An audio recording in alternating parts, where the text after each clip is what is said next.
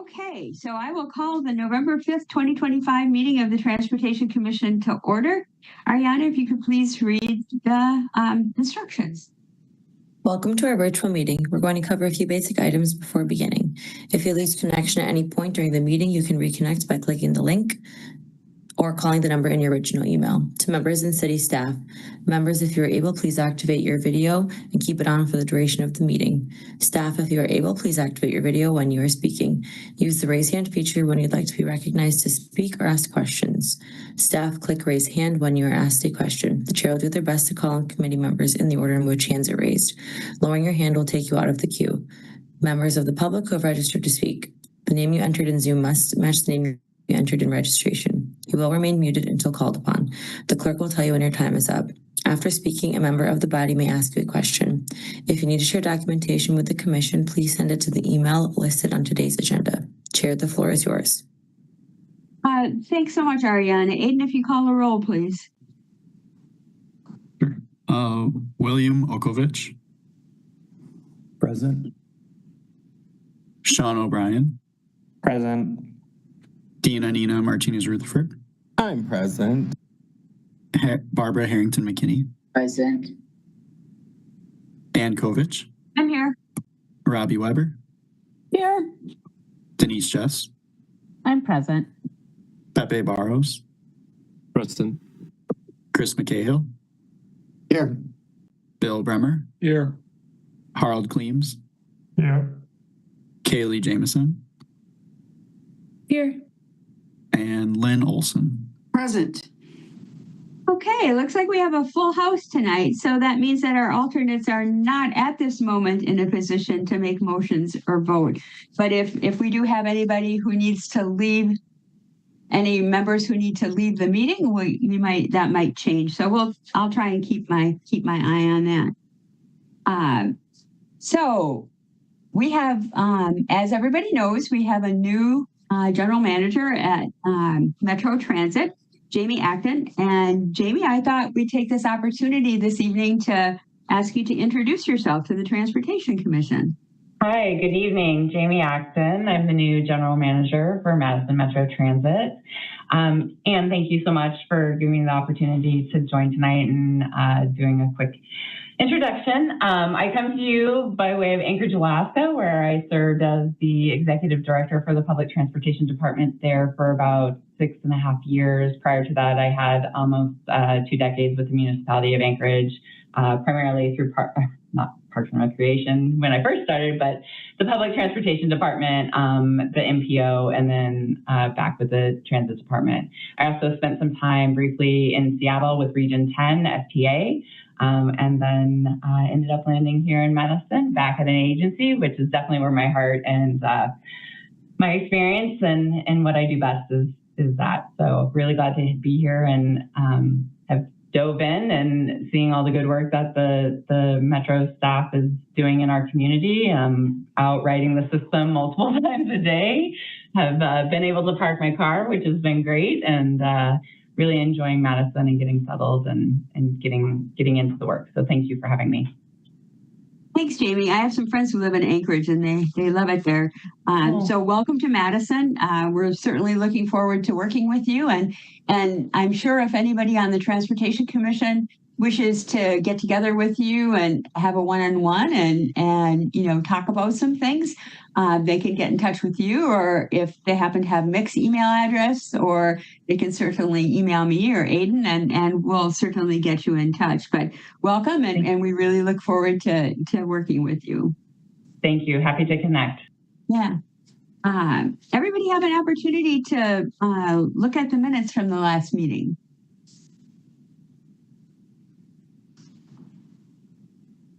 Chris. Move approval of the minutes. Second. Alder O'Brien, that's second. I think Will actually beat me to that. Sorry. Oh, the hands were up and down. So they were so fast, I couldn't tell who was doing what. So Will, was that you? I'll take credit for the second, sure. Okay. So we have a motion by Chris McCahill and a second by Alder Okovich. Any discussion? Bill? I will abstain since I was not at the last meeting. Okay, Bill's going to abstain. We'll show that. Anybody else? And it's Denise, same. Okay, Denise wants to abstain. Robbie? If I, wait, was I at the last meeting? What You was were. last- I'm pretty sure you were. Yep. Okay, it was the one before that I was gone. All right, never mind. Right. Yep. Okay, so I'm going to assume a unanimous consent vote, showing Denise and Bill abstaining. Unless anybody wishes a roll call vote or wishes to abstain or vote no.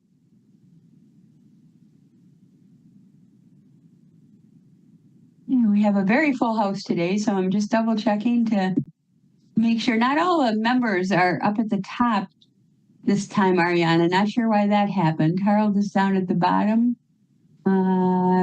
Kaylee's down towards the bottom. Alder Martinez. Not everybody has those little hash marks and underlines in front of their name. So I'm just scrolling to make sure I catch everybody, but I'm not seeing any hands. So the motion is carried as referenced.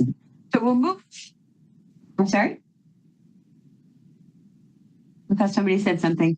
All right, we'll move on to item 1, and I believe we have somebody registered to speak. Is that correct, Aiden? We do, yes. We have one person. Okay.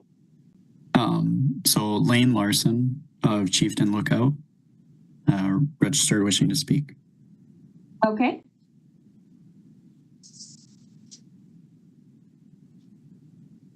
Good evening. Good evening. Go ahead.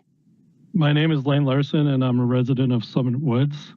I'd like to offer 3 additional points for the Commission's considerations regarding the Pontiac Trail reconstruction project discussed at the last meeting.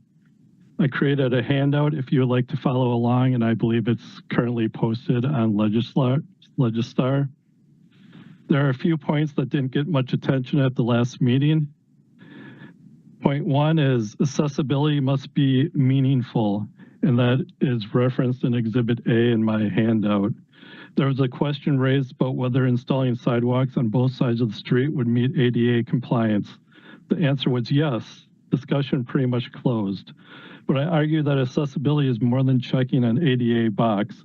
It's about creating spaces that are truly navigable and inclusive. I see that Denise is on the call, so I will defer to her if this design is truly inclusive for the visually impaired. But I urge you to look at Exhibit A.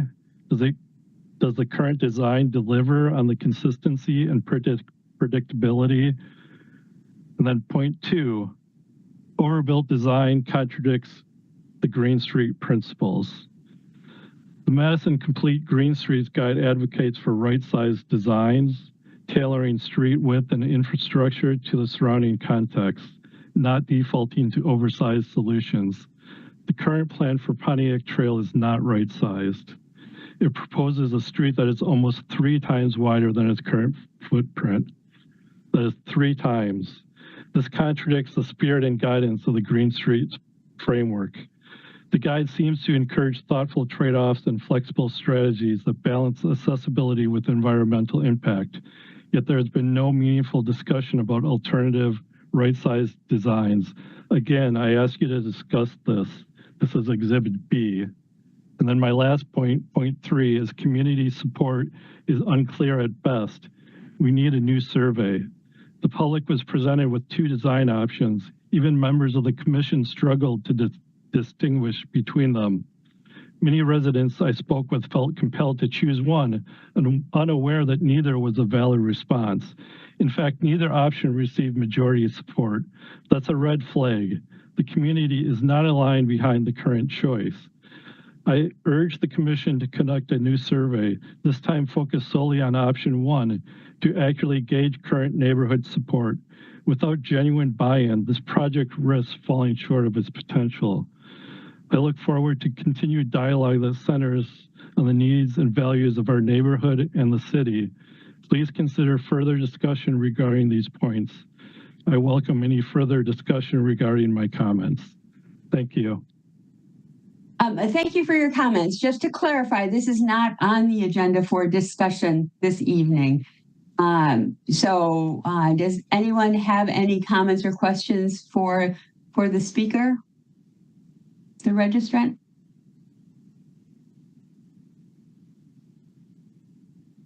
I'm seeing no hands. We appreciate you coming and we appreciate you sending the material.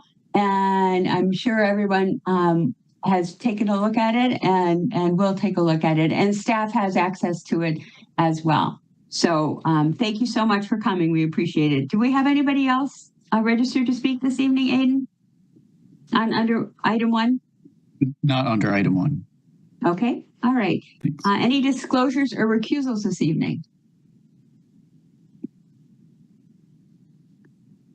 Let me scroll for hands. Nope, seeing no hands. Okay. All right. And my understanding, Aiden, is that we have somebody registered for 2, 3, and 4. Is that correct? That is correct. Yep, we have several. Okay. Okay. All right. So we'll move on to item 2, the review of the results of the test removal of the peak hour travel lanes on Williamson Street. We do have someone registered to speak. So we'll listen to the presentation, then we'll hear from the public, and then we'll have our discussion and questions. So Tom, go ahead. All right, can you see my presentation? It's coming. There we go. Okay, right. It's there now. Yep. All right, yep. So Tom Moore, City Traffic Engineering, back after a couple months with the results of our Willie Street peak hour lane removal test. I'll just go through a brief kind of background of what we did last time and what the test was. So this is Willie Street between Blount and Thornton, which typically had a westbound morning peak hour lane and an eastbound afternoon peak hour lane. So what our test did was replace those parking restrictions with a different parking restriction just on Thursdays during the middle of the day, but allowed, generally allowed parking at all times on that stretch. The Thursday restriction was for streets to do their street maintenance. And then we did add additional parking restrictions at the corners with each intersection to allow for traffic to flow around left turning vehicles. That's kind of shown here. We started with 75 feet, but I think I'll get into that a little bit later. But that was the test setup. This was one of the concerns that we had. We wanted to see how this would operate. This is the Wilson, John Nolan, Blair, Willie Street intersection, commonly referred to as the hairball intersection. So this is looking south on John Nolan Drive, very heavy afternoon traffic that goes onto Willie Street. So that's something we'll get into. But this is another concern, was just the west to east afternoon traffic flow through the isthmus. Something we brought up as one thing that we want to watch in terms of traffic diversion and additional congestion or backups created from reducing capacity on Willie Street. This was the schedule. So we started the test that second week of September. We collected our before data the first week of September for the reason that that was the first week of school, both MMSD and UW classes. So we're trying to get an apples to apples comparison of traffic volumes for identifying any diversion. And then our after data was 3 weeks later. We had planned for the test to run to the 24th, and that's, I think, how long we kept open the public survey, but we have kept the test in place up to today. So we just felt that based off our observations, really wouldn't hurt anything to keep the test going. And if the test were to continue, it wouldn't make much sense to revert all the signing back, only to change it back again. That's a lot of work done by our shop. So that was the reason for that change in schedule. So now to the results and observations, and there's a lot of information here. I'm going to try to briefly touch on everything, but Of course, if you want more details, we can go through that after the presentation. First, I want to address the speed data. So we collected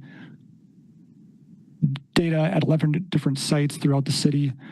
And the data was good for 10 of the sites. Unfortunately, the one site on Willie Street that we were hoping to get good data seems to have been some sort of malfunction in our speed collector. We have no idea what that was, but unfortunately it did happen. But as it's written here, I think it's pretty obvious to anyone that's driven on Willie Street during peak hours that traffic just doesn't have the opportunity to get up to the same speeds that it would have if it was an open street. It's kind of a I think something that everyone was able to see or is able to see, even today. And really we're just comparing speeds during the peak hours because during off-peak nights, weekends, it's the same condition as what it always was. So it's just thinking about how traffic is operating during the westbound morning and the eastbound afternoon, and really both directions, but those directions primarily. So looking at traffic volume and diversion, this was a big thing, a big question. How would this affect other streets? Would traffic leave Willie Street and go to other streets? So these are the daily counts that we collected. These are the different sites. So the screen line total, I don't know if you can see my cursor, but we try to get a screen line across the isthmus to compare any sort of diversion. So these are daily volumes. So before we had 86,422 and during 88,052. There was some variation here. Johnson had some increase in traffic. East Wash was about the same. Willie Street was down at this location at the river, but it was up for the daily volumes down by Patterson. Basically the daily volumes, there's not a lot to be drawn from this. 5 to 10% variation is kind of typical for these types of streets. These were on the same day, so a Thursday compared to a Thursday. School is in session both times, so nothing really major that stands out here. Now looking at the specific peak hour volumes and peak hour directions. So the westbound direction in the morning. Big decrease in volume at the river, 65% decrease. But only a 2% decrease at Patterson Street. Not really sure why that came out like that. Don't have a good explanation for it. Just in general for Williamson Street volumes in the morning, traffic kind of picks up as you go west. So higher volumes towards John Nolan, lower volumes toward the east end. But that 65%, that's a big decrease, and really just not a good explanation for it. Not sure if there was something going on or something with the counters, but that seems odd because even though Willie Street decreased, so did Rutledge, so did East Wash. Johnson increased a little bit, but yeah, we don't really have a great explanation for that. And then it's kind of the same thing in the afternoon, eastbound. We are over 10% decrease towards this end.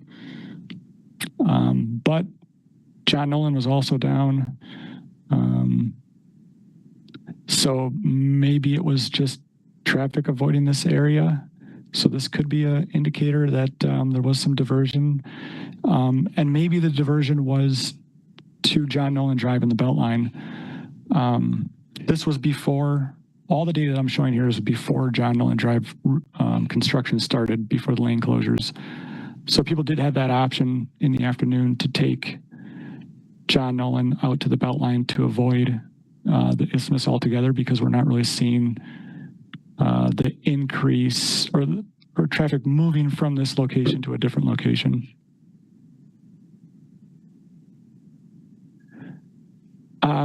So I think the biggest conclusion that we drew from this test for eastbound afternoon volumes is that the hairball intersection controls and is the limiting factor for traffic on eastbound Willie Street.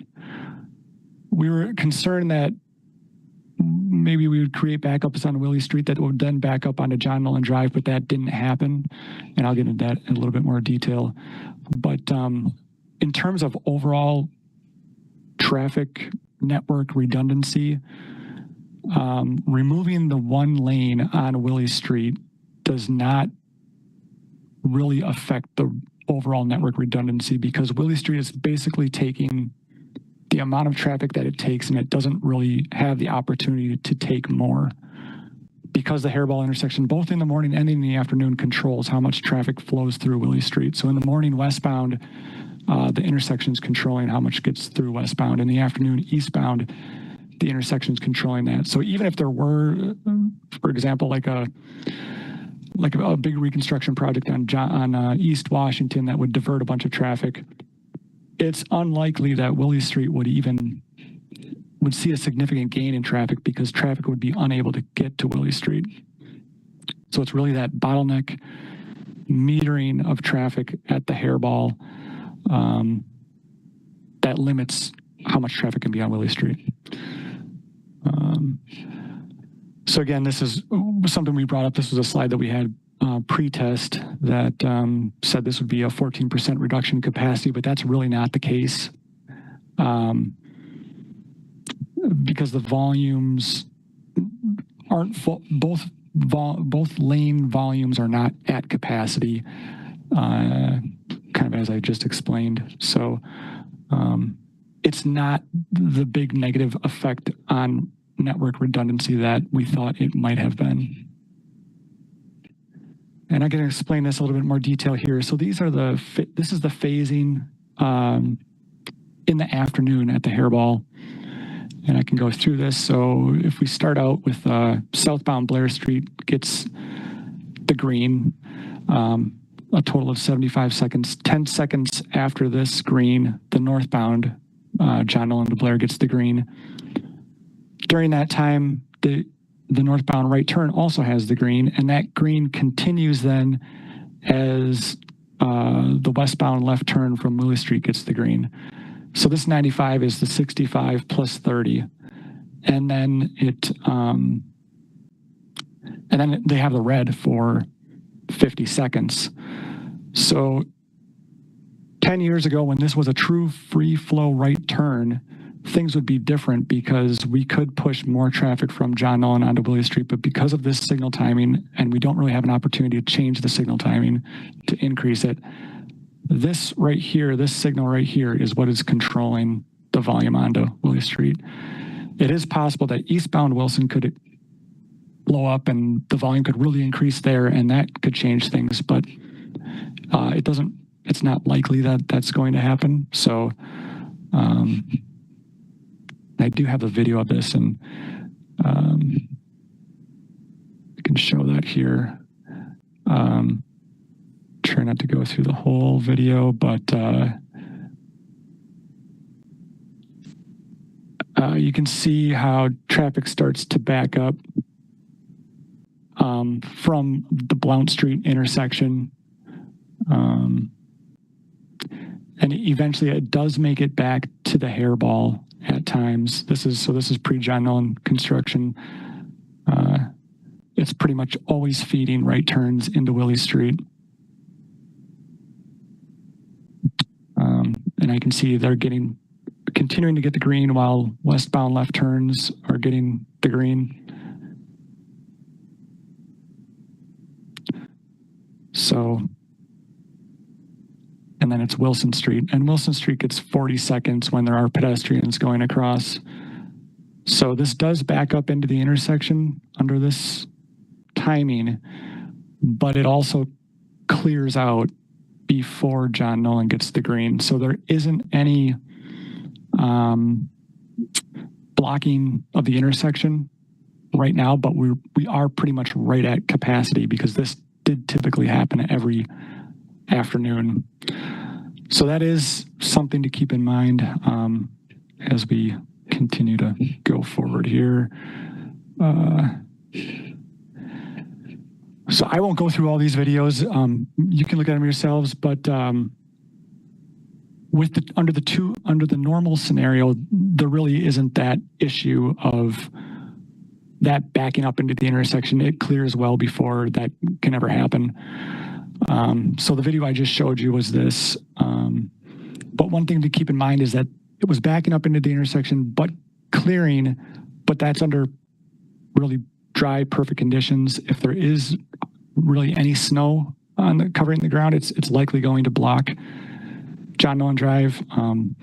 People always ask us to put up do not block intersection signs. Those really don't work because typically people don't enter the intersection not expecting to get through. It's there by the time they realize there's an issue, they're already in the intersection. So that would be something to watch over the winter. Just thinking about looking at backups during the morning, there really was no additional backup. There's some videos here that show how people westbound in the morning really utilize the left lane much more than the right lane. So it's kind of the same condition under the test that people are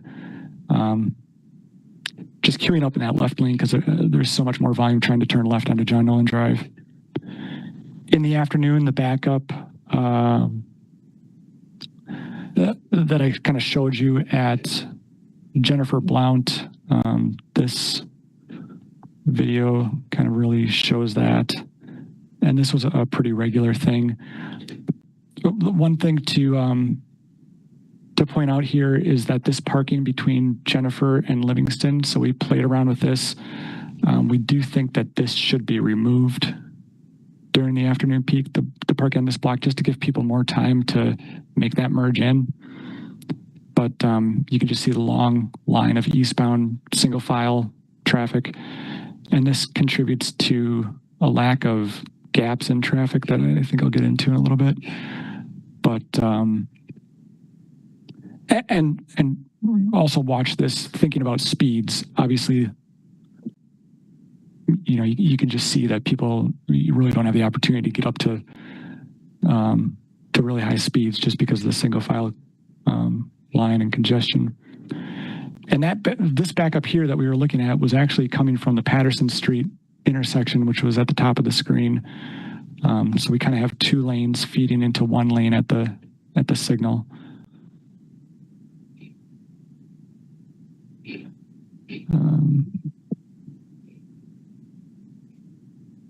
So for gaps in traffic, this was pretty much what we assumed was going to happen, was that we went from having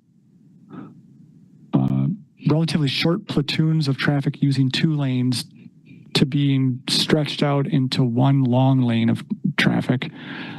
So we have some videos showing that, and that kind of results in difficulty finding gaps for turning from the side street onto Willie Street or across Willie Street.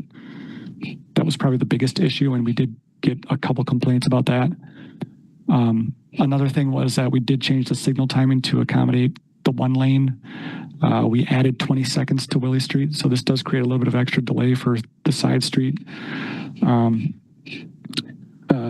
And some delay, the same delay on the Blount diagonal bike crossing. And then I point out that we do have coordinated signals, so in the morning it's coordinated for westbound progression. In the afternoon it's coordinated for eastbound progression, which helps a lot with moving that through. And really, without the signal timing change, I think we would have had, the signal timing change made a big difference for making this work. So we did do some gap studies where we had staff go out to the intersection, count how long of duration gaps were for the side street. We didn't do one prior to the test because there were more than enough gaps. It would have kind of been not useful. I mean, there was gaps all the time. We use 7 seconds or greater. After the test and the count, we may have been able to go down to 6 seconds. It would have been just interesting to see what that would have shown. But this is the results of those gap studies. So the yellow represents minutes where there wasn't an adequate 7 second gap. So you can see, especially in the afternoon, how you can go, this is 9 minutes without a gap. And this isn't unique just to Willie Street. There are other intersections like this.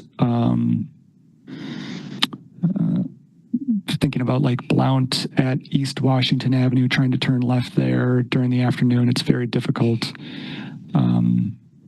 Other locations on high volume arterials where it's just unsignalized stop control, where kind of after a while people figure out that they need to go to a signalized intersection to make those turns. And I think that's probably what happened here. If I can.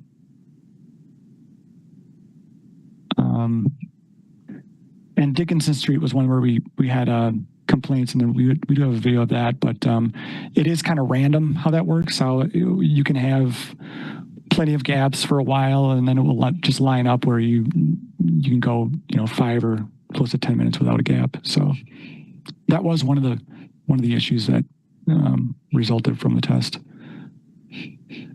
For travel time data, we had staff drive the street, collect data. So the graph shows before the test travel times and after the test for these different routes.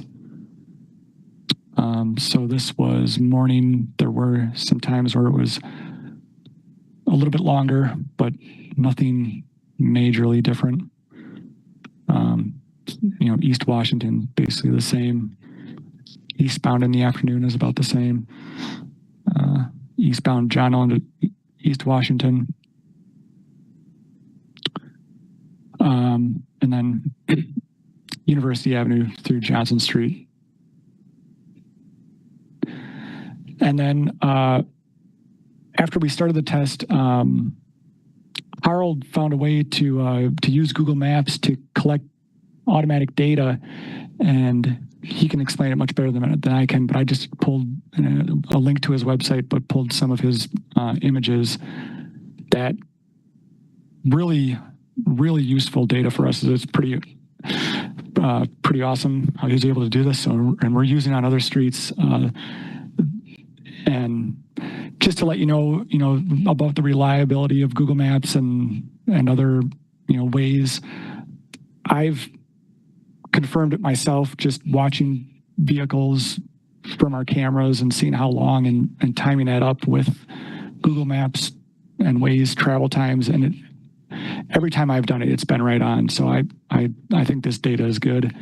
And what this is showing is that the travel times so this is the eastbound direction on the left side are pretty consistent throughout the day. For the westbound direction, it's a little bit slower in the afternoon. So the blue is the PM. And, thinking about this, I think it does make sense that would be the case because eastbound has the coordinated signal progression. So if you're westbound, you're not going to have the signal timing. And that, I would assume that plays a big part in the slower times for westbound. And just in general, eastbound, the volumes are a little bit lower. Westbound, the volumes are higher. So it's probably just a slower crawl through there in the westbound. Then you get hung up at the signals. Other data here, this is also shown. The triangles here are weekends. Again, like weekends have not changed. So this would be the same as what it typically was before the test. So overall, not big differences in travel time, but there's a lot of good information on Harold's website. So I'd encourage you to read that.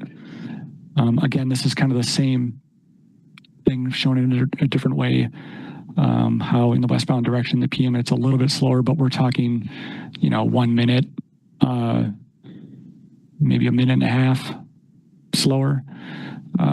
So really travel times do not seem to be really an issue at all. For crashes, I put the information here. This was 2024 compared to during the test 2025. There was one crash in each, but that's such a short duration that we can't really draw any conclusions from that.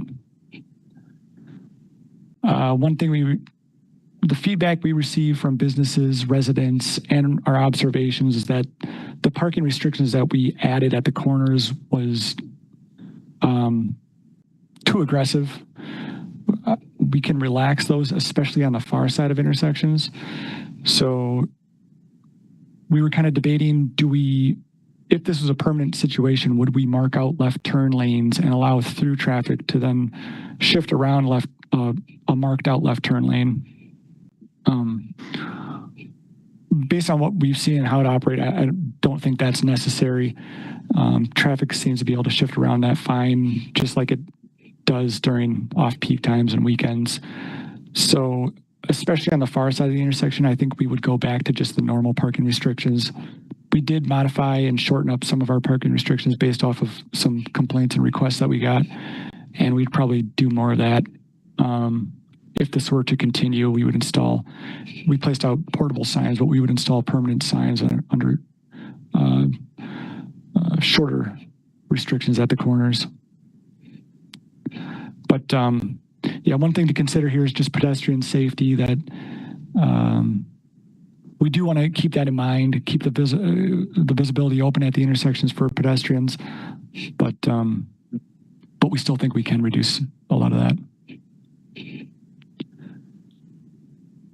For on-street parking and parking utilization, there is the benefit of allowing parking at all times, and we don't have to tow and towing each weekday is a kind of a strain. We're kind of at our capacity for being able to do that operationally right now. So for us as a city, it's a benefit to not have to tow this route morning and afternoon. And then of course for residents, tickets and finding your vehicle and dealing with all that, if we can avoid that, that's a good thing. But overall, for parking demand, it doesn't really seem that that's really part of the equation. There's kind of enough available parking right now. So I wouldn't consider that as a huge part of the decision. One thing was the concern over streets and how they do their operations, because they typically had used the peak hour lanes to do all their garbage collection, street sweeping, any sort of other, branch collection, brush, leaves. But they actually like the Thursday restriction that we put in. It allows them to kind of work more under their normal hours and normal hours and routes in terms of the surrounding streets and how those schedules work out. There is some, they had a really reliable route with the peak hour because that was towed. So one of their comments was that there are, typically vehicles, although they have tickets, they don't get towed. So they do have to work around that. So maybe during key times for snow plowing or something, we look at towing for that. For the John Nolan Drive reconstruction, there really was no concern there that materialized. Morning volumes are about the same. Afternoon volumes are quite a bit lower. I was just watching it right as the meeting starting. The afternoon on John Nolan Drive, the volumes are way down. So that really is not a concern. For the public survey, so we had the message boards out and signs on the street for pedestrians. We had 1,700 responses. This was just updated. And we broke them down by drivers, walkers, bicyclists, and transit users. And actually, we broke them down also by residents and business owners, and I'll get into that. But this was the breakdown in terms of modal users. Pedestrians were strongly in favor of keeping the test. Same thing with bicyclists. One of my concerns was the gap issue and finding gaps and being able to cross the street as a pedestrian, but that did not play out in at least the public responses. There was really no concern for that. So that was a bit of a surprise for me. But yeah, very strong support from peds and bikes. Drivers, it was more even. There really wasn't the diversion. Some people said that they would use or avoid East Willie Street, but it really wasn't much. The 57% want to keep the peak hour lanes, and 34% were in support of the keeping the test. So there's that. Transit users were more split. Businesses were 64% wanting to keep the peak hour lanes. And I went through some of the responses in more detail just from the business side of it. And it was kind of a mix of the street is too congested and some complaints about the parking restrictions at the corners that we added. The residents on Willie Street were in support of it.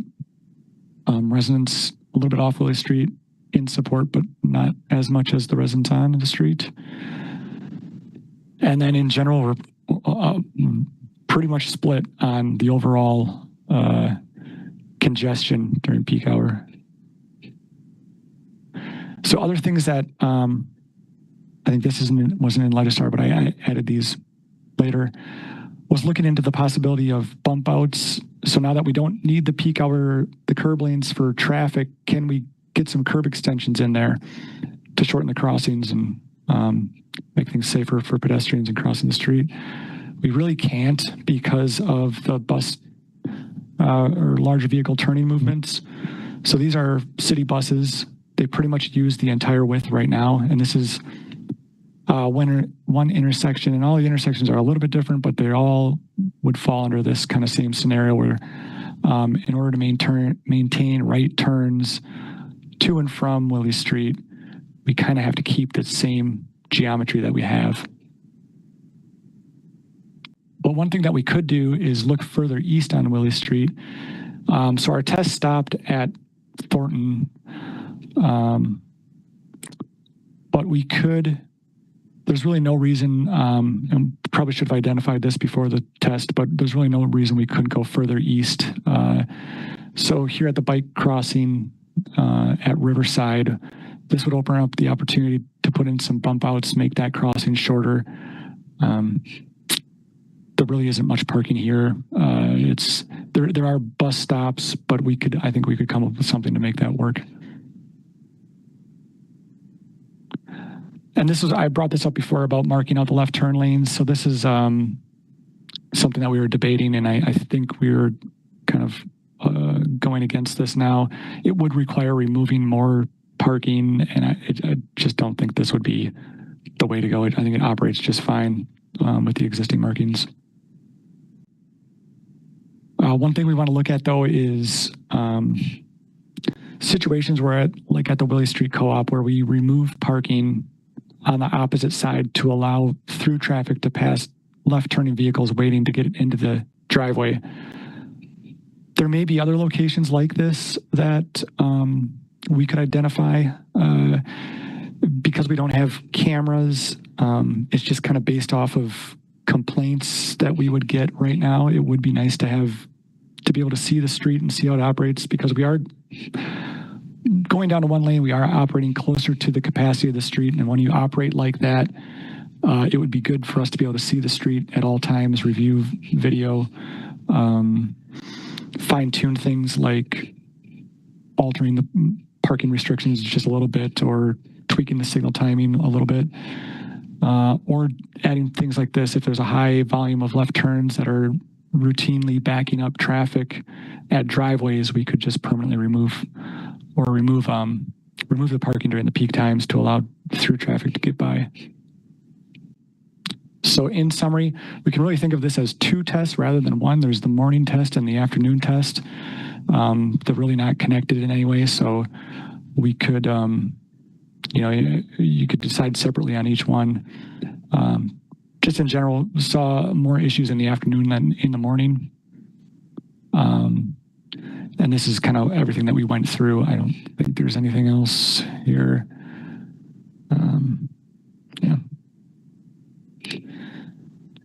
So for the next steps, you could decide to keep the test, just keep it going both directions. We could separate it out morning versus afternoon, or we could just go back to the peak hour lanes.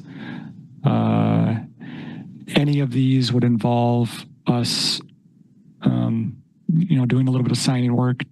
Going back to the peak hour lanes would be a bit more signing work, but another option would be to pick a time sometime in the future where we come back and discuss it again, maybe see how it works over the winter. So short term, we would, if we keep it, we would permanently install some of the temporary no parking here to corner signs, and we would reduce most of those to alleviate some of those concerns with the loss of parking. Long term, we would really like to get some traffic cameras to be able to watch and monitor and adjust things because, like I said, we're now operating at kind of at capacity during the peak hours.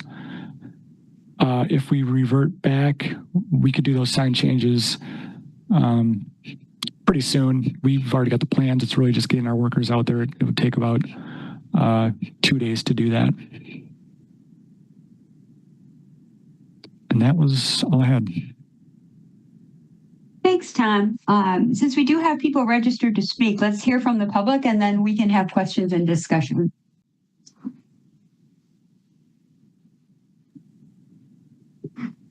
So first we have Mike Tarby of Williamson Street.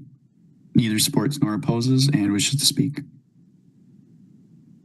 Hello, can you hear me all right? We can, thanks. Great. Good evening. My name is Mike Tarby, and although I'm not here representing any organization and my comments are not reflective of others' beliefs necessarily, I do co-chair the Marquette Neighborhood Association's Transportation and Safety Committee and am a resident of the 900 block of Willie Street. We're discussing my home today. We're talking about whether to make my street a more livable place for myself and members of my community, or whether Willie Street should be structured to move people through my neighborhood as quickly as possible. I want to briefly go through a few numbers, assuming I interpreted staff's presentation correctly. Around 67% of total survey respondents feel that safety improved or held steady through the trial. Any decision that keeps either peak hour lane open is a demonstration that safety is not our top priority. 76% of Willie Street residents and the majority of the Marquette neighborhoods support continued removal of the peak hour lanes. A decision that keeps either peak hour lane open demonstrates that commuters hold more say than the people who spend their lives on the street. 453 drivers, and actually that number needed to be updated since Tom bumped up the total number of respondents, but over 500 drivers felt less safe during the trial. Though I don't believe that's a sign that the trial didn't work.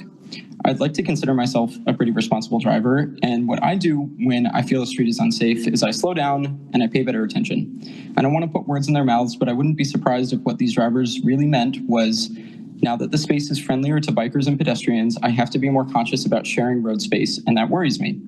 I understand the discomfort, but I also ask those drivers to understand that we who live, work, shop, eat, and play on Williamson desperately want it to be as safe as it can be. Dedicating more lanes to car travel and encouraging higher vehicle speeds is counter to that aspiration. If people would like more speed data, I think that's great. Let's extend the trial more months, confirm the sensors are working, and collect more information. I don't, however, feel that data is necessary to find this trial has been effective and beneficial. If people are worried about safety on Jennifer and Spate, so am I. But first of all, we haven't seen any indication that speeds on either street have increased during the trial, though it's always been an issue that needs to be addressed. And second, the solution to safety on adjacent neighborhood streets is not to keep Williamson dangerous. It is instead to implement traffic calming measures on those streets also. As outlined in the staff report, travel times and congestion were not significantly impacted, if affected at all. The most significant concern I've heard that can be quantitatively verified is that a small handful of parking spaces were removed before and after intersections. What we're asking ourselves then is this: is the harm caused by the removal of those parking spaces enough to outweigh a significant improvement to perceived safety by the most vulnerable street users? The Madison Complete Streets, Modal Hierarchy, and myself would both argue no. I urge Transportation Commission to continue the current structure of the streets in the trial and remove the peak hour lanes, possibly extend even further east. I love the idea, Tom. Quick question, did the curb bump outs consideration only factor in buses? Only 2 of the 10 Willie Street intersections have buses turning onto or off of the street. I'm available for questions. Thank you so much. Thank you so much. Does anybody have a question for the registrant?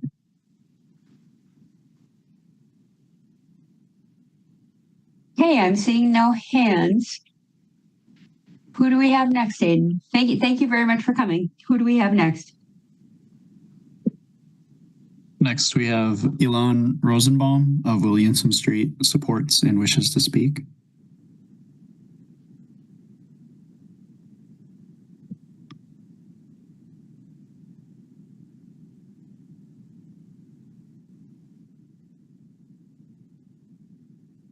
Do we have him?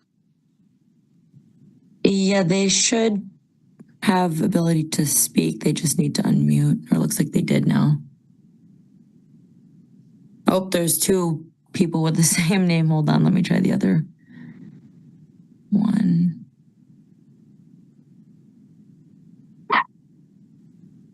Hi, I'm so sorry about that. I had to give my browser access to my microphone and it made me quit. Anyways, my name is Elon Rosenbaum. I am a resident of the Williamson Street on the 1000 block, and I registered to speak to express my support for the continuation of the trial. I felt walking on the street was safer and I felt more comfortable. And if the changes to the timing went back to normal, or back to what they were before the trial, maybe that would get the gaps back in to the traffic. But either way, I felt that the trial was a success and I felt better walking on my own streets. Thank you for being willing to try it, and I hope it continues and becomes permanent. Thank you for your time, and I'm sorry for the technical difficulties. Yeah, no problem. Thank you so much for coming. Does anybody have a question for the registrant? Alder Harrington McKinney. I'm sorry, that was an error. Oh, okay. All right. Anybody have a question for the registrant? Okay, I'm seeing no hands. Thank you so much for coming. We appreciate it. Who else do we have, Aiden? Next, we have Nicholas Davies of Richard Street supports and wishes to speak. Hi, thanks. Yeah, I would support keeping the elimination of the rush hour lanes and daylighting around intersections to help pedestrians be seen by cars approaching intersections. The peak lane closure really helped shorten crossing distances and allow for one car in each direction to be enough to facilitate a pedestrian crossing, rather than requiring a consensus of up to 4 cars at once. That really made a difference for me. I hear what the data shows about there not being gaps sometimes for up to 9 minutes at a time, but I don't really know if that should be our goal, whether pedestrians who legally have the right of way and crosswalks should be expected to be targeting these short, naturally occurring 7-second gaps and try to be darting across. I mean, that's frequently a cause of pedestrian vehicle collisions. For cycling, a few parked cars really help keep the curb lane free of through traffic, but too many creates kind of pinch points, limits visibility, and creates more door zone issues. So I think daylighting could help with that as well.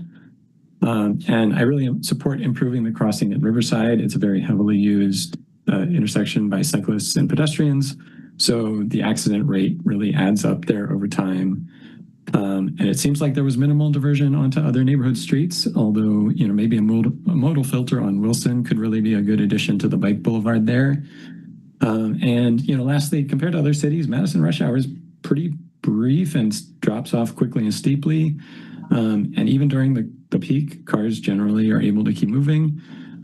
to the extent that they moved a little slower, I think that's good for safety. And as shown by the rush hour traffic counts, rush hour congestion is really just comprised by a club of, 1,000 people or so, maybe less, who consistently choose to show up to Willie Street at the same time every day. And, I think we should remember that membership in that club is not mandatory. It's a decision that people choose to make. So yes, thank you. Thanks so much for coming. Does anybody have a question for the registrant?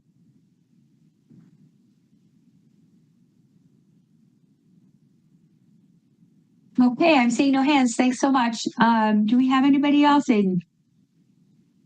We do. Next is Josh Olson of Romaine Road, Fitchburg, supports and wishes to speak. Hello, can you hear me? We can, thanks.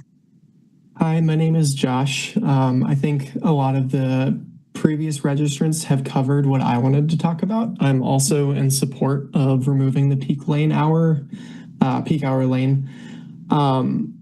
I think I will focus my comments on paraphrasing my email I sent this morning, basically saying I really, really want to reiterate my support for conducting these lower cost, easier to implement, quicker turnaround test trials. I come at this from the Strong Towns perspective, which is you take 4 steps, you humbly observe where people around you are struggling, you identify the next smallest thing you can do to address that struggle, you do that thing, and you do it now, and you repeat that step, or you repeat that process.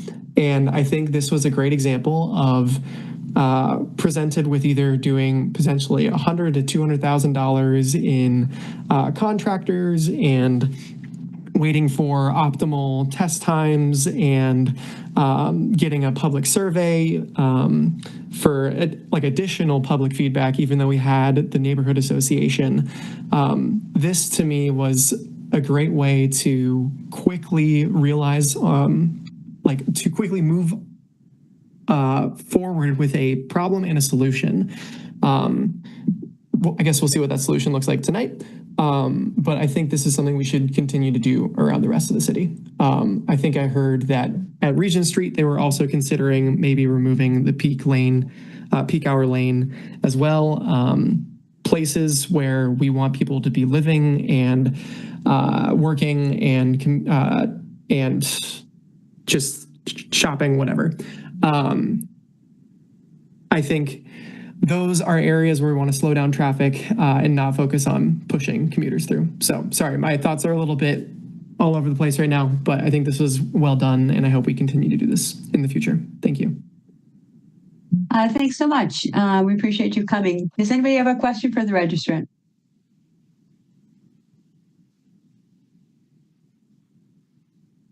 Okay, I'm seeing no hands. Thank you so much. Do we have anybody else, Aiden? Yes. Next, we have James Kreft of Fish Hatchery Road, supports and wishes to speak.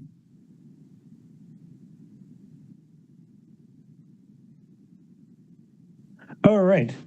Hello, my name is Jim Kreft, and though I live over on Fish Hatch, I ride my bike over to Willie Street or through Willie Street on a regular basis to shop, to visit friends, and take advantage of the wonderful community that Willie Street, the Willie Street Market neighborhood is.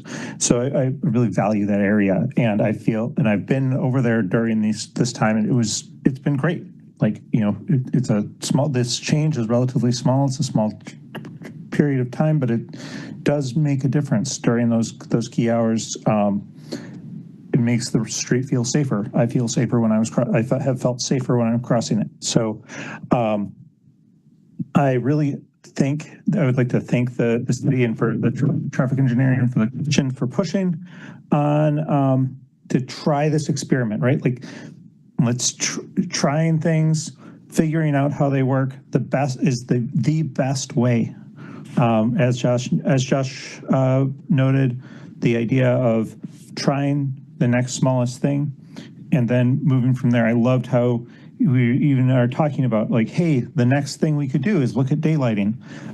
I also am very interested in whether we actually need to maintain city bus size turn radii at every single intersection. I would love to have the opportunity to have those more narrow spaces as a ped or as a cyclist. And so thinking about that as we move forward as the next things to do would be great. And also just think about this as we move to other places, Regent Street, and other redevelopments and improvements as we're doing these trials, figuring out what works and what doesn't before we make the big investments will serve so many dividends, and also really show that we're trying things, right? Like as a city, we're being bold, we're doing things. We're not analyzing forever. So again, thank you so much for doing this analysis, and I really hope it keeps going. Thank you so much for coming. Does anybody have a question for the registrant?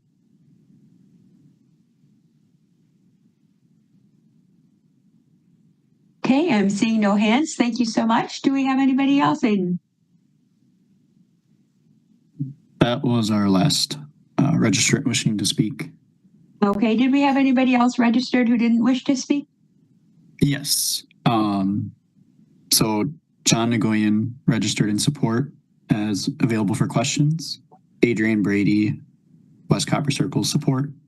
Joshua Wright, East Johnson Street support. Teresa Emmerling, Jennifer Street support. Nathan Chatterin, Holiday Drive support. Catherine Stanton, S. Few Street support. And Bryant Novinska Lois of Cantwell Court supports. Okay, thanks so much. All right, so comments or questions for Tom? Pepe, go ahead.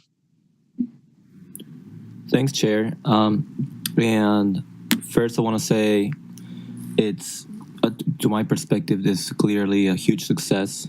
I feel like the work of the staff was very professionally done, very well presented. It's a bummer we didn't get the speed information, but I feel like with all the other points of data are definitely pointing in the right direction. So thanks, Tom and team, staff, great work. I don't see why we would consider going back, to be honest. I mean, in my head, it's more like, do we continue to test? How do we formalize it? I think, Tom, you were showing some great ideas on how we can formalize it. The possible left turn lanes. I mean, I understand the pros and cons there. Possible bump outs in other areas, or even what some of the people that were just registered to speak, bringing some perspective on, do we need to maybe look at other corners that don't currently have transit, and we can flex in those spaces and create even shorter distances for crossing. I think those are great ideas, and we're in front of a huge potential and a great benefit for the community. One of the concerns, or one of the things that kind of highlighting from my face when I was going through your presentation is the businesses being against of the test, when the common the most typical position that businesses would take is to actually keep the parking. But I love how you tackled that one, Tom, in terms of thinking, yeah, maybe it was just too steep or too aggressive of a approach of doing that close to corner space without parking. So I love that approach. I think that's a good idea to try that out. Of course, leaving enough room for people to pass on the right safely if there are left turners. And I guess the only question I would have is the question that actually came from one of the people speaking, Elan. He said something about bringing the lights timing back to where it was as a way to solve the gaps issues. What is your perspective on that, Tom? Yeah, so something like that.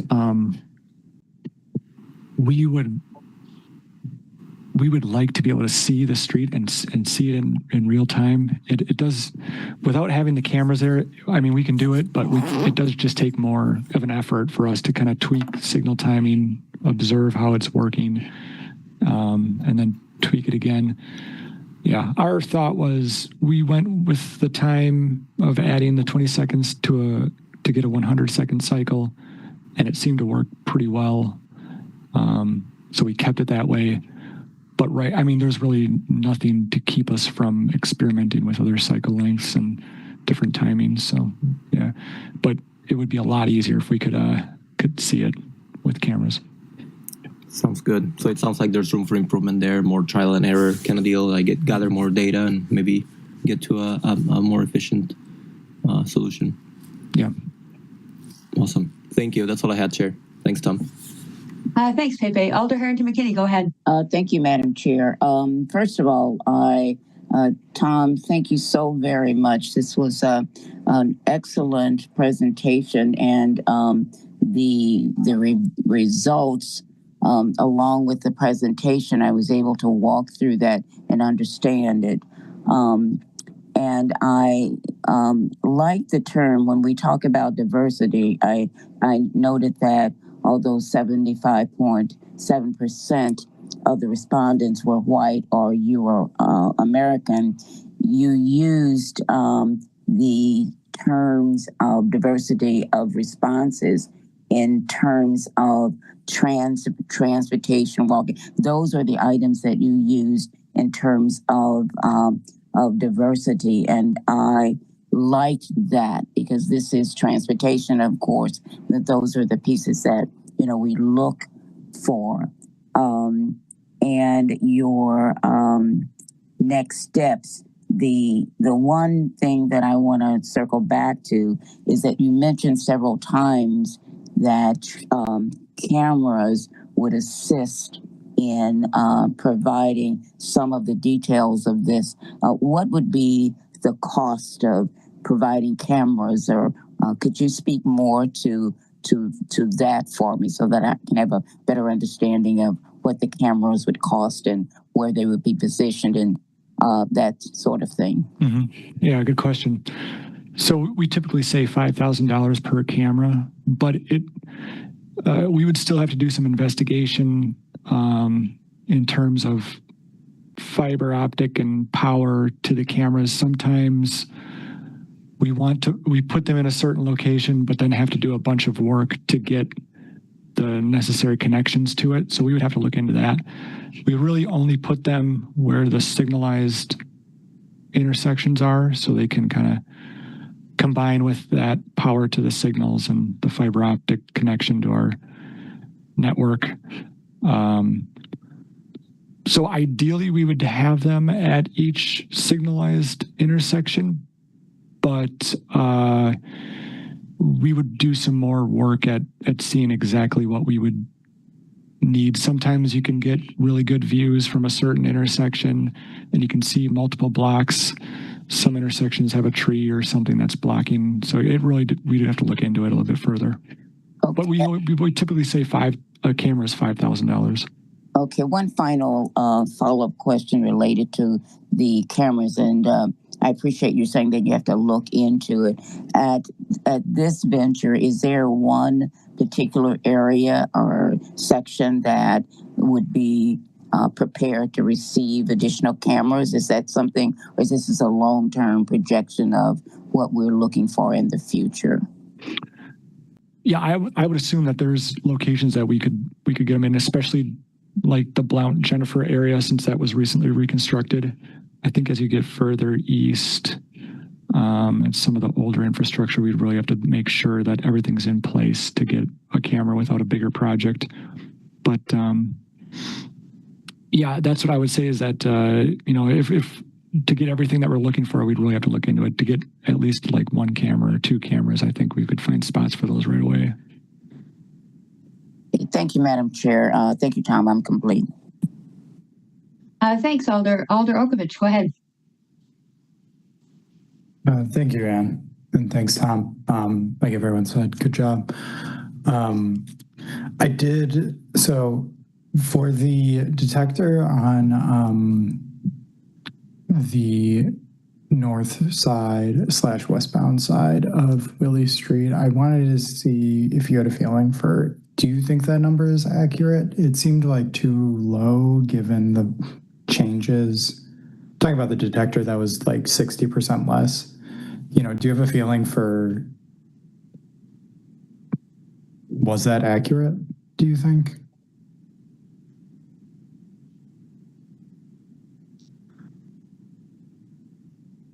Huh? Yeah. Can you hear me now? Yep. Yes. Right.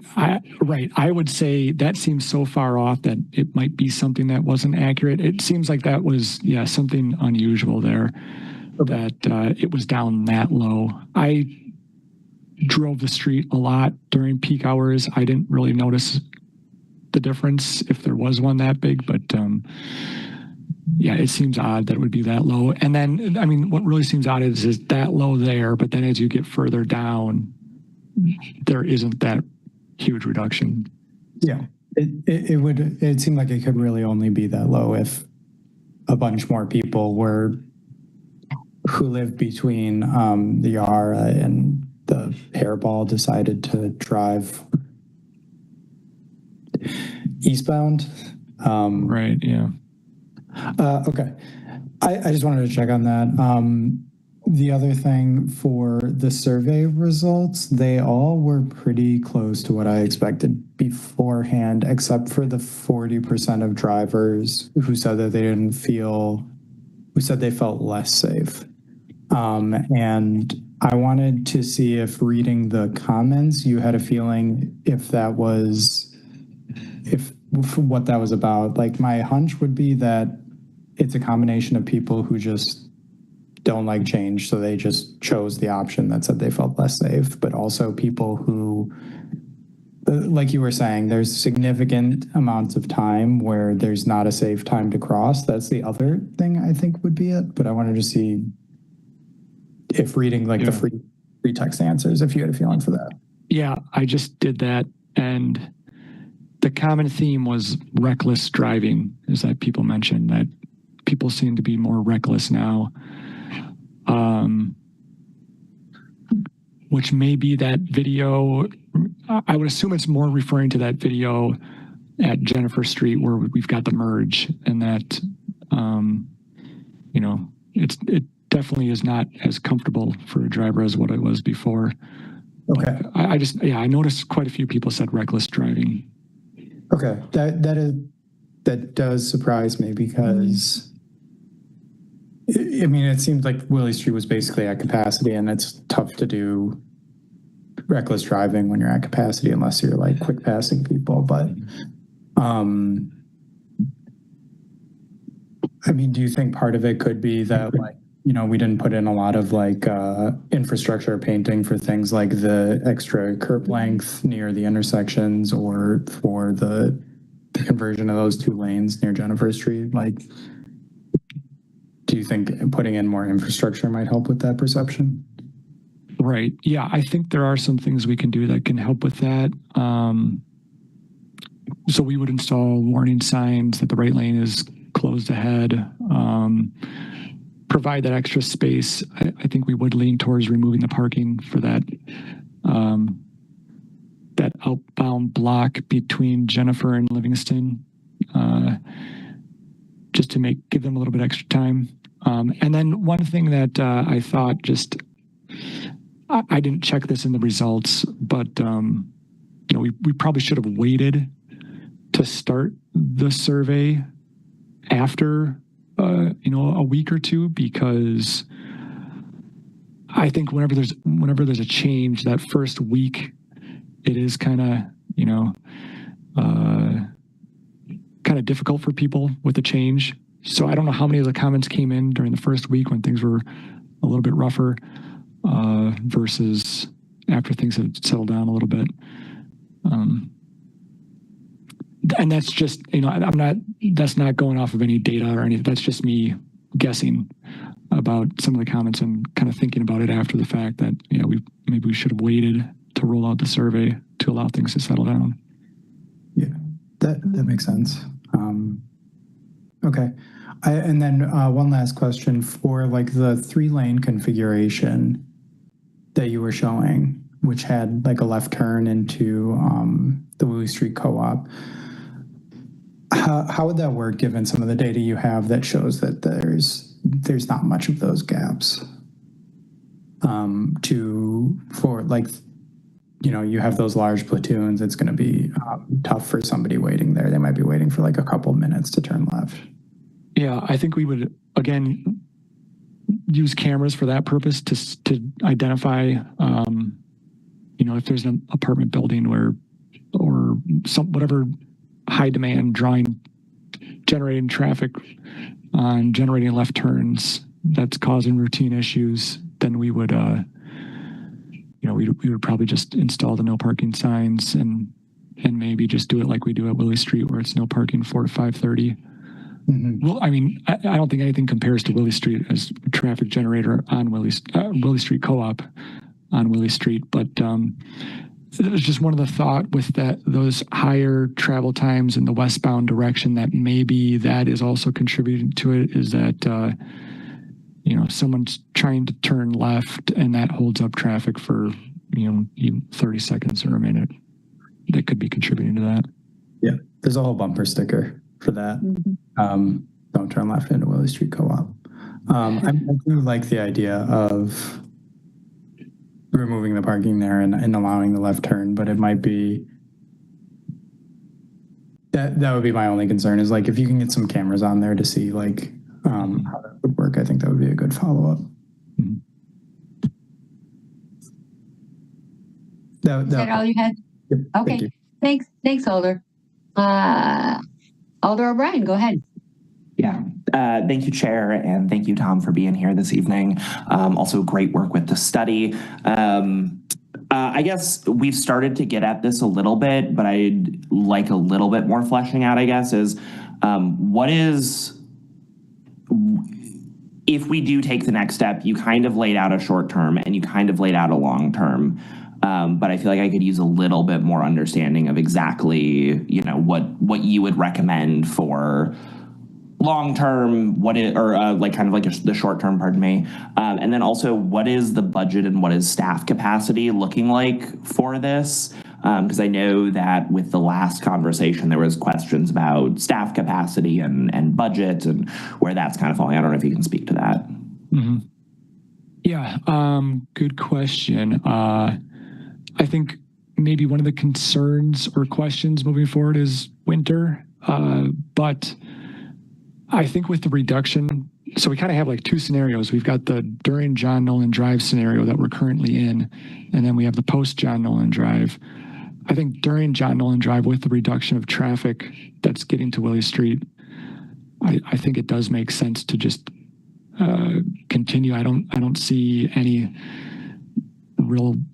I think with the lower reduction, with the lower traffic, it should operate fine. There might be a question is when it gets back to normal, and then like a first winter after that, how do things operate during the afternoon? But it's until summer of 2027, we're going to have lower volumes on Willie Street. So there's that, and then for staff time and resources.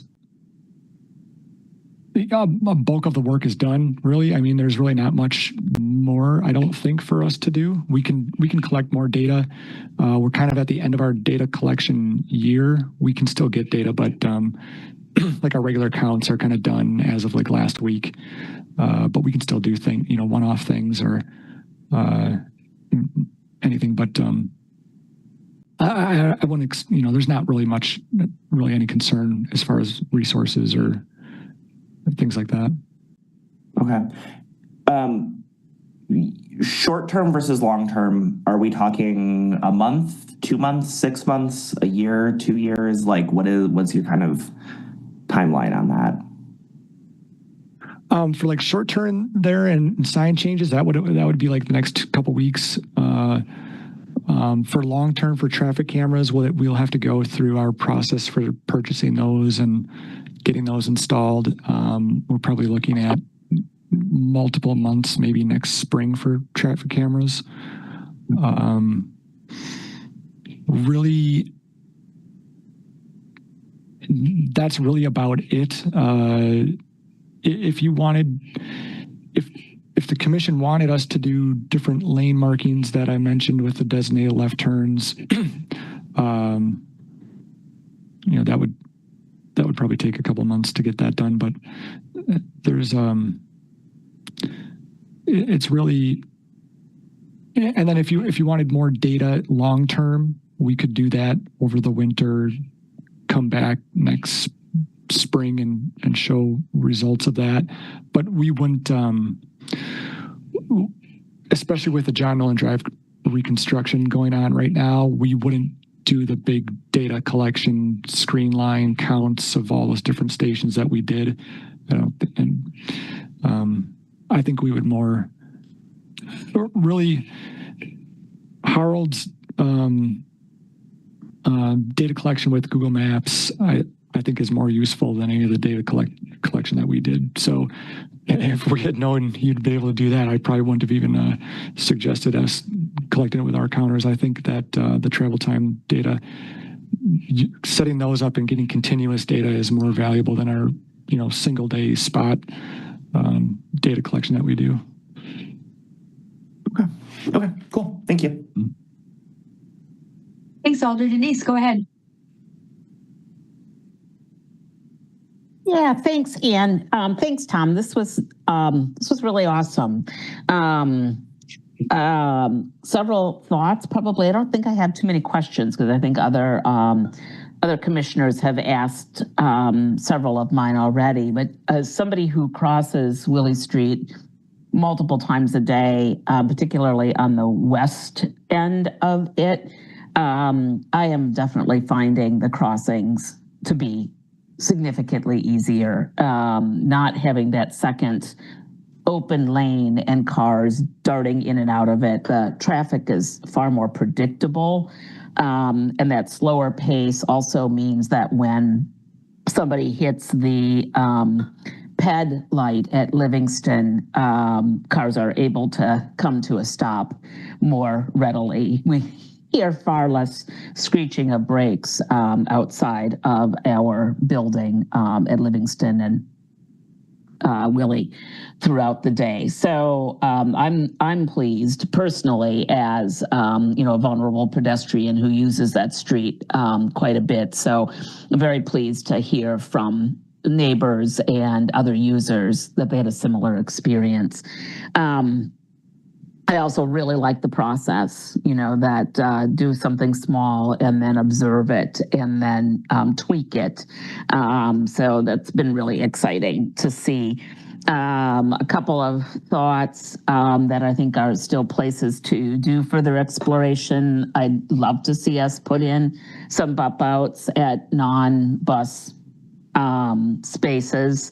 The buses do have to turn at Baldwin, and they do take up a lot of room to make those turns, but they're not turning at Livingston or Patterson or Ingersoll or Brearley. So, considering shortening the walk distance there would be worth considering. And I still see a lot of cars turning off of Willie onto Livingston to pop up to Jennifer to go without the lights. And so potentially putting bollards or bump out there might deter some of that turning right off of Willie onto Livingston. So, and the only other place, and I think you've noted it, that still feels kind of like a little bit of a potential problem is down at the western end by Blount, where it goes from 2 lanes into 1. So I really appreciate that you're watching that, because it does still feel, when I'm in a passenger place, it feels like it's a game of who's going to cut in front of who to merge into the lane when they're encountering parked cars. So, and I'm just getting an affirmation from another family member as I say that. So it does feel a little bit like some kind of playground game. So I think that's still a problem, and happy to hear that we're talking about moving towards cameras. I think that'll be really valuable data. So overall, just thank you for trying this, collecting the data on it. I think there was a lot of lessons learned that can be applied elsewhere.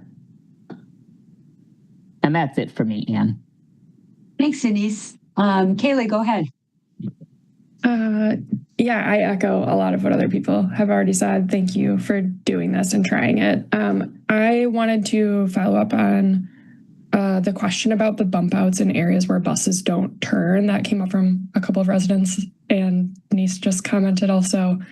Could you talk a little bit about the feasibility of that, Tom? Yeah, I should explain that a little bit more.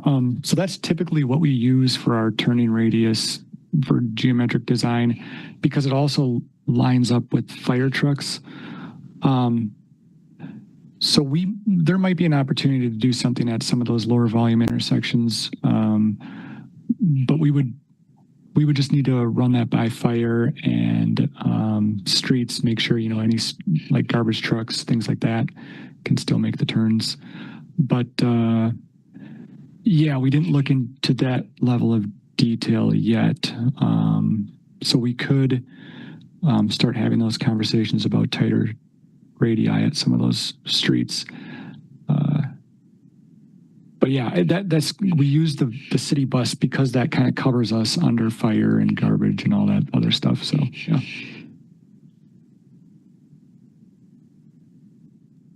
Thanks. That's all. Is that all? Yep. Is that all you had, Kaylee? Yeah.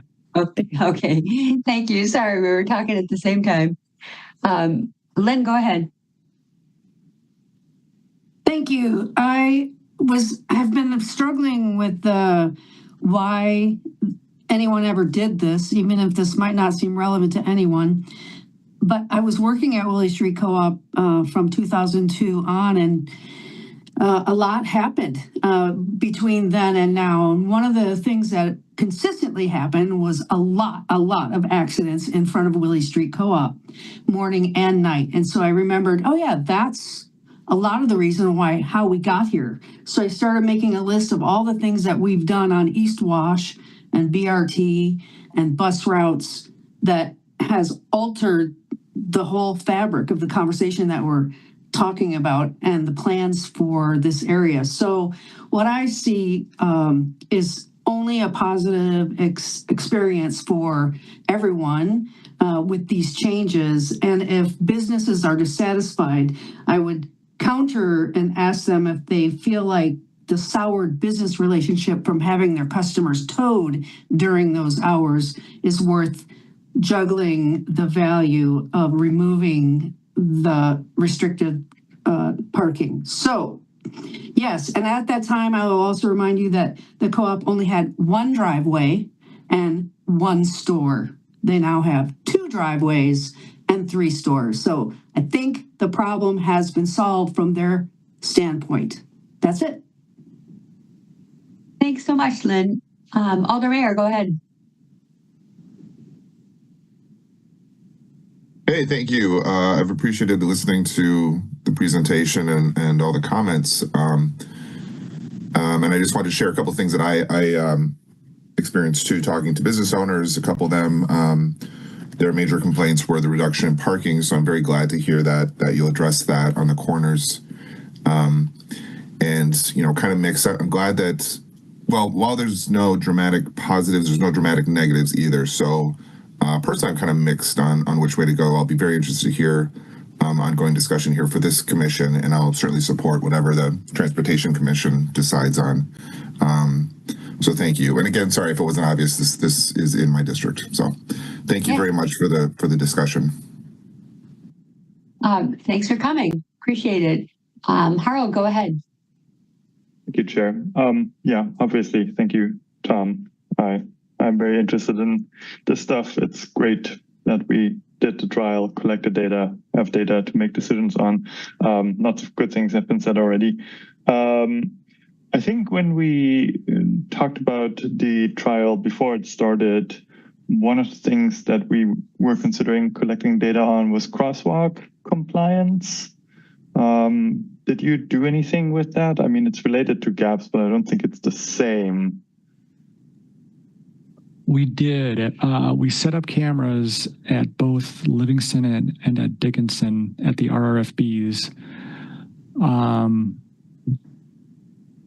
generally, we didn't find any difference, so I didn't really report on it. But we do have a lot of video, and we did have a person go through and watch, but we didn't really notice anything in terms of drivers not yielding. Typically, the yielding was good under both conditions. So that's what we collected. And yeah, we did it by setting up a camera, just kind of a little remote camera on a tied to a pole, and then reviewing that video.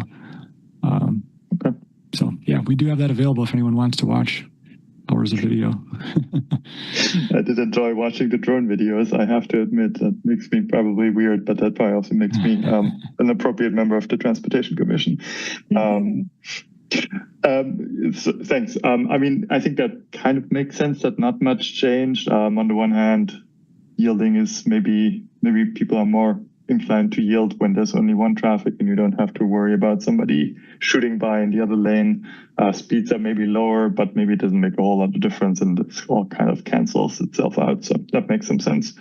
And then, yeah, I just wanted to emphasize one thing that you mentioned, the potential of carrying forward the lane reduction to the Riverside Cap City Trail crossing, and would express my strong support of that. I think that's something I know there at Thornton, at Riverside, there have been like red light running issues.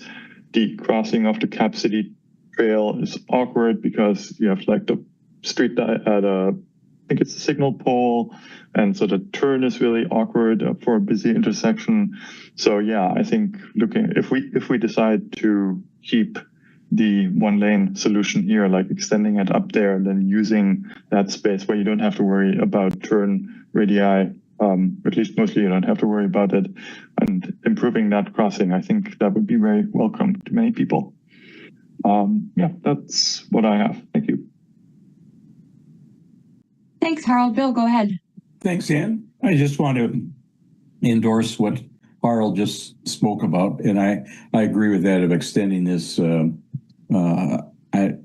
I'll call it a study, but I think it's moving beyond a study now as far as tweaking the recommendations is for a long term. So I'd like to see it extended further east, including that what you have up on the screen right now to do that. So I would fully endorse that move. Thanks. Okay, we've had a lot of good. Chris, go ahead. Thanks. Most of the comments were made, but I wanted to throw one thing into the mix. Just regarding the point of a certain number of 40% of drivers feeling unsafe. I know we talked about this a bit. I'll echo what one of the registrants, Mike Tarby, said. From research that I know, when you make a road feel less safe, drivers tend to behave a little safer, right? They reverse compensate, I guess. So I think that was not a bad finding necessarily. I think it sort of added up to a story of safety. One question or maybe thought for you, Tom, is as you have the merge at the beginning of Willie Street that you pointed out creates a bottleneck as you get towards John Nolan. I think probably lengthening that merge does make sense. I do wonder, though, if that is maybe where some of the perceived aggression comes in of drivers trying to fight for their spot in that merge. And if you have any thoughts or ideas about how to smooth that merge process, I don't know what's been done recently, whether it's through messaging about, like, take your turn and we'll all get there faster, or something to sort of smooth that bottleneck would be probably worth thinking about. But that's it.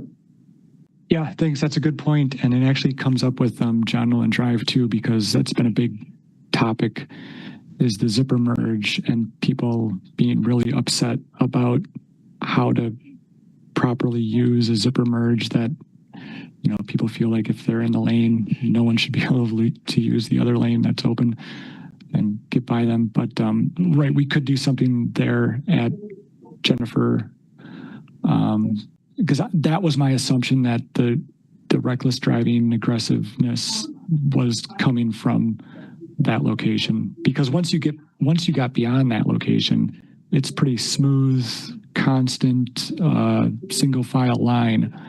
But it's just that discomfort right there. And we do want to keep the 2 lanes because of that queuing issue. And we want the capacity for them to be able to queue up there to get out of the hairball intersection when it does get really busy. Is that all you had then, Chris? Yes? Okay. Harold, go ahead. Thank you, Chair. Yeah, on that topic, I mean, the other thing that plays into this, so the people who take who turn right onto Willie from John Nolan Drive, there's the issue of like people making the wide turn. Like some people do the legal turn and stay in the right lane. Some people immediately make the wide turn and go into the left lane. And I know when that was reconstructed, there wasn't really a good solution for it, and I think it has gotten a little bit less. But if you look at the tire marks at that intersection, you see that like it's probably half of where people turn. And maybe, I'm still not sure what to do about that. But I think you saw it in the drone videos that like, people act differently, and then the people maybe who stay in the right lane try to get ahead so that they can merge. So I think trying to figure out how that can be made better. I don't have a good solution, but I think that adds to the problem potentially. Thank you. Thanks, Harold. Tom, did you have any comments about that? We're just taking note. Yeah, I think for that turn, since they do have a protected phase, I think it's generally safe to make that, and it is, it's different now because you can see in like the before video how it was pretty much evenly distributed, people in the left lane versus in the right lane during the afternoon peak, but now it's kind of as expected, people are getting in that left lane right away. So, and then it was typically as that left lane filled up, then people started using the right lane. So but yeah, the signal timing there does allow them to do that, since there are no conflicting phases. Okay, thanks. Pepe, go ahead. Thanks, Chair. Tom, I mean, you tell me if this is nonsense, but I'm thinking of both merging that happened on both eastbound and northbound, the one you have in the photo there and the one from the hairball. Personally, I think that unpredictability of like not knowing when you will be able to merge because of like parked cars being in different spots during the day. I'm talking about the past, right? When we had like, there was a potential peak lane and there was a potential car park situation and people just didn't know or don't know in general or can't predict in what area to merge, especially coming from the hairball. I'm wondering now if we move forward with a more predictable, solid plan of no peak lane and this is the area where parking is and this is where it's not, would it make sense to put there a sign that says this lane ends, like ending in X number of feet, need to merge? Because I know that wasn't a possibility before because we needed to keep the flexibility for being peak lane or not peak lane. What are your thoughts on that? Yeah, you're exactly right. We did have, like on Johnson Street, when we had that peak hour lane, we did have a lane closure warning sign, and it just had a 4 p.m. to 6 p.m. plaque under it. But right, the reason it wasn't put here is just because I think people just got used to it and we didn't find a need for it. But I think it does make sense to do that now, since it is a permanent, or if this were to continue, it would make sense to put that in.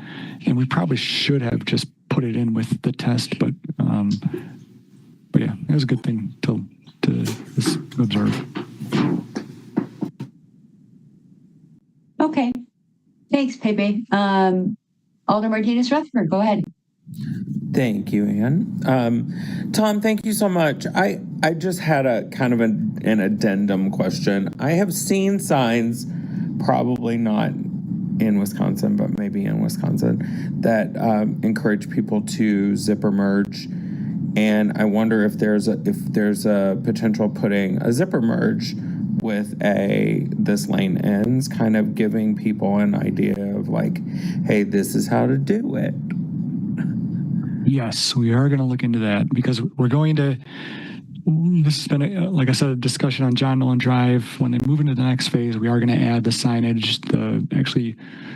WisDOT has a detail for how to place zipper merge signs. It's more for highways, but I think we can do something here with just regular signs to at least let people know that that's the way to do it, and you shouldn't get mad at the person next to you for using that lane.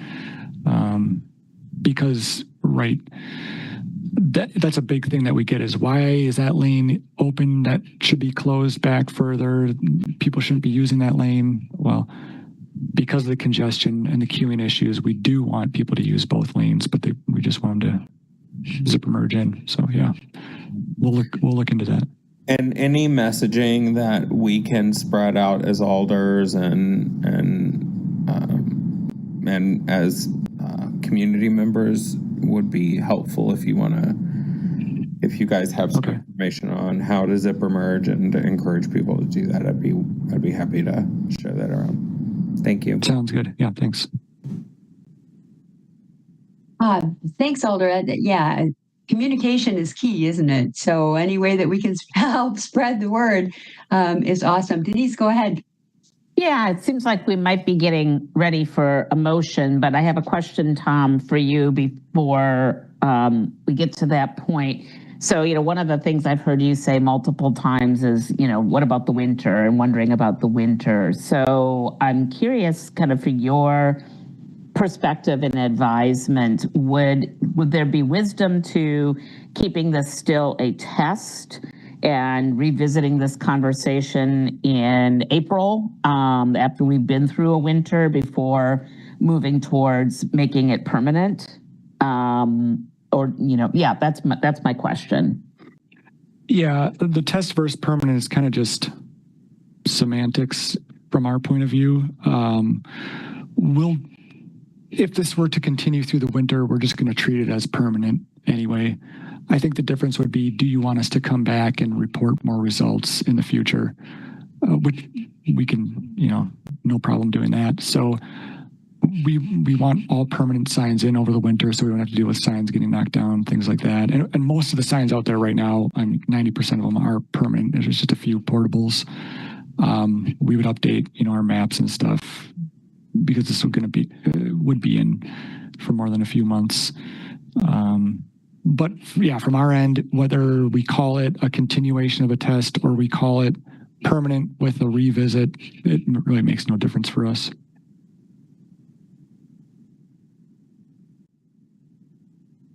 Okay, is that all you had then, Denise? Yeah, okay. All right. We've had a lot of great discussion, and thanks so much to Tom and all the staff for being so responsive. This whole process has been so interesting to have the community come to us and bring forward this issue for us to be able to act on the issue so quickly through using the test and staff being willing to do the test and has just been a really great process, which a number of people have talked about. I'm really excited to see the results and think it's very positive myself. I think we are at the point where perhaps someone might be willing to make a motion. Is anyone willing to make a motion? Alder Martinez Rutherford. I move approval with the continuation of the test. Is that an appropriate motion? Sure, because I think so, because as Tom said, if continuing the test basically means permanent.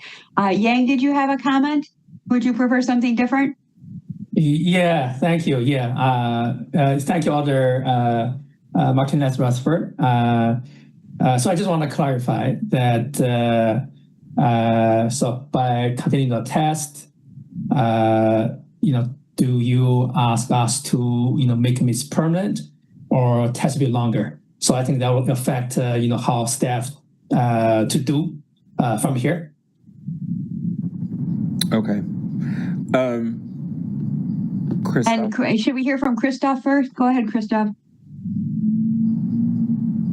Yeah, I think the way I would put it, if we have a motion to continue the test, that implies that this is not permanent and there would need to be a future action at some point to make it permanent. Yeah. If we have a motion to make this permanent, then no future action would be required. So I think those are two different options here. Both of them result in the same thing in the short term, but have a different implication on whether we come back here in the long term. Then I move approval. Okay. So, and moving approval, just that simple means that we would make this test permanent, correct? Yes, it looks like we're going to have. Do we have a second, Denise or Pepe? You first. Yeah, I'll second. Okay. Yeah, and but I was wondering if what they meant, the staff meant with calling it a test, is that implies that they need to continue to gather data. Yeah, I think that is a little confusing because Tom indicated that if we continue the test, they consider that permanent. But I think, Yang and Christoph have a great point. What are we really meaning? And what do we really want to see? Do we want to see this permanent, or do we want to see this as a test that could potentially end and go back to the way that it used to be? So Alder's motion to approve, the move approval, means that we would be making this test permanent. My understanding. Correct, Alder? Yes. Okay. All right. I would be comfortable Okay. with that. It seems that, to me, it seems that there's enough evidence that it's has low impact for auto commuters and high impact for pedestrian and bicyclists, and those who are more vulnerable when using crosswalks and ped bike infrastructure. So I think moving approval for permanent is reasonable. Thank you. Okay. Thanks, Alder. So discussion now. Bill, go ahead. Thanks, Dan. Yeah, I fully endorse making this permanent, so they don't have to continue doing any more data collection on this stretch. But I would like Tom and staff to examine further east to develop that, so it's to come back in let's say April to expand this further east, particularly along that where that bike crossing is. Okay. Thanks. Is that all you had then, Bill? Yes. Okay. Alder Harrington McKinney, go ahead. Thank you, Madam Chair. I was just asking for the clarification, and I think that I heard it, that if this body accepts accepts the Alder's recommendation, is that this part is complete and they will not continue and go back and provide further additional information. I just need clarification on that. I'm still not very clear about what complete is. I want to hear that.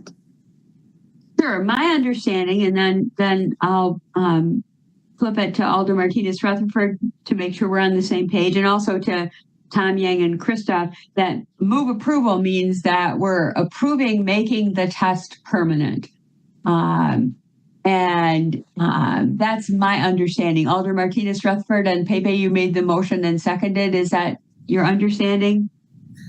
That is my understanding, and I know that the team at Transportation, Traffic Engineering are very willing to adjust when necessary if problems arise after permanent. So I feel very comfortable with that motion. Okay. And Pepe, that's your understanding as well of the motion? It is. Okay. Yeah. Okay, great. So Yang, Christoph, Tom, that's your understanding that move approval means that we're making the test permanent? Guess? Yang's nodding. Okay. Yeah. Yes. Yeah. Yeah. I think Tom's wording on the slides is, keep the test setting, the setup. So yeah. So I think that means means keep the setup at the same, but does not require us to collect additional data, actually making this permanent. But it's a little bit confusing, so I just want to make sure we gather what the commission wants us to do. So thank you. Yeah, and I believe that this decision is there on the slide toward the end of the presentation. There's next step slide and TC decisions that this would be keep test conditions.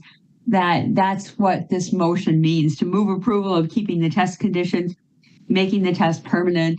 However else you want to say that's my understanding of what's meant. Alder Harrington McKinney. Thank you, Madam Chair. And so thank you for the clarity, because I wanted to make sure that all the entities were in agreement what that meant. And so thank you for revisiting that. I'm complete. Sure. Yeah, no, we had lots of different choices and lots of things we've been talking about. Denise, go ahead.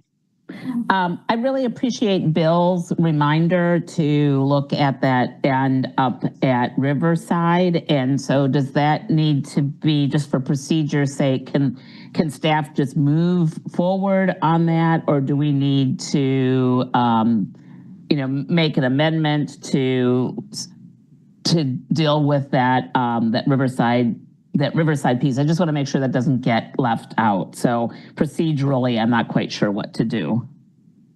Sure. Yang, would that need to come back if we were going to extend further east?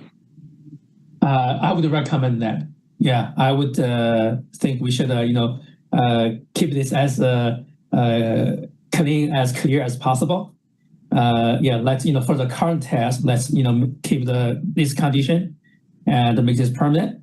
And then I think we'll find time, to do a test, extend the setup to Riverside. So I think it probably will be a good idea, to see how it operates, get some data, and we'll bring back for that stretch. Okay. Yeah, that's a great procedural question, Denise. So to clarify, we would keep the current test conditions in place. In other words, make the test permanent. But we've asked staff separately to explore extending this east to Riverside, and they will look at that and then come back to us. Sort of the same process, I would guess, Yang, in terms of what we did here, to look at making the change there as well. Does that make sense, Denise? Yeah, okay, great. Harold, go ahead. Yeah, I was going to ask about this too, so I think I have my answer there. Maybe just a suggestion, if that intersection is not already on the Safe Streets Madison Street, it probably should be, because there's the question of the lane reduction, but if we want to change something there, that probably is also going to require some curb work, maybe moving signal poles or something like that. So maybe this can be just put on the Safe Streets Madison list and looked at it that way. And then the other thing I was still slightly confused about, so are we going to keep some data collection going? Is that part of making it permanent? Yang, I was assuming with the test being over that we wouldn't. That's a great question. We will keep monitoring the situation. I think we'll collect data as our kind of monitoring effort. But obviously, we'll not plan to repeat our data collection that we have done already, because it takes a lot of staff time to do so. And already had quite a few weeks experience. So again, I think, normally, right, when we monitor things, there's some big data being collected, but we're not, on top of that, we're not going out intentionally collect additional data. Okay. So for example, the cameras that Tom mentioned to like adjust signal timing, that's still something you would consider because that's making improve. Yeah. Okay. And then I guess one suggestion, given that the speed data, I mean, that was one of the big things. I mean, that might be something that you could consider getting some speed data because that's what we initially were trying to solve. And so I would like to have a better understanding of what speeds look, and you don't need to do it now. You can do it whenever, but I think it would be good to have that data. Thank you. Thank you. We could. Yeah. Even though I agree with Tom, I think the data you help us collected, the continuous data from Google Map, that is more helpful. Right. I meant specifically speed and speeding. So, how many people go over the speed limit. That's not the same as travel time. So, yeah. Right. Yeah. I think I agree. Yeah, we'll do that. But I think the problem is that we don't have the before data. So kind of the after data, it's kind of hard to, there's going to be no comparison. So, but we can collect data. Okay, thanks, Harold. Pepe, go ahead. Yeah, just in an effort to kind of reach the most clarity as we can, I just want to, and no intention to put you in the spot, Tom, but when we say move approval of this, what is your understanding of that? I just want to hear from you, like what does that mean for you? Yeah, I think the big thing for me is, do we need to come back at a future time and provide more analysis or data? So moving approval to make it permanent would mean we're done. We're not going to come back and provide additional analysis like over the winter.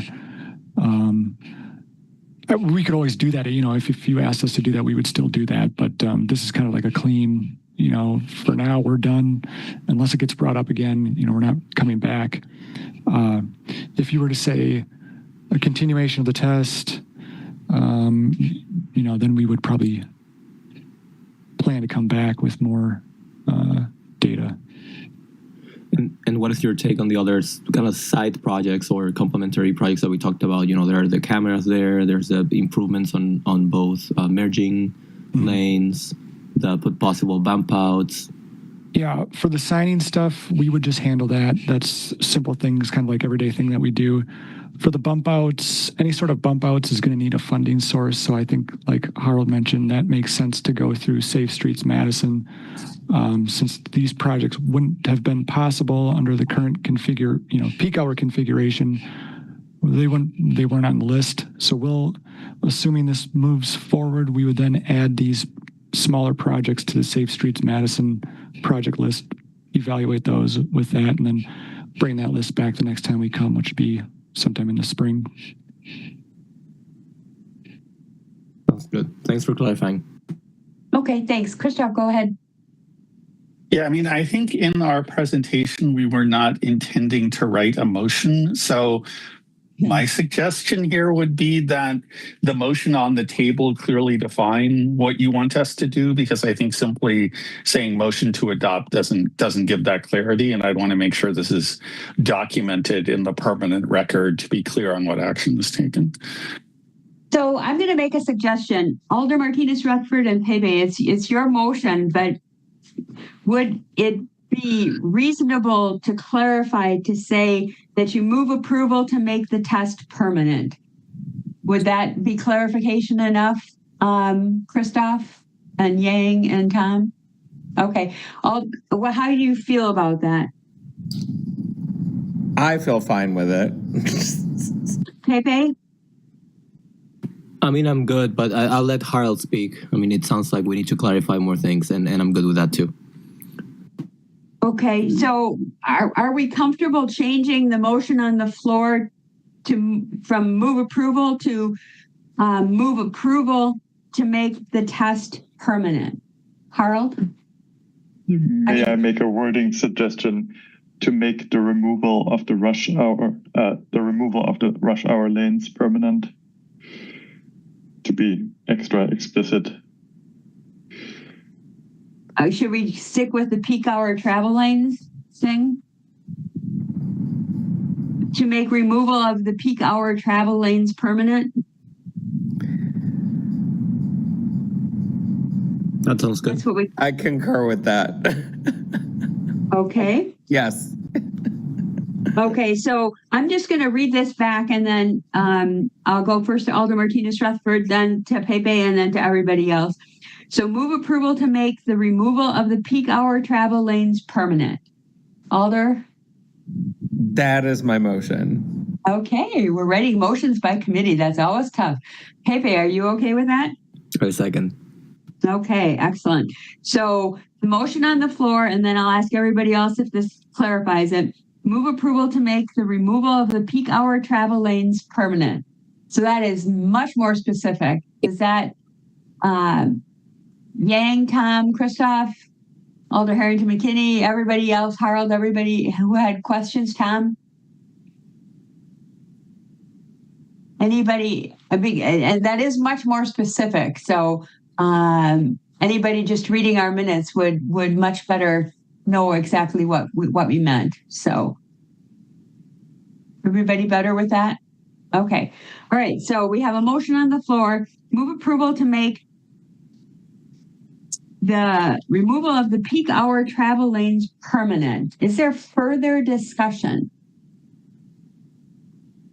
This has been a really great exercise and process, hasn't it? Yes.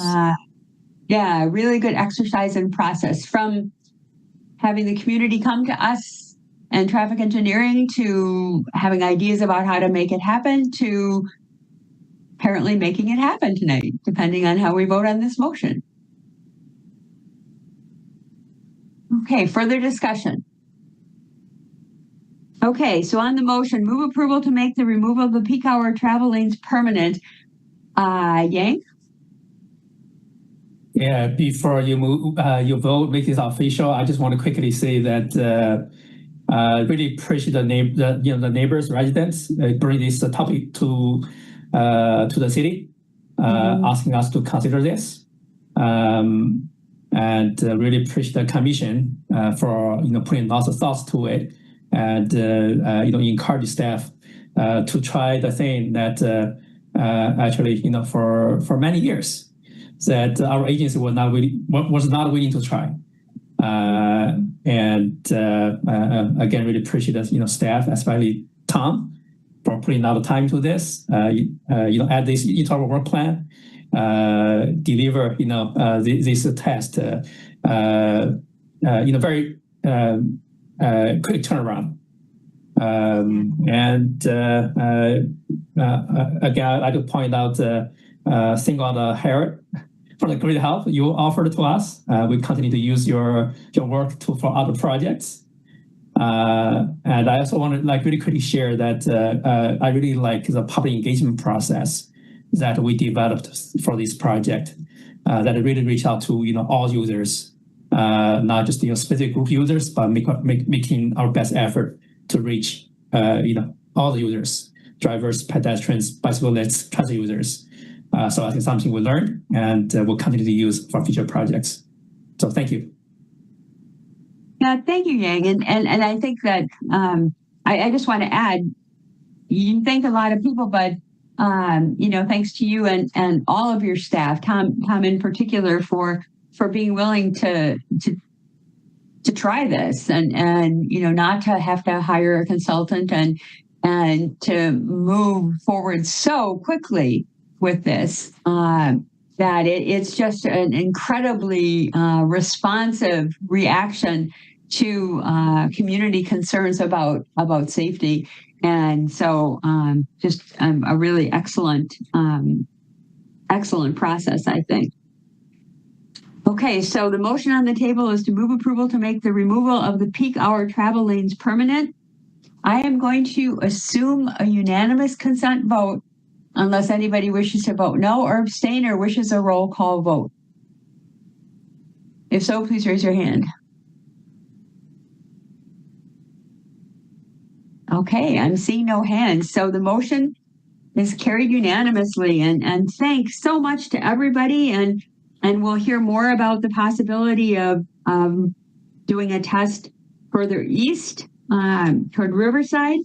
Bump outs and some of the other smaller projects will come to us through Safe Streets Madison.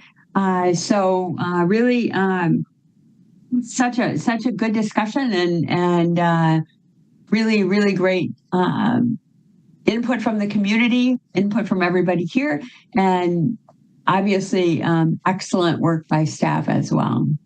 So any last comments before we move on? Thanks so much, everybody. Okay, so we move on to item 3. And I understand, Aiden, we have somebody registered to speak on item 3. Is that correct? Yes, that's correct.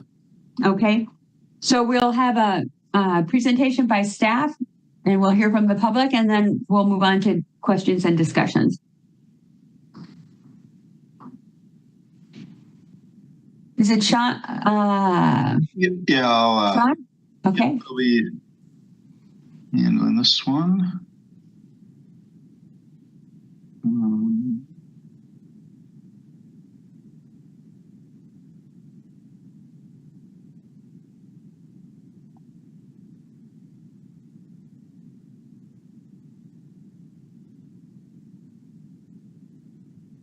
We're not seeing anything, Sean, just to let you know.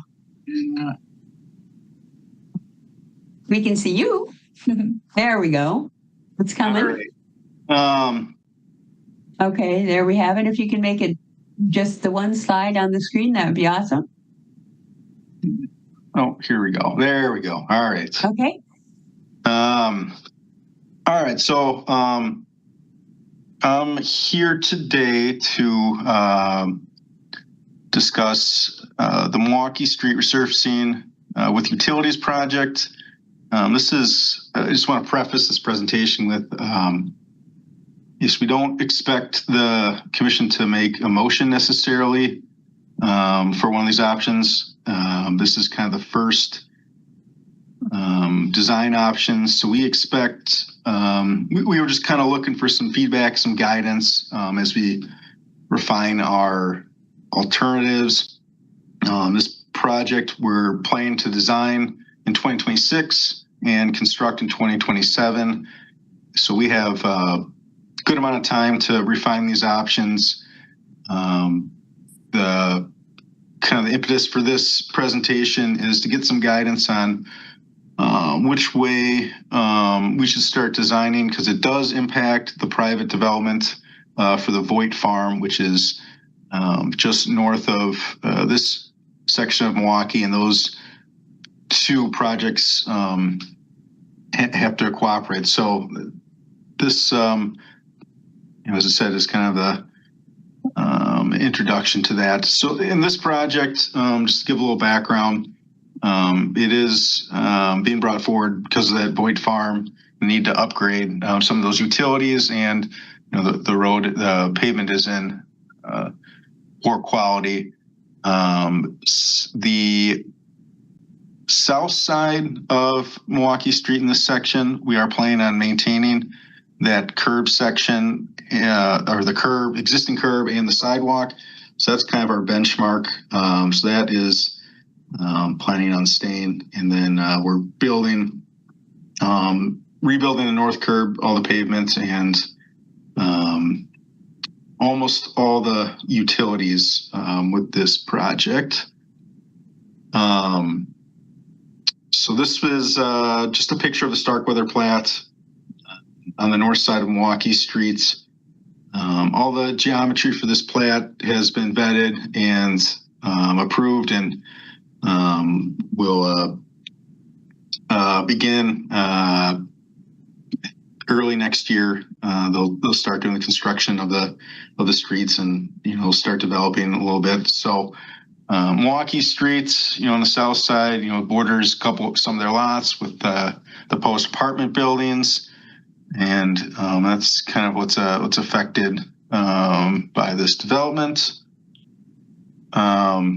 So we do have some, I guess, conflicting, but possibly neighborhood plan recommendations. So prior to this the Voigt Farm being approved in 2018, there was a Milwaukee Street special area plan recommendation.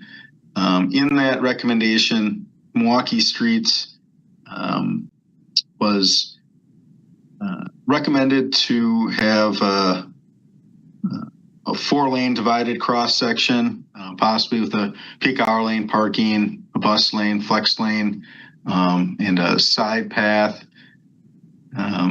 for the and then parking on the north side with the new development. So this was the concept that was contemplated with that neighborhood plan. Since then, Complete Green Streets was adopted, so that's that changes things a little bit. I highlighted this, it might be hard to see, but Milwaukee Street under Complete Green Streets is designated as a community connector. So that calls for a different cross section than what was in the special area plan from 2018. Community connector is more of a twiddle option with a with a protected bike facility of some sort. Here it shows an on-street buffered lanes, but I think a side path is also an option. So that's kind of a little bit of guidance I think that we'd like to at least discuss today. Which direction to go. I will note that the ADT for Community Connector tops out at about 14,000, and in the next slides you'll see why that number is interesting. So we did do some count data in late 2024, so last year.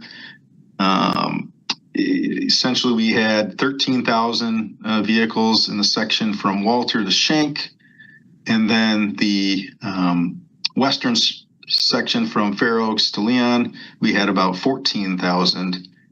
And then we did a little kind of trip generation, estimating how many trips the new development on the north side is going to bring to Milwaukee Street, and we estimated that to be about 5,500 with the ITE trip generation.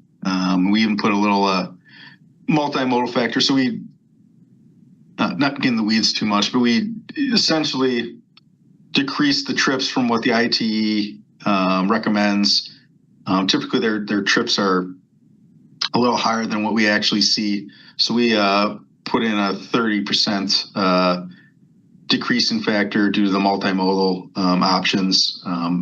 There's a good bike facility and bus routes nearby. So we estimated that this new development is going to add about 5,500 trips.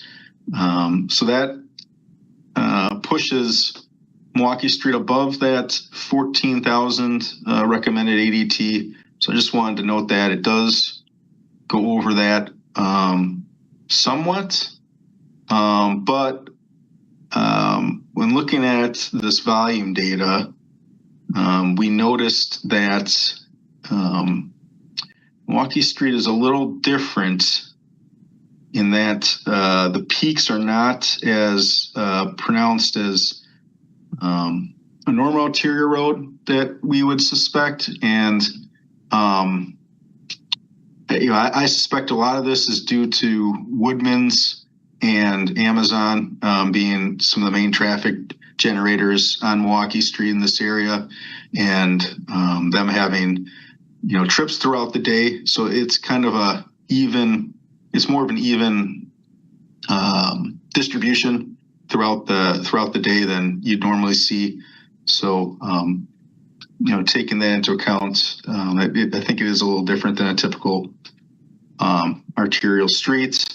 We took some speed data as well. I don't think there was anything really too notable here.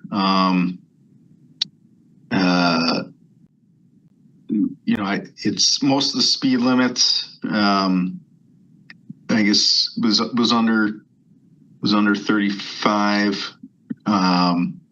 So there wasn't anything it wasn't, a terrible speeding issue out here. There's a little bit of speeding, but wasn't anything I thought was extraordinary.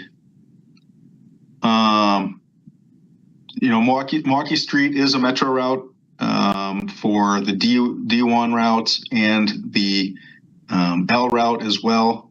The L route runs from Walter east, so that portion should be kept into consideration. And left and right turns from Walter onto Milwaukee streets should be a consideration. And that kind of leads us to our cross sections. Right now, Milwaukee Street, the cross section varies a little bit, but generally there's a parking lane on the south side, which it has low utilization on it, and bike lanes in each direction with buffers and a travel in each direction. I believe a few years ago we added the buffers onto the bike lanes. In certain areas there's a painted median.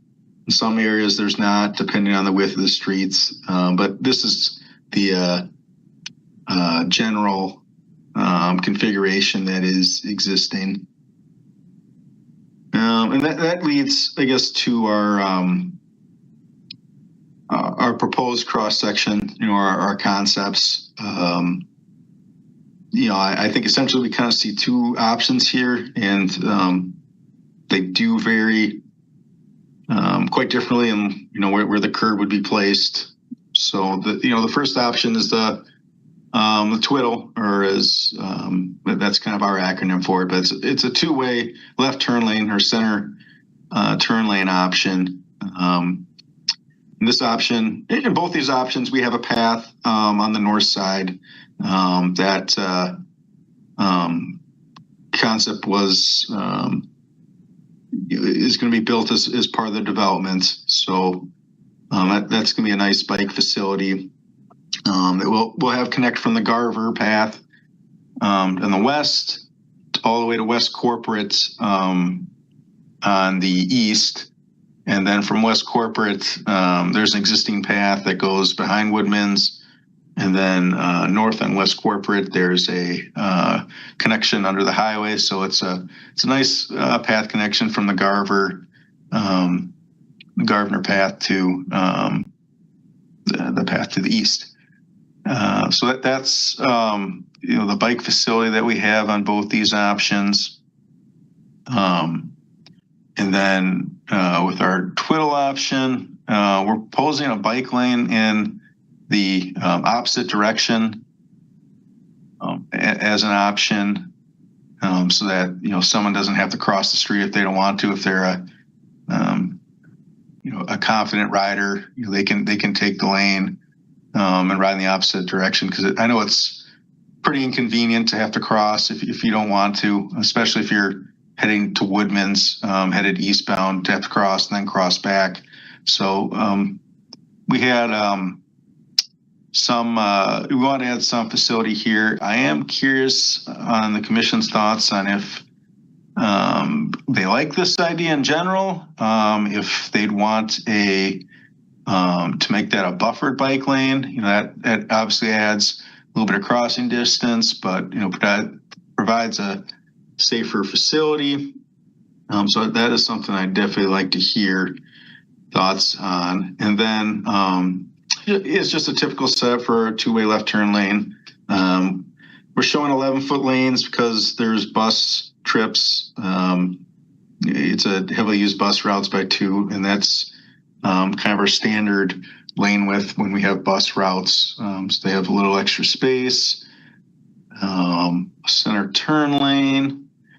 And then we're showing parking on the development side, the north side. In my cross sections, I'll pull up later, or my plan sheets. We're really planning to do little cutouts, or little parking bays for that, if we do any parking. So that's, I think, is flexible. So that's the two-way left turn option. And I guess I'll call that option 1 because it's on top. And then the second option is the 4-lane divided. This is kind of a standard, I guess, 4-lane divided cross section. We do have parking on the north side. Turn lanes at the intersection. This I guess, this is what was in the special area plan. While option 1 is what the Complete Green Streets recommends. And then, I'll go, I'll stop sharing for a second and pull up my our plan sheets for both options. I can kind of give a better idea of what it's going to look like in each area.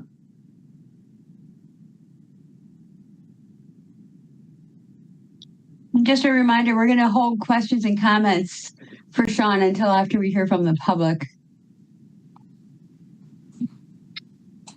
Got it. So this was so this is the two-way left turn option. The path on the north side, like I described, connects that the Garver to West Corporate. The Leon intersection is a little offset, so we were planning on doing a median here. Markings haven't quite been finalized, but essentially we would change as there's left turns in, and it wouldn't conflict. We aren't showing on this option. I think there are opportunities to put islands to break up the pavement. We've done that on Odana in some areas, so I think that is certainly we certainly have opportunities to do that here. And as it goes along, each intersection is it's pretty similar. It's pretty standard section all the way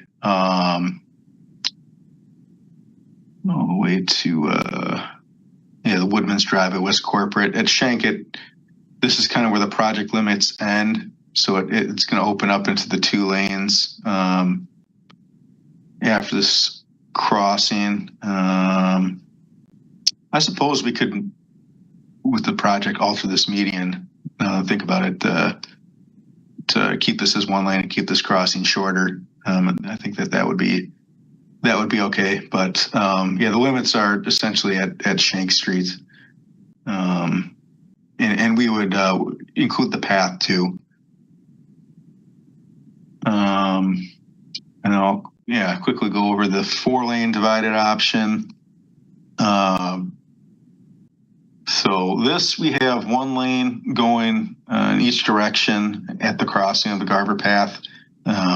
We've had concerns with multi-lane threats at path crossings. So the idea is to have 1 lane each direction. I think that's going to be much safer. And I think we can kind of get away with that with this in this alternative. 2 lanes each direction. We have in the westbound direction, the right turn drops at Leon. Leon Street for this development is where they're expecting a lot of their mixed use, retail, and a lot of their activity within the development. So it's a logical place to have that right turn drop if we pursue this option. Leon's kind of a similar setup where we have except that we have the crossing that goes through the island. I think the bigger island allows for that. The left turns are separated with that island.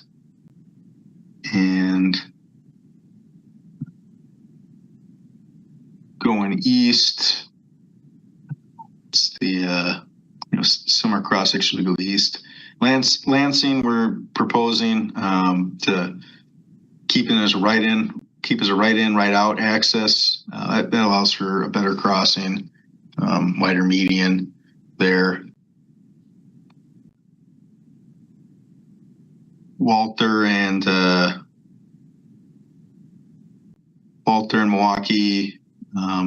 This will be a signalized intersection. It is now, and this signal will be upgraded with this project. And it kind of just flows into the existing cross section to Woodman's. So I know that was a pretty brief overview, and we're kind of at the start of this project in the design. But I would love to hear any feedback, I guess, after we hear from the public. Great, thanks, Sean. Who do we have here to speak, Aiden? First, we have Nicholas Davies of Richard Street, neither supports nor opposes, and wishes to speak. Like Coke syrup. Hi, a couple things I wanted to add to this conversation. So the current 2-lane configuration has been stable for years now, but Milwaukee Street used to be 4 lanes. I think it was as recently as 2019 or so. Milwaukee Street had more of the problems with speeding and reckless weaving that this commission has been hearing about on Midvale, for example, more recently. But in this case, the city had an opportunity to do something about it, and we did, and it's not perfect, but lingering problems with people passing on the right are kind of a legacy of that old status quo. In terms of the expected capacity increases, a lot of volume on Milwaukee Street today may be residents who live out towards Sprecher or Door Creek Park, where Milwaukee Street is currently their only lifeline to the city. But WISDOT already has a plan in motion for them. Once there's an interchange at 94 in Milwaukee, those drivers can hop on 94 to 30 and to East Wash or 51 or Fair Oaks at 55 miles an hour with no stoplights. They'll basically never have a reason to drive this stretch of Milwaukee Street ever again. But if we go up to 4 lanes, then this would be redundant capacity expansion, creating another east-west highway and inducing demand. Even the twiddle option kind of feels like an expanse of pavement to cross. If the left turn opportunities were more limited, then we could have pedestrian refuges, a green median, a tree canopy, none of which is incompatible with the 2-lane road. The path included in both options will really help address problems that exist today. And it looks like one of the anticipated movements where the path ends at Corporate would be to cross southbound to the Eastmoreland Park path. But I see a variety of pedestrian and cyclist movements at this intersection today that this intersection really isn't designed to handle, and I would encourage taking the opportunity to address that. Thank you. Thanks so much. Does anybody have a question for the registrant?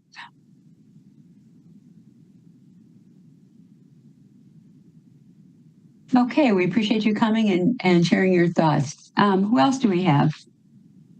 Next, we have Grant Foster of Anchor Drive, neither supports nor opposes, and wishes to speak.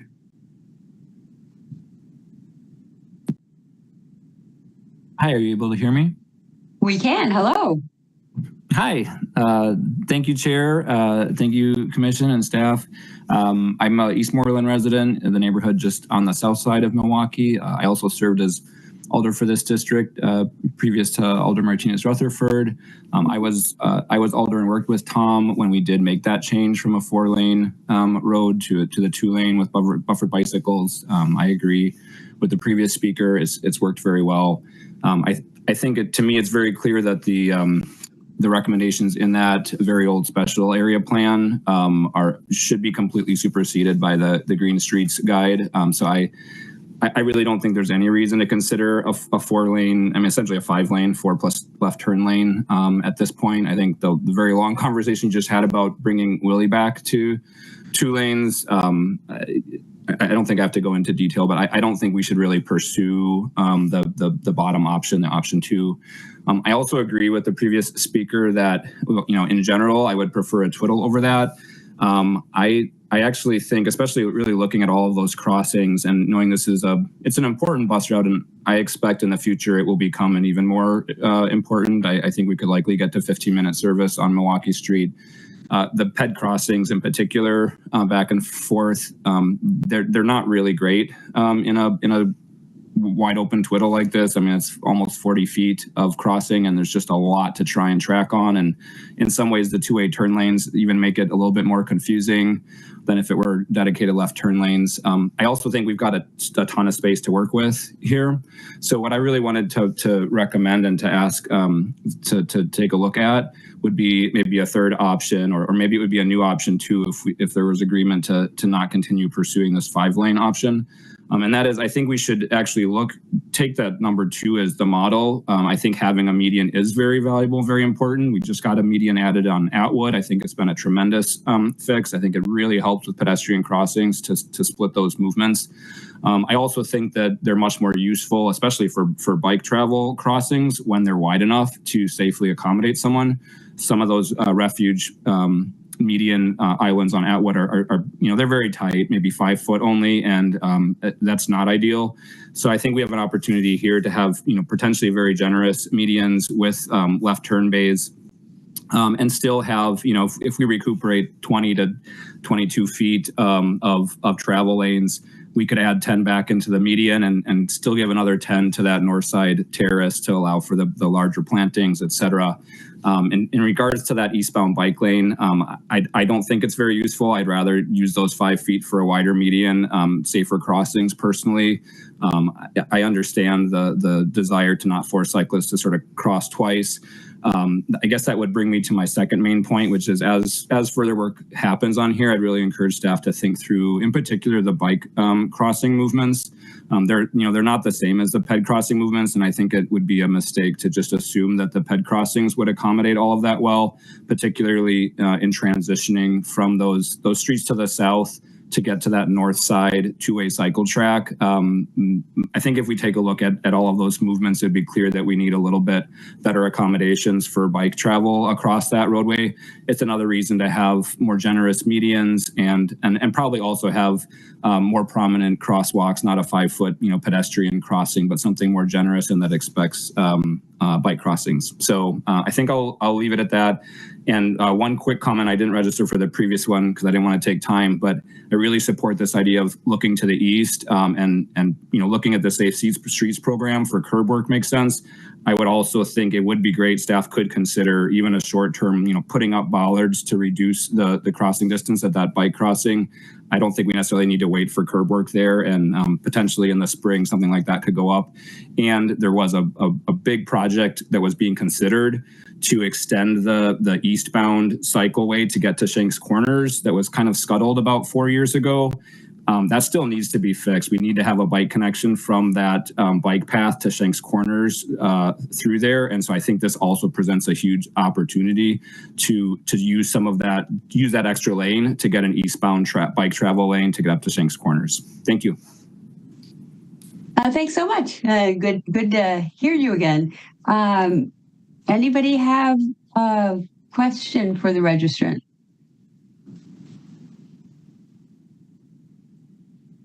Thank you so much for coming and sharing your thoughts. Who else do we have in?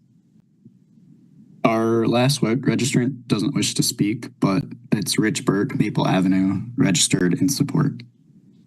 Okay, thanks. Thanks so much, everybody, for coming. So questions, comments? Chris. Thanks. And thanks, Sean, for all the work on this. I think I would mostly echo what we just heard from Grant Foster, that some sort of hybrid option is what we need to work towards. As I was looking at the two options, I liked a lot of what was happening with the median. And the only thing I couldn't figure out was why we were going back to 4 lanes. And I think it is just because of that neighborhood plan, which I agree is superseded by complete green streets. So that's my short take. The only thing that I would probably disagree with Grant on is I do like the eastbound bike lane. I bike along that stretch often and probably wouldn't want to have to cross if I was heading eastbound, but not a deal breaker in my mind. Thanks, Chris. Alder Okovich. Yeah, thank you, Anne. So Sean, I had a question on the Leon Street intersection. I'm looking at the Twiddle map, and is that the intersection that you said was going to be signalized?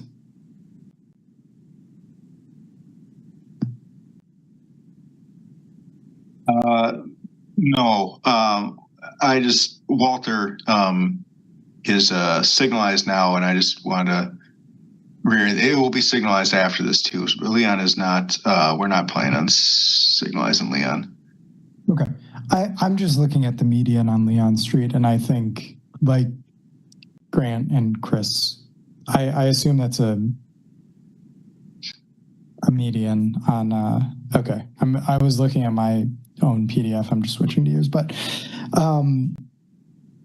that thing in the middle, that's a median, right? Correct. So because Leon's offset, the left turns from both sides of Leon would theoretically could conflict. So we that's why the median is designed there for that. However, we have opportunities to add medians in other spots as well, I think, along here. But that was just for the intersection design because they're offset. Okay. And then is there a reason that you don't have where the Continental Crosswalk is in the current configuration? Is there a reason you don't have a crossing near there and instead have one on the far side of south? I think it was a preference, but there's so with the 4-lane divided option, we did do that. It's just the Twiddle has a smaller median. It's only about 13 feet, where the total option was like 20. So I wasn't sure if 13 feet was going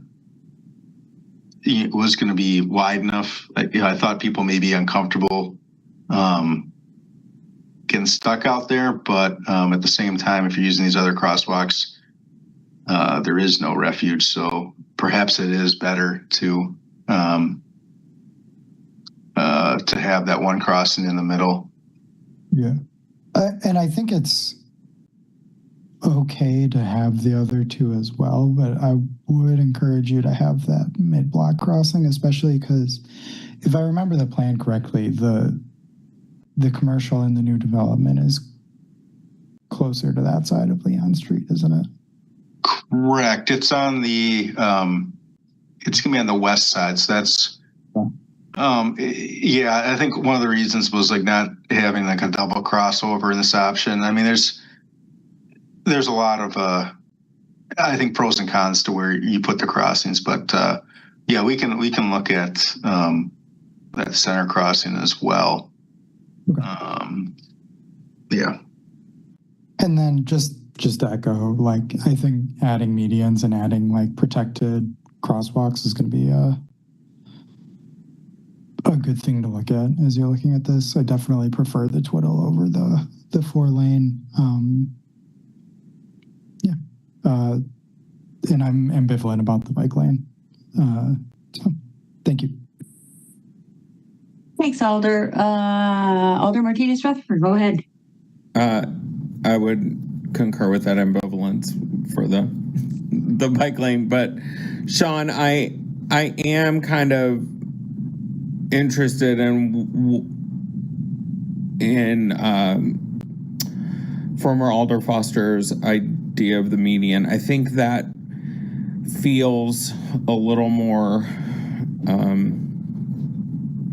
feels a little safer, especially in the middle of the blocks. Sorry, the dogs are going to get a little crazy today. I am kind of curious. I know the 4-lane feels so imposing and so large.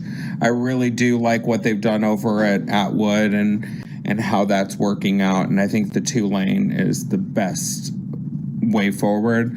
I have had a constituent that disagreed with that and wanted the 4, but I think it's worked really well, and I think it should be a good thing. I will say that I'm still kind of concerned about right up there across from Amazon, how it merges down, and then how we get to Fair Oaks from it. Especially with that added stop sign, it feels a little chaotic, and with the additional 5,000 cars or whatever, I am curious about how you foresee the impact of that stop sign at Fair Oaks impacting back up on Milwaukee there.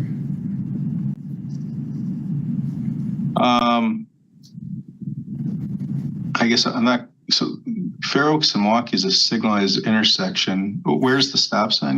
There's a stop sign on to turn right on Fair Oaks. Oh, and it's been kind of weird and wonky, and I've noticed that it's impeded movement when it's busy. It's impeding movement to the rest of the traffic. Mm-hmm. Sorry, that was totally outside of the scope of this, but I've just noticed that, and yeah, that's that's something I guess we can take a look at and consider. I know we just recently put that in, to match what's on the other side, and we were expecting. It was kind of a precursor to this development because we were expecting more ped crossings there when this all gets built. But something we continue to monitor. We do have a camera at this intersection, so very easy to monitor if there's a signal timing issue or solutions like that. But I guess that's noted that that stop sign issue for that movement.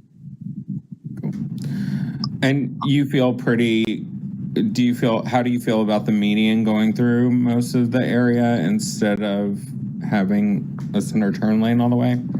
So, yeah. And is that something we can accommodate? So one of the, I think, challenges with having a median, how it differs from Atwood is we do have some homes on the south side and various driveways that people have to back out of their driveway. In Atwood, we don't have any of those such cases in that one lane direction. So we would have to make sure, there was sufficient width, and, with the bike lane, maybe that does give enough width for someone to back up. I think if we made that a buffered bike lane, it certainly would. Because typically a vehicle needs at least 20 feet to back out of a parking stall. So a driveway would be kind of similar to that. So I think it's something we can look at, but I think if we do that, I think the bike lane would have to stay, which I'm kind of hearing there's ambivalence towards it. So I guess that's kind of what goes into that decision there, was the backing of those vehicles out of the driveway. You're also, for those residents, they're obviously not allowed to left turn into their driveways anymore. They have to go around the block, which the 4-lane divide was going to do that anyways. So that is some of the pros and cons that kind of just had to relate to those homes there. But it's something we can certainly explore further. That's a really good point. Thank you for bringing that up. I will allow you to continue with your work. Okay, is that all you had then, Alder? Okay. Harold, go ahead. Thanks, Chair. Thanks, Sean. Yeah, I was going to point out, median sounds good, but there are the driveways. But then you made a good point that with the 4-lane option, I wonder what the residents, their thought when the special area plan was made about not being able to turn into their driveway from, I guess, westbound. So yeah, I mean, I think having medians is good if we can make it work. If that necessitates having the buffered bike lane, I mean, I'm not really ambivalent about it. I mean, yes, it creates more visual width, but I think it is adding the additional crossings.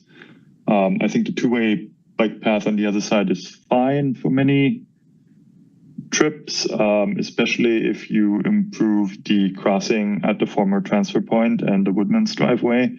Because I'm thinking, like, if you're traveling along Milwaukee eastbound, like you go to the north side, you travel east, but then if you don't continue Corporate Drive, continue north, but you want to continue further east, then yeah, you have to get over to the other side, to the painted bike lane, or you have to take an alternative route, which we can probably also do something with signposting. I think Dawes is now Bike Boulevard, and so there's the path behind Woodman, so you can kind of get through if you know your way around. But anyway, I mean, I think there's no big downside to having the bike lane. If you do a bike lane, make it buffered. That's what we have right now with those volumes. I think that's probably also what, I mean, yes, you can argue you don't need to have a low stress facility if you have the separate path, but I think just making it buffered there makes a lot of sense. And yeah, four lanes. Yeah, I'm kind of surprised that was even in the plan. And no, let's not do that. Let's do at most the twiddle. Maybe we can even get away with having 2 lanes and with the occasional turn lanes.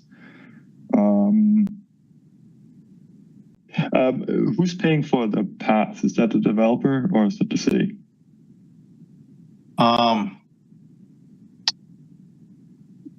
Oof, that's a good question. I can't recall. I don't want to give a wrong answer. Yeah, I can't recall. Fair enough. Yeah, I can follow up to ask engineering. Okay. Yeah, because the only other consideration, since you mentioned there's going to be like ground floor, commercial, retail, and I don't have a super good memory of what that site is going to look like. I mean, if we anticipate there's going to be a lot of foot traffic and bike traffic, thinking about not doing the standard 10-foot multi-use path, but maybe we can look at separating pedestrians and people on bikes there, because it's going to be pretty big development. And yeah, we have plenty of space, which we usually don't have the luxury of doing that. So looking into that as an option, I think would be good. All right, that's what I have. Thank you. Thanks, Harold. Denise, go ahead. Thanks, Ann. This is a learning question for me. So I'm got the maps way blown up so I could look at them more closely. How does a twiddle work with a street crossing? Because I am really wanting to make sure that there's, that it's easy enough to cross Milwaukee Street, particularly at that end closer to the interstate, by Woodman's, people, non-drivers, bags of groceries, trying to catch the bus, and also access to Independence is in there. So I can't picture like how the crosswalk and the twiddles interact with each other. Yeah, I mean, I think a good example would be Sherman Avenue. That might be one of our most famous twiddles. It is definitely challenging to cross when you have a twiddle because there is no refuge space and you're crossing 3 lanes, traffic in both directions, and there's no refuge. So it is challenging, but yeah, we'd mark crosswalks, across it, and they would have to yield to people crossing. But yeah, it is certainly more challenging without that refuge area. Yeah, and especially people that might not make it across, signal timing, if you can't make it all the way across all those lanes, with grocery bags and a stroller or in a wheelchair, then there's no safety zone, it seems like. Yeah, that's a good point. The signalized intersections, we would time it as a one-stage crossing, but you bring up a good point. If someone is not as fast, and they're pushing a cart or something, and then that could be an issue. We'd have to maybe look at signal time and maybe extending those walks a little bit. But that is a good point. Thanks. Yeah, thanks, Sean. Hey, thanks so much, Denise. Robbie, go ahead. Yeah, actually, Denise made me think of another question. Can you show me where the signals are planned to cross Milwaukee? If you said, I just was looking at, I didn't catch it. So maybe you can just show me where the signals. Sure. Yeah. So West Corporate is currently signalized right now. And Walter is also signalized right now. And those we're planning on Walter, the signal is going to be completely redone at Walter. We're adding in another leg. And I don't think there's PED. You may have, PED signals here, but I don't, we don't on all the corners. I think we even have a signal on a wood pole there, some outdated infrastructure. So that would all get completely redone and, up to standard. And we would have, walk signals, for PEDs and all that upgraded with this project as well. Okay. Well, I do have another comment, but to go with the signals, I could certainly see that the distance between those signals, especially between Walter and Fair Oaks, might be kind of a stretch.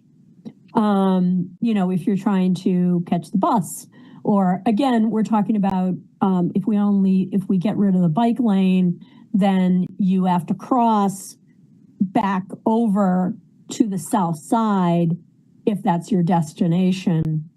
And certainly Woodman's is a huge destination. Now there is a light there now, but I think part of the problem with eliminating the eastbound bike lane is that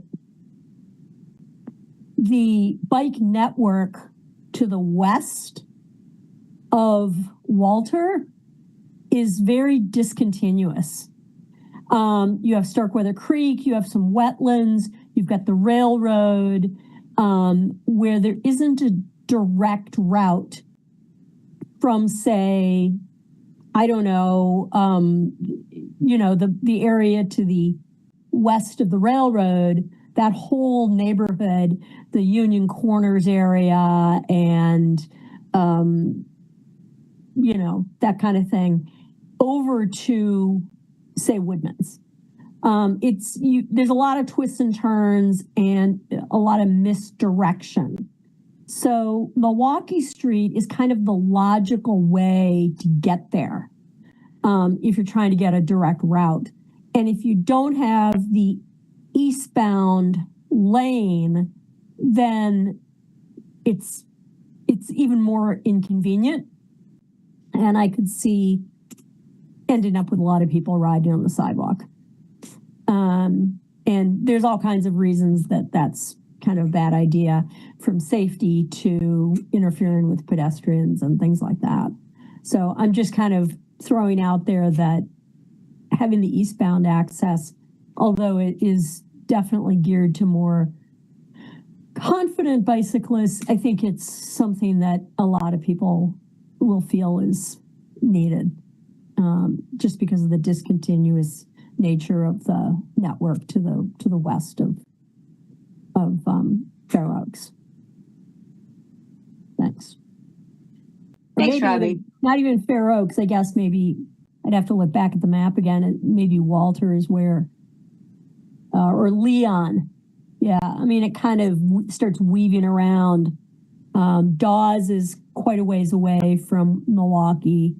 And then you kind of get directed onto the Starkweather Creek and then the Garver Path, and it's not a straight line. And then you have to somehow get across to some of the other streets, and then you've got a railroad in the way. So anyway, it's just, it would be better if there was bike facilities. So thanks. Thanks, Robbie. Harold, go ahead. Thank you. Sean, you said that the southern curb is not going to be touched, but right, this is going to be full reconstruction with sewer, sanitary. I guess, would it make sense to look at what would be possible if we did do something to the curb? Because I think if you're doing that much reconstruction, it probably wouldn't add a whole lot of cost.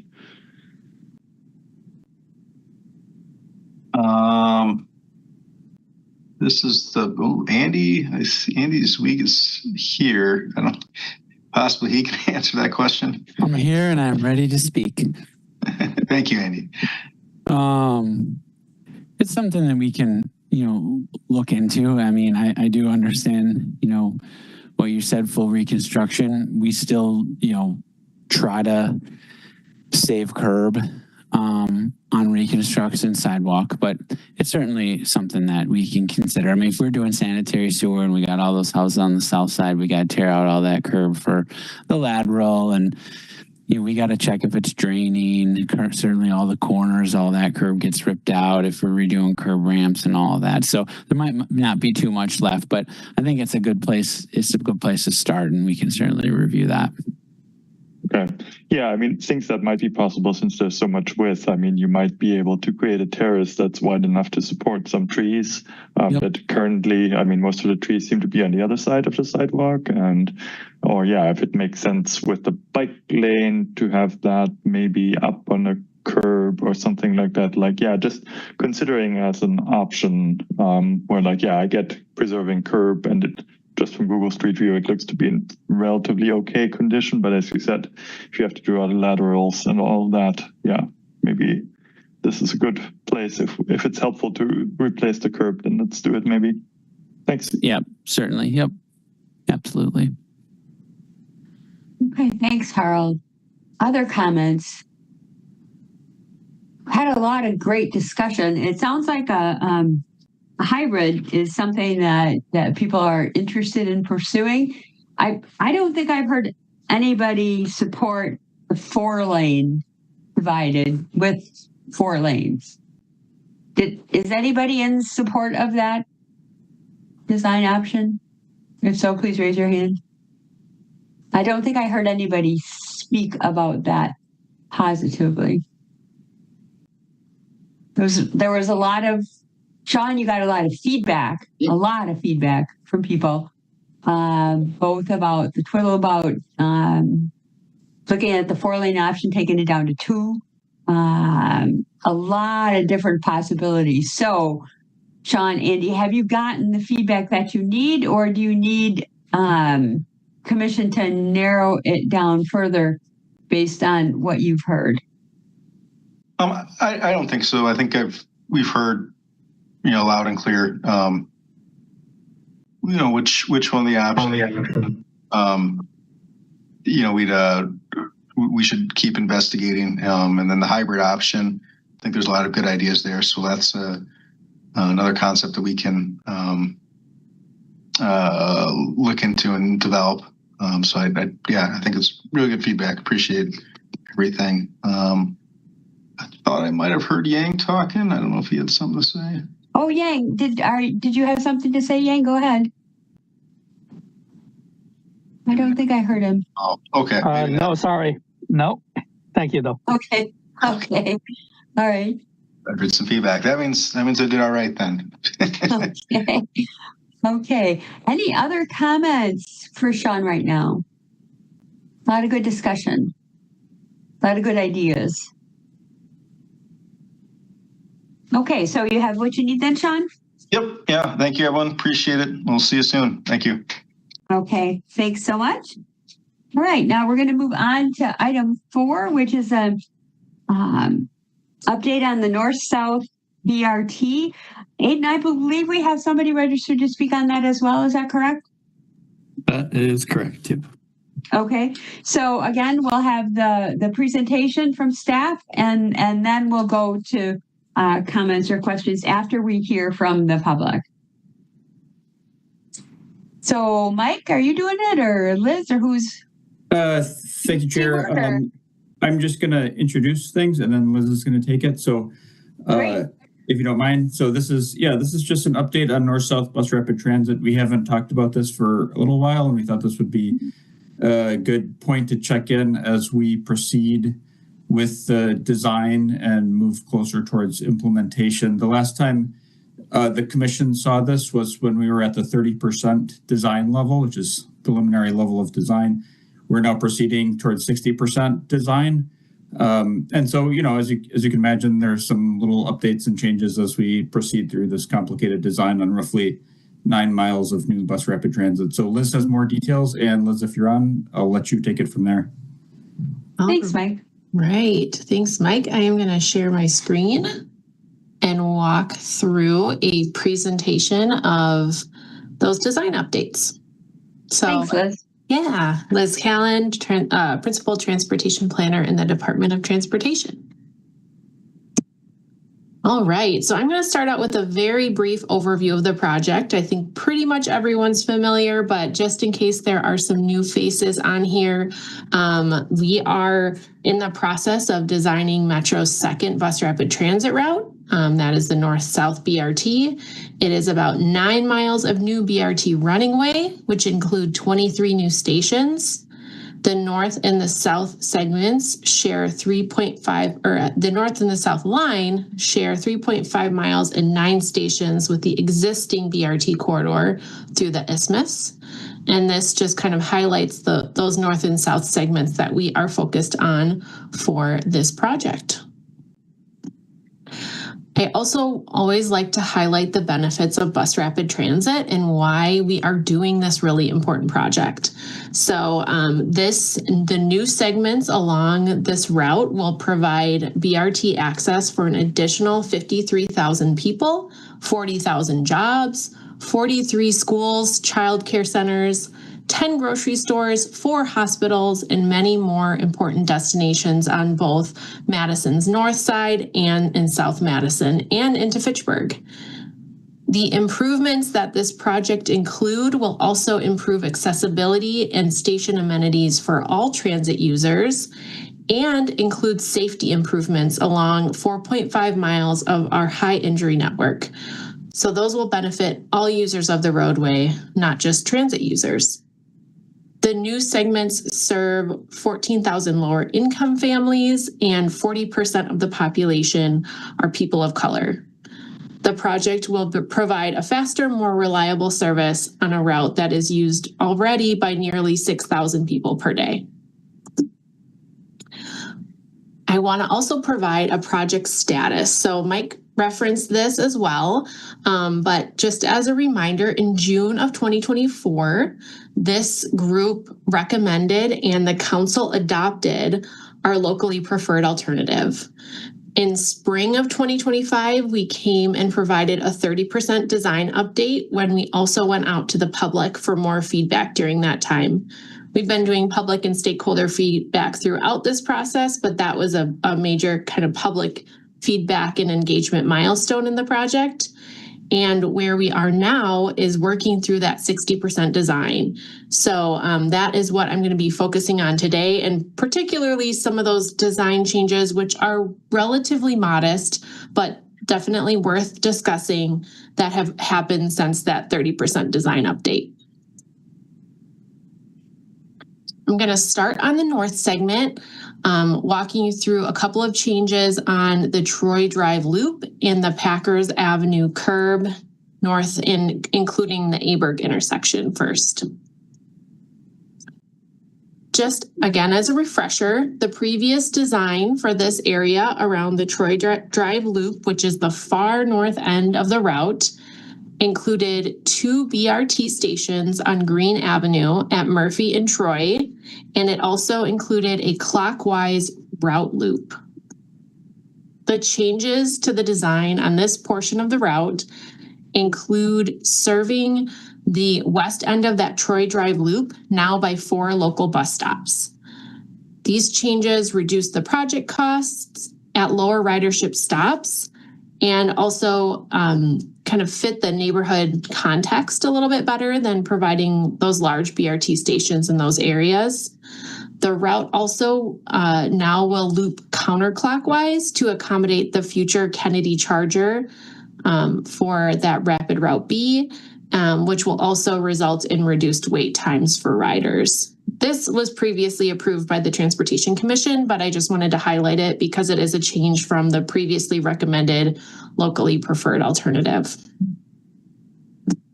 Moving south on the corridor to the Packers and Northport curve, our previous design included center running bus lanes between the Dryden and Elka stations. This would require additional infrastructure to accommodate those lanes. And we also had the station located at Packers and Elka in this area. The change to the design in this segment is that we are no longer planning that additional infrastructure to accommodate the bus lane around that curve. And instead we'll plan on the buses running in mixed traffic. We don't expect any significant travel time changes with this adjustment. Another change that's also related to this is relocating that station from Packers and Elka to Packers and Manly. There's a couple of reasons why we plan to do this, but it's primarily due to safety benefits. So we're concerned that the Elka station was too close to the curb, didn't have good crossing visibility, or didn't have good visibility for pedestrians at that crossing, and just had concerns about space and access at that Elka location. So proposing moving it further south to Manly. Also in this area, we have a northbound Aberg station that we had moved to the south side of the intersection. And so that was related to another additional infrastructure piece that would have had to be built that no longer will have to be built with this change, resulting in what we believe are minimal operational changes to the service. On the south part of the route, so on the south segment, starting in the northern part of South Park Street, and then moving down into the Badger Hughes intersection and then into Fitchburg, we also have some changes. So we have some changes to the bus lane south of the West Washington Avenue intersection with South Park Street. So our previous design had the northbound left turn to Vilas, which is across from West Washington, prohibited. We also had a northbound bus lane to West Washington, and then a southbound bus lane starting at Aaron. So buses would move in mixed traffic between West Washington and Aaron. So you can kind of see in the map where the blue lines are showing, these are the areas where we had dedicated bus lanes in our previous design. So a pretty minor modification, but a lot of discussion around this area resulted in essentially what we call it kind of an optimization of this area, which has resulted in an extension of the bus only lane starting at Emerald. And a lot of this was due to trying to figure out a way to retain the northbound left onto Vilas. We heard that it was a really important northbound left from the community that we were engaging throughout the process. One of those key community stakeholders was a hospital, talking about making sure staff and emergency vehicles can make that left turn. And so we did a few relatively minor changes, but still worth noting to retain that northbound left turn at Vilas near Washington.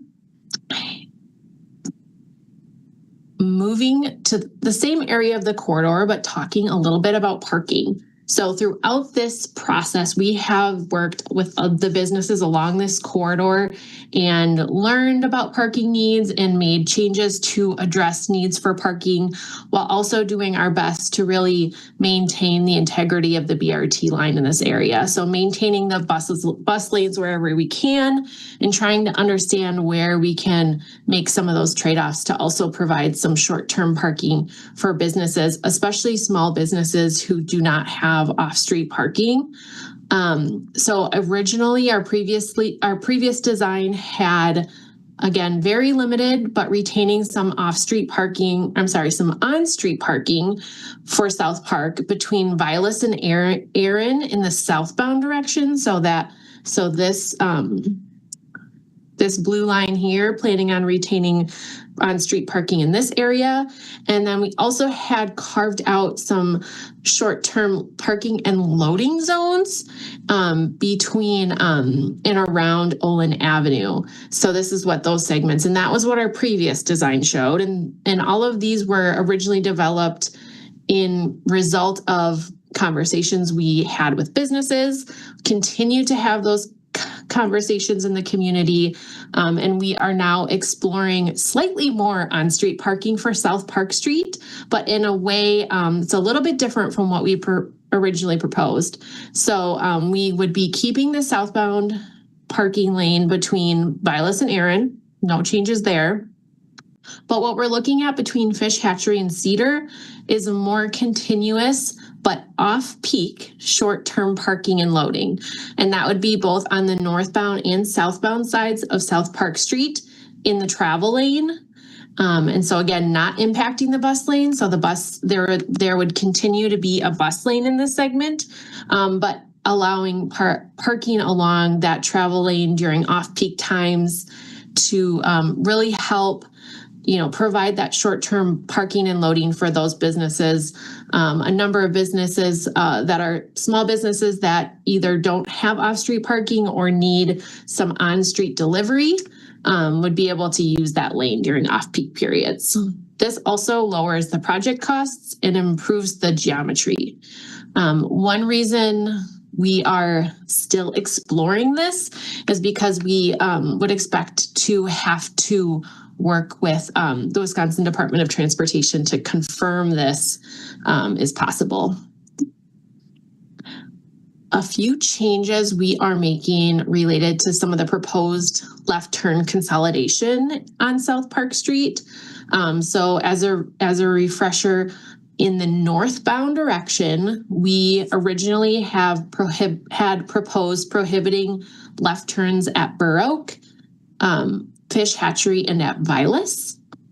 And so one change we're making, I kind of referenced this before, but in order to maintain that northbound left turn onto Vilas, we are going to need to prohibit the left turn at Emerald. And so that, again, is kind of a trade-off to keep that left turn at Vilas open. And that is a slight modification. In the southbound direction, we had a lot of unprotected left turns in southbound South Park Street. As I think a lot of people on this meeting know, there's a lot of safety concerns, again, for all users of the roadway when you have unprotected left turns. And so we had left turns prohibited on the Washington, Drake, Erin, Parr, Emerson, Spruce, and Cedar. And then the slight modification we are making to this is at Cedar. We are only going to prohibit left turns during the peak period. During other times, our proposal is to allow left turns.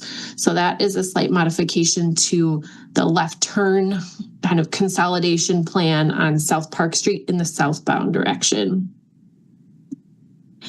This list really just kind of summarizes the left turn restrictions, changes, and also identifies the alternative routes where drivers would be able to make the left turn to get into those neighborhoods, to get to where they need to go. Again, really nice street grid in this direction. In this area allows for pretty quick alternative routing for those left turn restrictions that are being proposed. In some cases, those left turn restrictions are needed to accommodate the station itself. And then in some cases, they are needed for safety purposes to accommodate the running way. of the bus or the bus lane. At Park and Badger, we are proposing a modification to the route. So in the previous and adopted locally preferred alternative, we had this alignment, which was that the bus would use Hughes Place and Cypress Way to continue west from South Park Street to Badger Road, with the goal to kind of potentially try to avoid the Badger Road and Park Street intersection. It's really not a great place for pedestrians. It's just very, very busy. And so the proposed change would actually have the route continue in that direction, but keep the station much closer to Hughes. So the updated design reduces bus and general traffic congestion in this area. Moving down to Fitchburg, we are proposing, we previously had proposed a center running alignment in Fitchburg, and we are now proposing a side running bus lane on Fitchburg. This reduces the project costs, also minimizes impacts to existing intersections. We expect this to have minimal impacts on travel time. The northbound left turn will now be retained at High Ridge, which was a previous left turn that was proposed to be restricted. So that is what I have for our recent changes. Next steps for the project. We are now kind of finalizing that 60% design, and we will be looking to this group, not quite yet, so not tonight, but looking to this group and the council to amend our locally preferred alternative to incorporate those relatively modest design changes, particularly those that relate to station location and the route itself into our locally preferred alternative. We just kind of want to have that nice and clean. We don't want to show that we have adopted a locally preferred alternative that has a lot of differences to what we are moving forward with on the design. So we expect to introduce that to Common Council in the near future. That has not been introduced yet. We wanted to provide this to you all tonight for feedback, but we are also under review. Our environmental documentation is now under review as we speak, hopefully. And then we will be continuing with the design process. Following that, we will then understand our federal funding, what the federal funding decision and grant agreement will be after we get past that 90% design milestone. And that is what I have for the presentation. I have myself, but also other people here happy to answer questions when we get to that point. Thanks so much, Liz. I don't know why my camera all of a sudden isn't showing me, but I'm assuming you all can hear me. Would that be right? Okay, excellent. Usually I'd reboot, but I'd prefer not to do that. So who do we have from the public here, Aiden? Yeah, so first we have Amanda Schuer of Monroe Street, registered in support and wishes to speak. Go ahead. And I don't see Amanda online right now. Oh, maybe Mandy? Yeah, that's my guess. Amanda. Okay.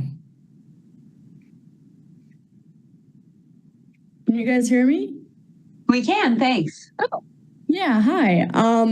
I'm in support of this because, well, just because I'm in favor of the first one, and I really enjoy how it just basically it's going to be positive feedback, how it is a lot smoother than riding in a car. And I love how the current BRT has their own stoplights, which is really cool because you can go past a long line of cars, which when I'm trying to get to work and I use the BRT, it is very, very helpful. And I like how smooth it is. There's more people able to get on it. And there's a nice platform too, instead of just standing awkwardly next to a bus stop sign.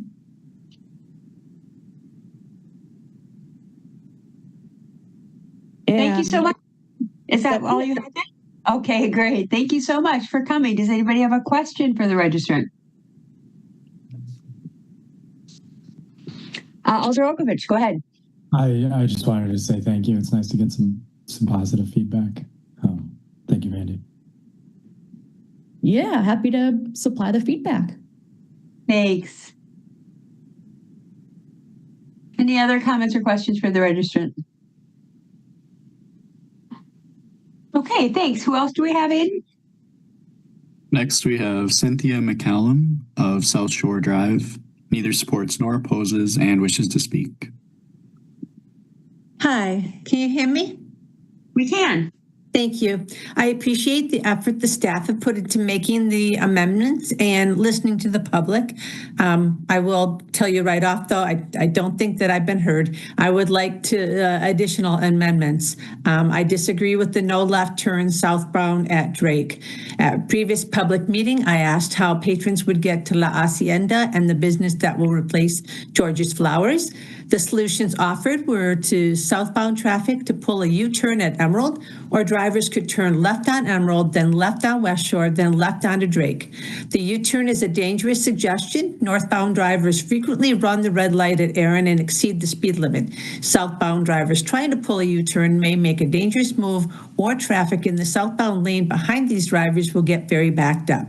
Regarding using West Shore, this increased traffic goes against other discussions the neighborhood has had with our alder about speed and traffic on West Shore. I think we should delay implementation of additional center lane bus routes until we have more data from the west to east. I don't think our tax dollars should be spent on increased amount of concrete and dedicated lanes. Too much money is being spent to save 5 minutes over a 55-minute run. Most people won't even ride the route for more than 25 minutes of the 55, so they're saving 2.5 minutes. I was in Los Angeles last month and I had a choice between an Uber and a bus. The Uber would have taken 30 minutes and the bus took 40 minutes. I spent 35 cents on the bus instead of $30 for the Uber. The bus route didn't have a dedicated bus lanes or special shelters. The buses did have card readers like our buses have. If you must implement a center running lane, then I think it should start south of Olin Avenue. North of the Park Street Fish Hatchery intersection, the majority of the riders will walk from the west side of Park Street. Why have the riders make an additional crossing across Park Street when the majority of them will already be on the side they live on when they exit the southbound bus? The southbound left turn onto Lakeside is too close to the Park and Fish Hatchery intersection. Southbound traffic will back up, waiting for their turn to turn left. There's already excessive speeding on Lakeside. No left turns on Drake, Aaron, and Parr is deliberately designing a system that is going to put many cars on Lakeside. This is one of the reasons I think center running lanes should start south of Olin. Also, businesses south of Olin intersection have sufficient parking and would not be negatively affected by the center running lane. Myself and many others park on northbound Park Street in front of the hardware store, and I would like to see their property left alone. Out of everything I'm saying, the no left turns are my strongest feelings, and this was equal to that. I appreciate your efforts. I do ride the bus more frequently now because you've increased the frequency of the bus route. I didn't need a fancy station or anything else. Just having an increased number of times I could catch the bus, I've been enjoying using the bus. Thank you. Thanks so much for coming and sharing your thoughts. Anybody have a question or comment for the registrant?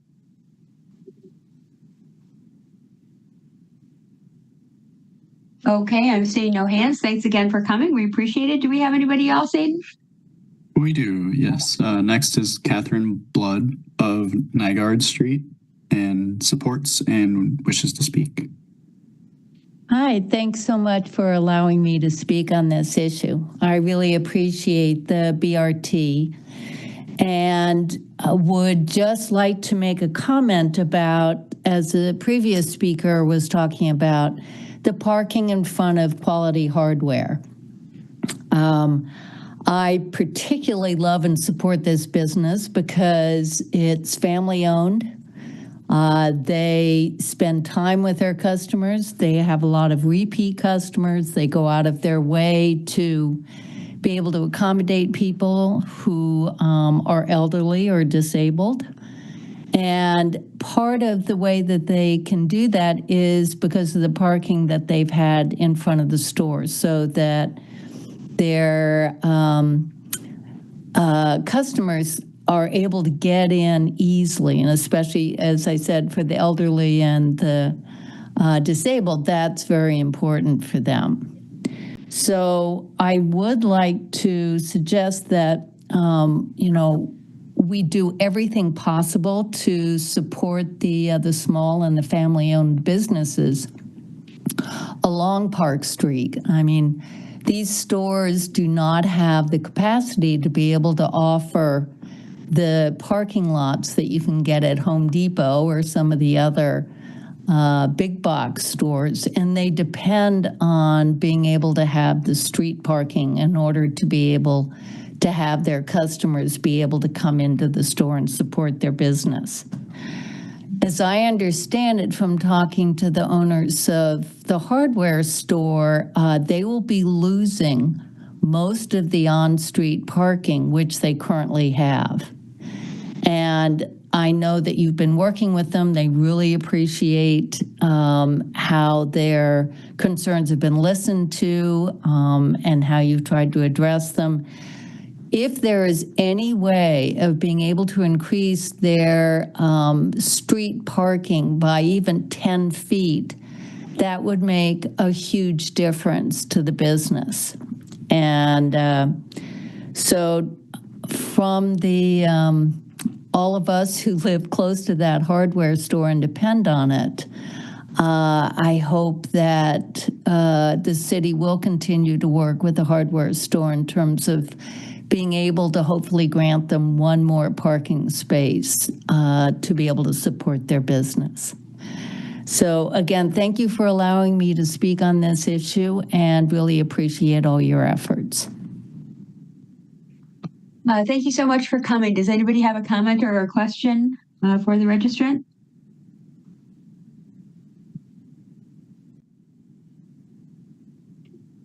Okay, I'm seeing no hands. Thank you so much for coming and sharing your thoughts. Do we have anybody else, Aiden? We do. Next is Victoria Gutierrez, South Street, supports and wishes to speak.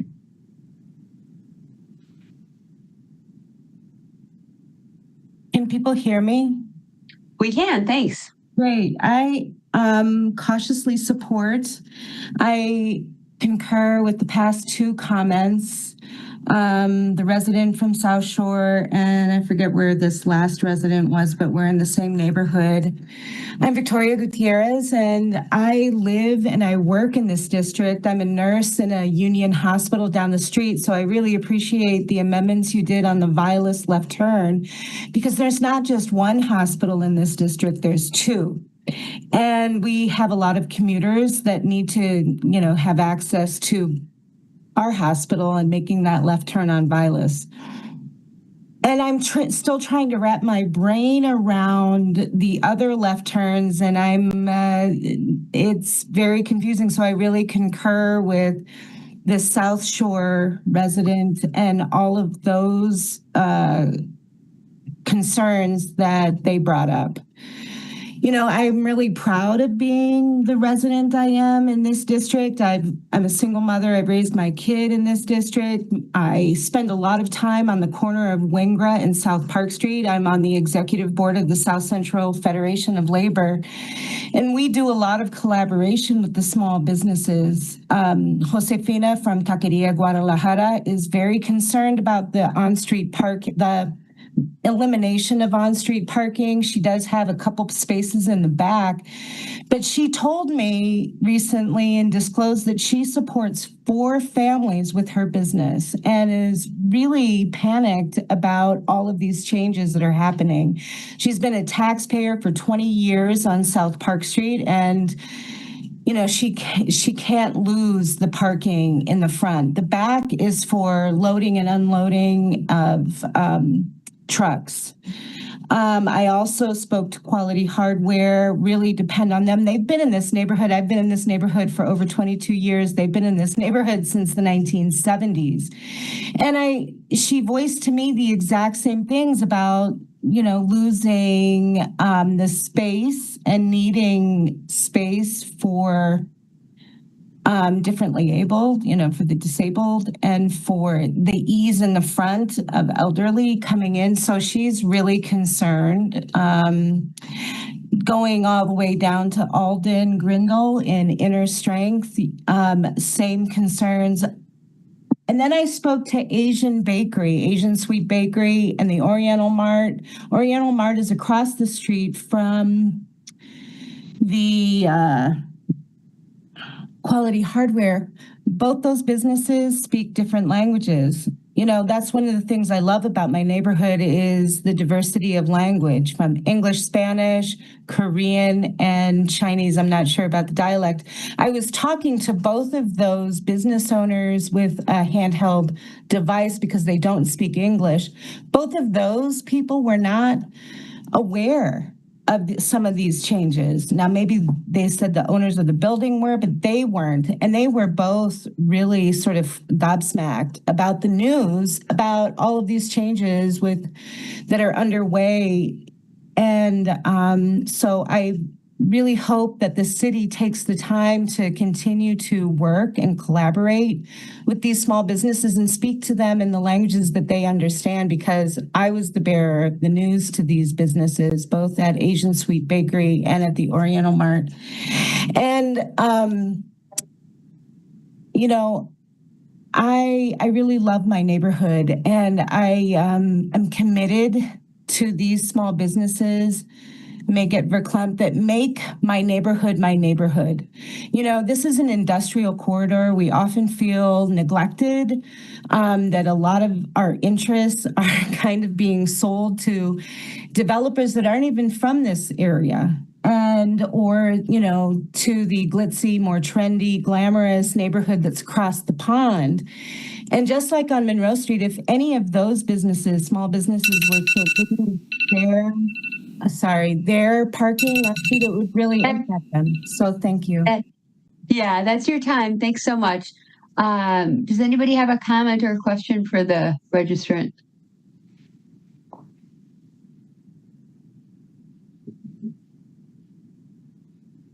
Alder Harrington McKinney. Not a question, but is she allowed to complete her statement? Well, we have a 3-minute time limit. And I think that it would require unanimous consent from everyone to allow for more time. No, I just wanted to make sure that she was able to complete her statement because she ran into the time in the midst of a statement.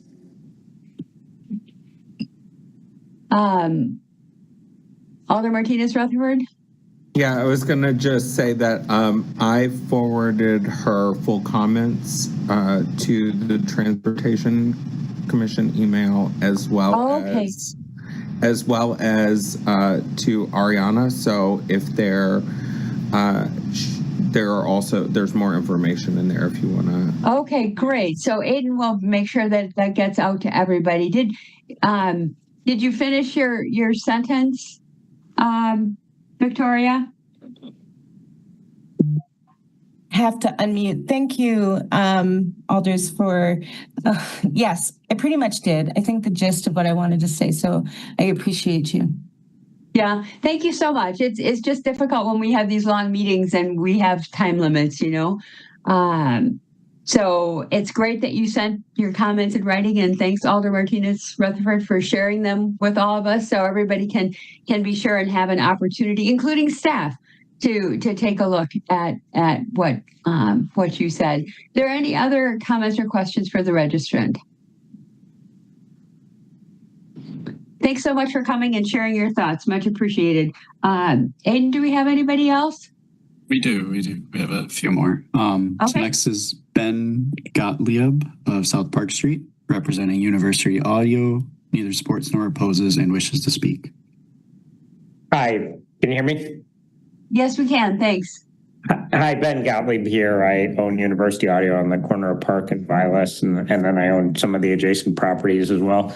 I've been on the corner for close to 35 years and seen a lot of changes. And first I want to say thank you so much to Liz and Mike. They really did a nice job listening to our concerns, the concerns about the safety of the location. And just to confirm, Liz or Mike, if you're still on, we talked, and the proposed changes from the bus rapid transit station that was going to be on somewhere around the corner of Park, Vilas, and West Wash there, that is indeed still planned to be moved north 50 yards or so to the other side of the intersection. Is that correct?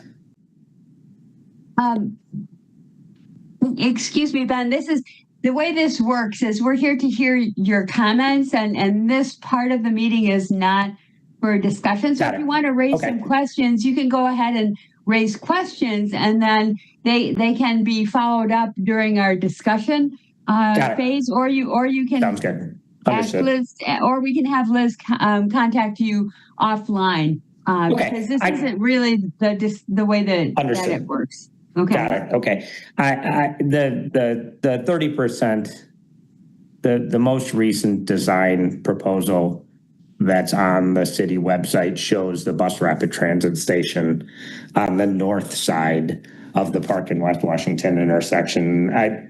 I just wanted to go down on record as saying I appreciate that both Liz and Mike working with me on that meeting. And then furthermore, I guess if we could have more clarification if that plan is indeed still the case, so the plan that's on the bus rapid transit website for the north-south corridor, other than the changes that we talked about today, if everything else remains the same. And then just on the other folks' comments, and I talked to the people from Quality Hardware, they really have been a long time staple on Park Street. So anything that you could do to collaborate with them to save some of their parking, some of the other organizations I go to down there, Peter Kraus Fitness, that's in the Peloton building. I'm not sure why the building doesn't have parking for them. I don't know when the building was built, but they don't have public parking other than the street parking in front of the gym there. And I can tell you from meeting a lot of other people in the neighborhood that go to that gym, that's in the building right on the corner where Park and Fish Hatch split. And that'll kill those businesses if you guys can't save some of that parking. So anything you could do to save some of those local businesses, they're really integral to the neighborhood, I think, like some of the other people said. So again, Liz was great at working with us on it. So anything you could do to save some of that parking, even if it's like off-peak hours or things like that, would be highly appreciated by the neighborhood. And again, I've been in the neighborhood 35 years, so I've watched a lot of comings and goings, and I know that both the residents and the small businesses are very, very vital to the neighborhood. I'll relinquish the rest of my time. Thank you. Thanks so much for coming and sharing your thoughts. Any comments or questions for the registrant?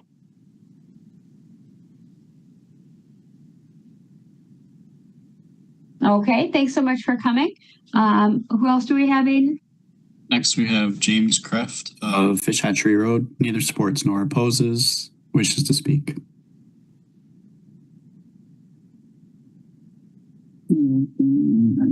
All right. Hi, I've lived in this area for over a decade now, and I'm very, very excited that the BRT line is coming.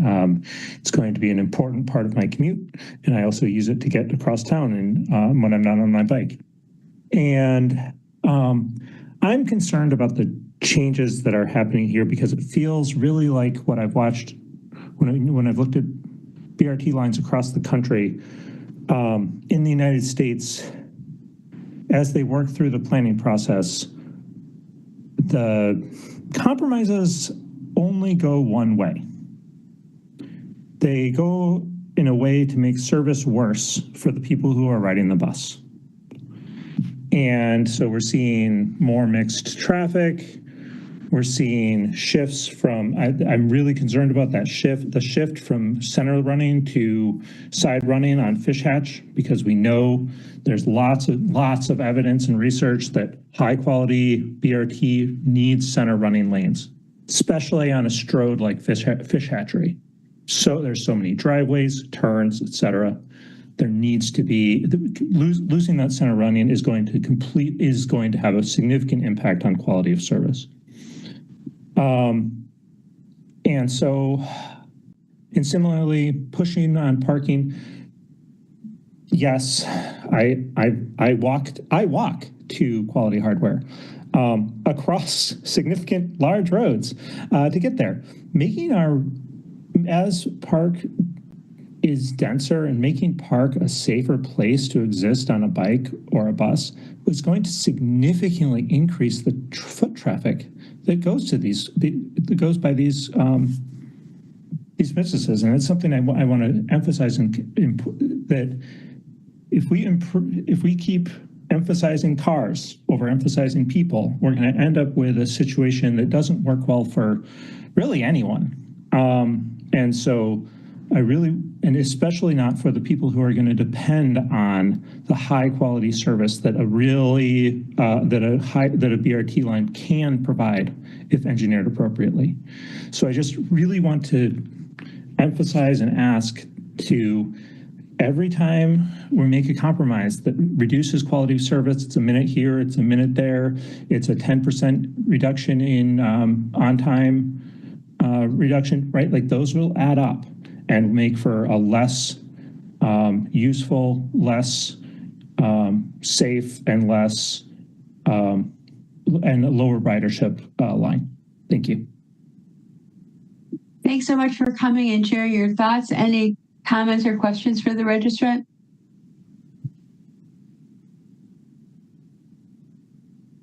Okay, I'm seeing no hands. Who do we have next, Aiden? Last wishing to speak is Lindsay of Williamson Street, supports and wishes to speak. Given we're on our 4th hour, I sent an email, which you can read. Of course, if you have any questions, I'd be happy to answer them. But besides that, I have nothing more. Have a good night. Oh, thanks so much. And thanks for sharing your thoughts in written form. We really appreciate it. Does anybody have a comment or question for the registrant?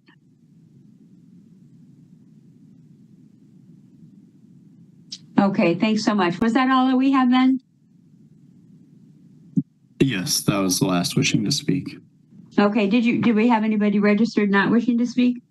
Yes, we have about 20. Okay.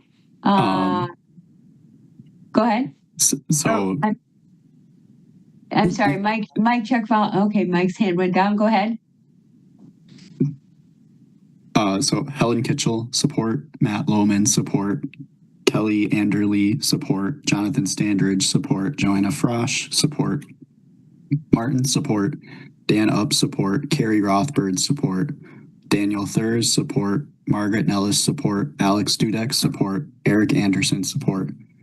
Derek Wallace, support. Beth Holden, support. Travis Thomas, support. Shauna Novotny, support. Shara Novotny, support. Gloria Novotny, support. Stephen Hurley, support. Diana Burke-Bacher, support. Skylar Novotny, support. Shane Novotny, support. David Polinkowski, support.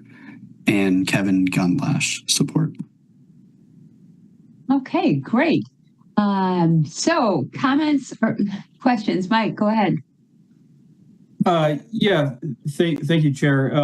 Would it be appropriate to just address a couple things that came up? Sure, you go. Okay, thank you. Just 1 second. Chris, go ahead. Did you have a point? Yeah, just as a point of order, I think we should have commissioners ask those questions of staff if they'd like to. Yeah, I think that would be the best way to go, Mike. And I think that you can certainly, if you don't feel that the questions are addressed specifically, you can reach out to the folks because Aiden will have their name and contact information. So, questions or comments from commissioners or things that you'd like to hear clarified that might have been raised by registrants. Alder Martinez Rutherford. Yeah, Mike, would you speak to how we will support those businesses and how we can work with them to make sure that the impact is lower, especially for those concerning areas? Yes, thank you for that question. So clearly, from the registrants, you can see that there's a need and a desire to bring quality bus rapid transit to Park Street as well as the north side, expanding it from the east and west sides, and also a need to support local businesses along the Park Street corridor that have limited parking availability. So let me kind of give a little bit of the story. So we worked with many of the businesses and did a lot of field work, looked at where parking was needed and where it maybe existed but wasn't needed. There are kind of a few key areas that I'll kind of go through. The first one, kind of working north to south, was the area on Park Street between Vilas and Erin, or West Washington and Erin, kind of in that area. We identified that the businesses on the west side relied heavily on that parking. The parking was heavily used, particularly in the evening. During the day, it was maybe half full, but if you go down there dinner time, it was essentially completely full. Businesses have very limited off-street parking options. And so, we looked at options like opening up parking on the side streets, and it just didn't seem to be viable. We worked through a solution that involved buses running in mixed traffic over about a block and a half in that section. Because of the way the streets come together, the geometry of the roads, the traffic signals, I'm not going to go into detail, but there was a pretty clean and elegant solution in that section where buses would be able to get through while maintaining parking on the southbound side of the street, using a queue jump at one of the traffic signals. And over the last couple of months, we've perfected that design to both allow the northbound left turn at Vilas, allow parking along most of those 3 blocks, and also achieve a bus lane over, most of that congested section of Park Street. So I think that section of Park Street is pretty well supported in the parking where it needs to be. On the northbound side of that section between Erin and West Washington, we found that the parking lane was not being used. Basically all of the businesses over there have off-street parking. And because the lake kind of limits the parking need on that side, the parking on that side of the street is not being used at all, not being used almost at all. And so we are recommending going forward with the bus lane on the northbound side of Park Street in order to maintain the quality and reliability of transit on that section of Park Street. Moving to the south between Erin and Fish Hatchery, it's a little different. We have the hospital in that area. We do have some businesses, but most of the parking there either doesn't exist or is underutilized. And so in that area, we are installing a bus lane and not recommending parking in that area between Fish Hatchery and Erin. Between Fish Hatchery and Cedar, we had identified the northbound block near Taqueria Guadalajara, which is just south of Lakeside Street. Not only that particular business, but several other businesses on that block depended on that parking. And because that section of Park Street is in the reconstruction zone of Park Street, we were able to do some geometry of the street that was able to allow both a bus lane and a parking lane. As you're aware, when we're able to move the curbs, sometimes we're able to kind of adjust things and squeeze things in when we don't have that ability. So that was kind of always the plan for that section on northbound Park Street. Let me talk about Quality Hardware Store briefly, which is on the southeast corner of Park and Olin Avenue. There's been a lot of concern about that particular business. So I want to talk just a second about how we've worked with them and we believe we have a solution there. So we identified a need for them to have some kind of on-street either parking, loading, deliveries. We could see that they were doing those kinds of activities on Park Street. And so early on in the design, we had sketched up a concept that we thought would work for them that included I'll call it a bump in. It was a parking cutout essentially adjacent to their store that would have cut into their parking lot a little bit. Upon working with them, they made it clear that solution would not work for them. And so we have adjusted that design. We're no longer recommending that cutout.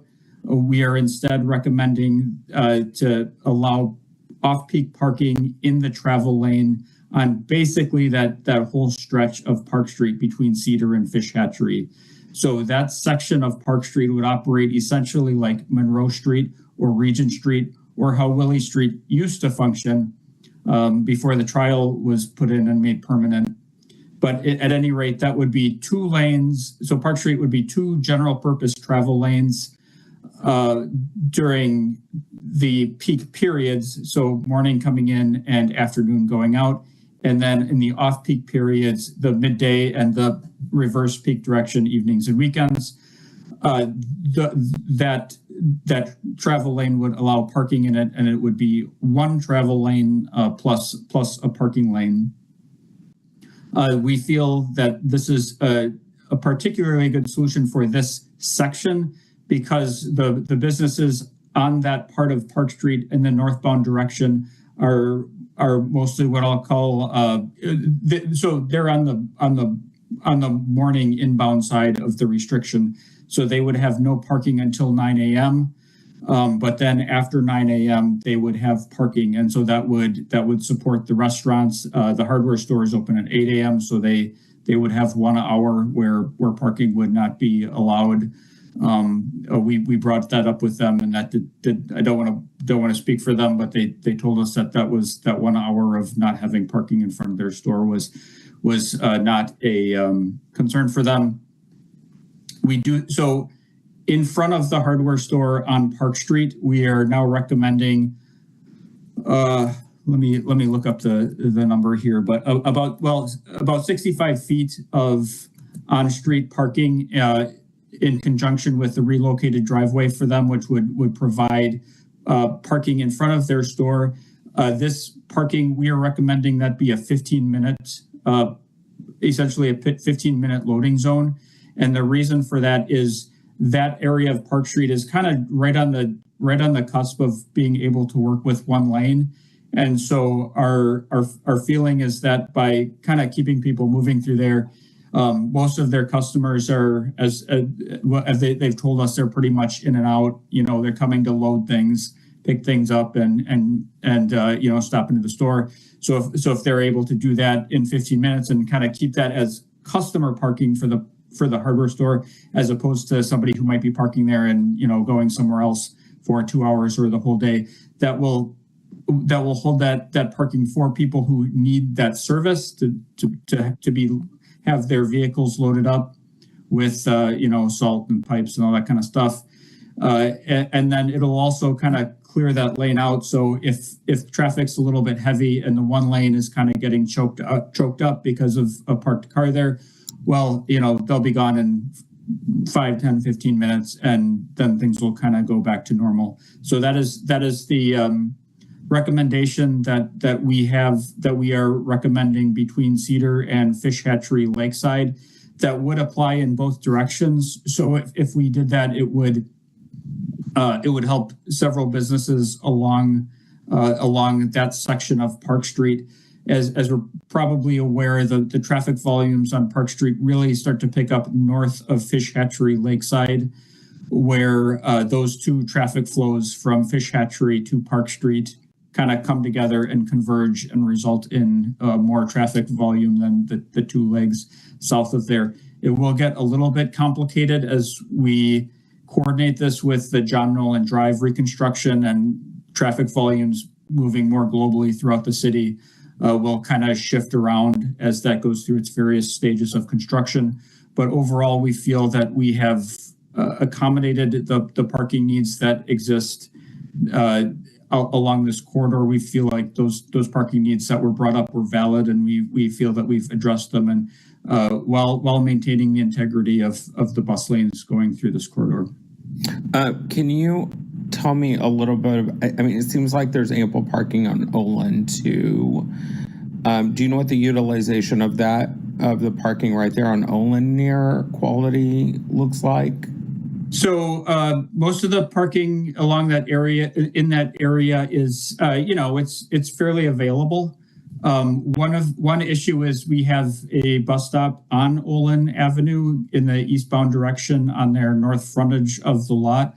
That bus stop is located there for a reason. It's to be close to the traffic signal and the crosswalk so that people can cross Park Street and cross Olin Avenue and things like that. But as part of this, as kind of a detail of all this, we're also suggesting relocating that bus stop just down the street a little bit. That's not the optimal location for that bus stop, but we feel that that's a reasonable trade-off to provide them a little bit more on-street parking on Olin that doesn't currently exist. Thank you, Mike. Thanks, Alder. Pepe, go ahead. Thank you, Chair. Thanks, Liz, for the presentation, and Mike for the clarification about parking. I think it's sending the right message out there of, the staff being flexible and often willing to work with local businesses and family-owned businesses. I'm super excited to hear that you were able to find a solution that would accommodate the need of them. My question is about the north side, the very beginning, like the very beginning of the route that you were showing, Liz, when you say that the new route, the new proposed route would use the current bus stops at the very beginning. Yeah, so the local bus stops. Now, my question for those is, what's the plan for updating those local bus stops to bring them to like somewhat standards? I mean, I'm thinking of like ADA platforms for people loading through the middle door, and or shelters for the winter. Is there any work that is planned to be out there for updating those stops? Yeah, thanks for your question. I can take that one if nobody else minds. So the two proposed BRT stations along Green Avenue, basically on the top and bottom of Green Avenue there, those would have been relatively low ridership stops based on just the land use around that area. And we thought not consolidating them to two BRT stations, but keeping them as 4 stations would be a better fit for that neighborhood and reduce project cost and be one step to kind of make the project fit in the budget that we'll have. These stops don't exist because currently the route goes the other way. It currently goes clockwise, and it will be shifted to counterclockwise. So in preparation for that, we have installed accessible boarding pads at each of these locations. I believe it was completed with the Green Avenue resurfacing project and the Knutson Drive reconstruction project. So I believe all of those 4 stops are in and completed, and they will be fully accessible. And we'll take a look. I don't know what the plan is for shelters, but we would typically try to fit a shelter in at some of the higher ridership stops. We're sort of transitioning to a newer, more modern shelter design, so we would try to include that new, more modern shelter design. So overall, we feel that this would be a better fit for this neighborhood and the ridership at those particular stops, but they will be fully accessible. Awesome. Yeah, I appreciate that. Cool.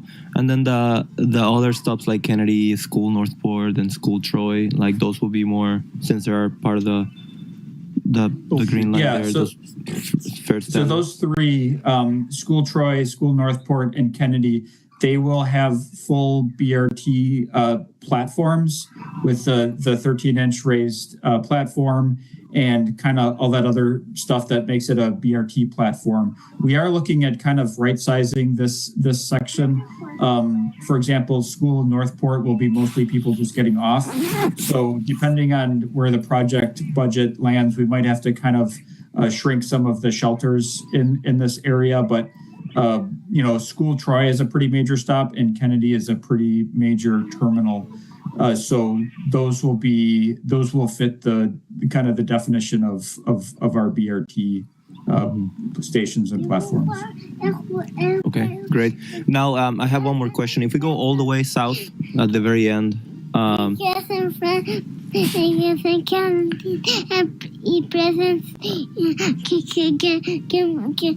was just thinking about one of the registrants. Excuse me, sweetie. Just 1 second, please. One of the registrants talked about like the risk there of dropping Fish Hatchery Road to side bus lanes. What are your thoughts on that, Mike? I mean, I'm guessing that's a budget call, but what is behind that change? It's a budget and it's a practicality call. We initially planned on doing essentially the same thing on Fish Hatchery as we did on Mineral Point Road. We found that Fish Hatchery Road was just a little bit narrower than Mineral Point.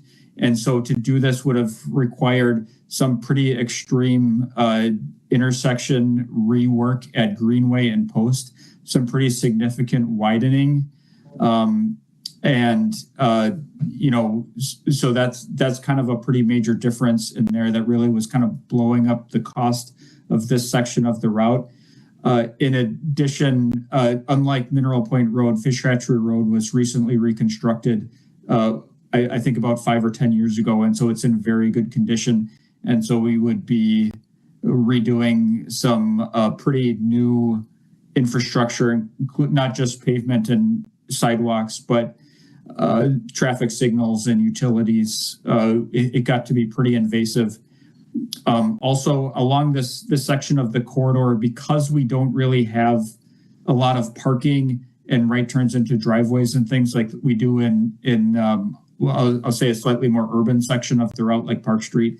We feel that the travel time savings by doing that is minimal and just not worth the cost and construction impact of doing that, particularly at those two intersections, Post and Greenway. I know Christoph and I have discussed this at length, and I see his hands up, so I will send it to him. Yeah, no, I mean, I will say that comment about watering down BRT projects, I feel very intensely, and one of our focuses on this project is to make sure we don't water it down. You'll notice that in the changes we came here with, we actually added some bus lane on Park Street, which is the result of really digging into the design and making sure we have bus lanes where we need them.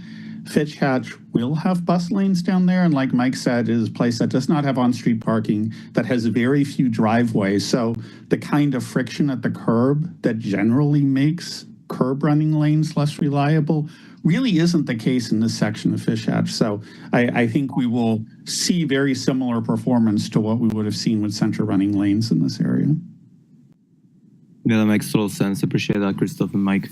I guess my one last comment would be that Fish Hatchery Road on that section has a multi-use path on the right side that can access both sidewalk and bike path and etc. So I guess when we approach the close to 90% design, I hope that we are very conscious about that connection and making sure that it's safe for people getting off the bus.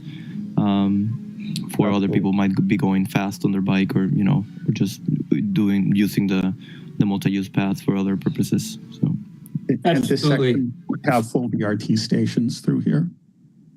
Amazing. Thank you. And we have a few lessons learned from that on East-West, just some kind of details about sight lines and things like that will apply to this one. Thanks, Mike. Thanks, Pepe. Harold, go ahead. Thanks. It's late, so I'll just ask one question. Since this was mentioned, we're adding a piece of bus lane on Park near Aaron Miles, and I was trying to understand how that worked, while at the same time we're also maintaining more parking here. So can you walk us through how this works? Sure, and we do have some conceptual drawings. I don't know that they're quite ready to share. That would be kind of the way to do it. We can dig in if the commission wants. It is getting to be a little late there. I think Liz is. Do you want me to go for it? Why don't you just pull it up? Okay. I'll give you the short version here. Is just by nitpicking on the geometry of this, we were able to squeeze the bus lane another block out of the bus lane. The main cost is we're redoing the median through this entire stretch, basically, where we were previously trying to retain the existing median. So, well, we kind of needed to do that to do some other things like adjust the geometry to allow the northbound left at Vilas. But by doing this, we also are able to kind of modernize that median and modernize those crosswalks at Emerald and Drake so that there's a little bit more of a place to a refuge there to cross the street. So it's kind of, once we just decided that we had to redo that entire median, that gave us a little bit of flexibility to squeeze another block out of the bus lane. Yes, I would emphasize in this area is that one block where we don't have a southbound bus lane, we will use a signal queue jump to get the same things. So the southbound bus will be able to enter ahead of all of the traffic, and therefore there will not be cars in the way for that one block before it gets into the bus lane. So it's kind of a virtual bus lane through there, having the same kind of reliability and speed that a bus lane would give you. Very good, very good. Appreciate you being able to figure that out. And just a clarification question. I think I know the answer. So with the parking closer to, like, between Lakeside and Cedar, right, the idea is we're going to have a continuous center running bus lane. We have one general travel lane, and we have sometimes an additional general travel lane, but during off-peak hours, that's a parking lane. So we're not compromising on the bus running way. Is that correct? That's correct. Yep. So we'll have continuous all-time bus lanes. Okay. Basically, well, I'll say from somewhere between Erin and West Washington, wherever you decide that it officially starts there. We'll say Emerald Street, from Emerald Street all the way down to Hughes Place, essentially, which is right before Badger Road. So that'll be a nice continuous two-way full-time bus lane. Very nice. Yeah, so that's in line with our modal hierarchy and all. So yeah, that makes sense. And we are able to accommodate some of the businesses. Great. And with that, have you had any discussions with them about this? So that is part of the equation. We have not had discussions about this particularly with WSDOT, but we are exploring a solution here that would solve several problems, which would it would reroute Highway 151 to go to not use Park Street anymore, and this would become a city street. That gets a little bit deeper into several other issues, but the city is interested in pursuing that regardless of this project, but it opens up a lot of opportunities for this project to make things go quite a bit more smoothly. However, our traffic modeling shows that it works. It works with the one lane outside of peak period, so we feel that it would work either way. But if that jurisdictional transfer goes through, where that's the current plan, is that we will jurisdictionally transfer Park Street to the city. That's kind of something that we're working on, and so that would make it our street and your decision. It's a whole new world out there, and I thought that was not feasible. Very good. All right, thanks. That's what I had. This is exciting.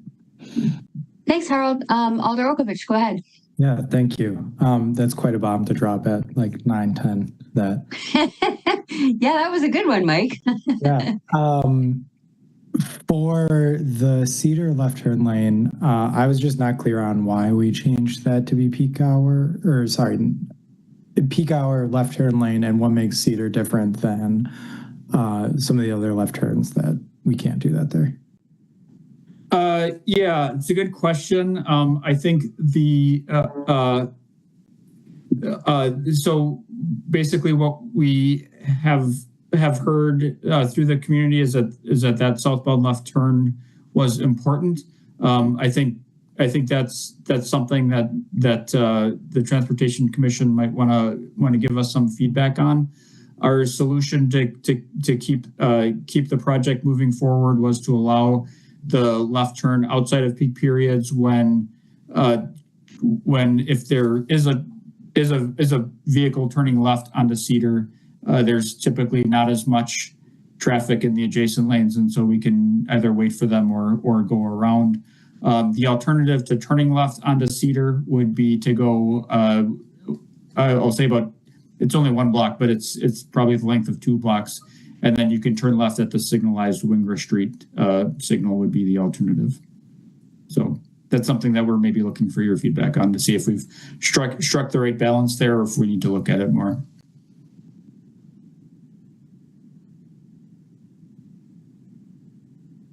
Alder, you're muted. Thank you. Yeah. I guess I'm still not clear on why we couldn't do that at other left turn intersections too. So overall, this is not a operation that we recommend. What happens is the bus will get stuck behind a vehicle turning left. And so that's sort of an operational, and it could be a safety problem depending on the intersection. But if we have, left turns are a little bit different than right turns. And if we are sitting behind left turning traffic on the entire street, we will not really get the benefit of the bus lane. I'll also mention that a lot of this has to do with simply eliminating conflict points along Park Street. We looked at the number of left turns off of Park Street compared to similar stretches of arterial like University Avenue in East Washington. Those arterials, University and East Washington, were recently reconstructed, meaning, in the last 20 years or something. And typically when we do those types of reconstructions, we do kind of clean up and consolidate some of these left turns to minimize the conflict points, particularly with pedestrians crossing the street. But it's also a lot of our crashes are left turn crashes. So I would say even without the BRT project, we would be looking at eliminating some of these left turns anyway to eliminate conflict points. Yeah. Okay. Thank you, Mike, for working with me. That makes a lot of sense. I guess I'm looking at it on Google Maps, and it is a long drive to go down to Wingra from Cedar. And then, but there is the turn up ahead at Olin. I'm wondering how much of it is, it has been a while since I've driven down South Park when it's busy, but Wingra and Olin, from my memory, are not like the most friendly intersections to turn left at. And so when you're heading south, I'm wondering how much of like the Cedar being important to the community is like the quality of those intersections, and if you think that improvements to those intersections as part of the reconstruction might make people feel better about that. Yeah, I think that's accurate. So the traffic signals at those intersections are somewhat outdated. We'll be improving them with this project and adding a left turn arrow at Wingra. The traffic signal at Wingra, it's kind of weird because it's a double signal with Wingra and Plainert, which is the street just south of it. And so that creates what we call a left turn trap, which is a fairly dangerous situation, but it exists because of outdated traffic signal infrastructure. So regardless, we will be improving the traffic signals at both of those intersections, Olin and Wingra, as well as installing the traffic signal at Cedar. Okay. Sorry, Harold, I got one more thing I want to just ask about this, because if we do peak only for left turns on Cedar, would that be a relatively easy change to reverse? Yeah. Okay, that's it. Thank you. Thanks, Alder. Harold, go ahead. Yeah, since you asked for feedback on the Cedar thing specifically, yeah, I'm hesitant with the peak only. I mean, as you said, those left turns are dangerous. Generally, I am also seeing how some those other time of day restrictions on like no turn on red, no left turn. I think when you allow those left turns at some time, I think that decreases general compliance with like people will still do it even during off-peak times. And I think then the impact of like, yeah, somebody blocking a bus with 40, 50 people on it, because they're sitting there, because turning left is really hard. I think that is problematic. So I think I'm more in favor of not having that peak only left turn there. It's just my 2 cents. And just as a process reminder, so we're still kind of in the preliminary design and planning phase of this. Ultimately, the Transportation Commission will approve the geometry for this project. So that'll be kind of the final decision. But this feedback is super useful. Okay. Thanks, Harold. Anybody have any other comments or questions? A great update. Really hard to believe we haven't seen it since the 30% design phase. So really helpful to see where we are now and all the engagement that's occurred, and all the work that you have done is so appreciated. It's just such a fantastic project. Can I ask one of the questions you might not want me to ask? Where do we stand with regard to federal funding? Yeah, I'm happy to speak to that. We're basically in the federal process, and we are moving to the completion of environmental, which is an essential step in that process, which then moves us towards the end of the PD process, which we are still very much in right now. The project was recommended for federal funding under Biden's budget. That budget was never adopted by Congress. And currently, the feds are reevaluating some of the criteria for funding, and there is not an updated list of recommended projects. So ultimately, we're moving through the federal process. We are on the federally identified list of projects that may be recommended within the next year to receive funding. But regardless of that, until there is a funding grant agreement, we can't be assured of funding. So we are doing everything we are supposed to be doing within the federal process to move this project forward. And at the end of the day, that moves us closer to that decision point where the feds decide to proceed with a funding agreement or decide not to proceed with a funding agreement. And ultimately, that part isn't under our control. Right. Thanks. It's just such a huge and important question. I didn't want to leave, even though it's late. I was really curious to hear where we stood. So thanks for that. Anybody have any other comments or questions? Thanks so much for the update. So much good work and such a great project. It's very exciting to see where we are. So thanks so much for that update. Yeah, thanks so much for your support and feedback. Thank you. Okay, thanks.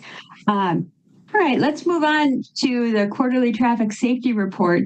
And before Lieutenant Hannah moves into her presentation, I know it's late, but I can't let this happen without saying this.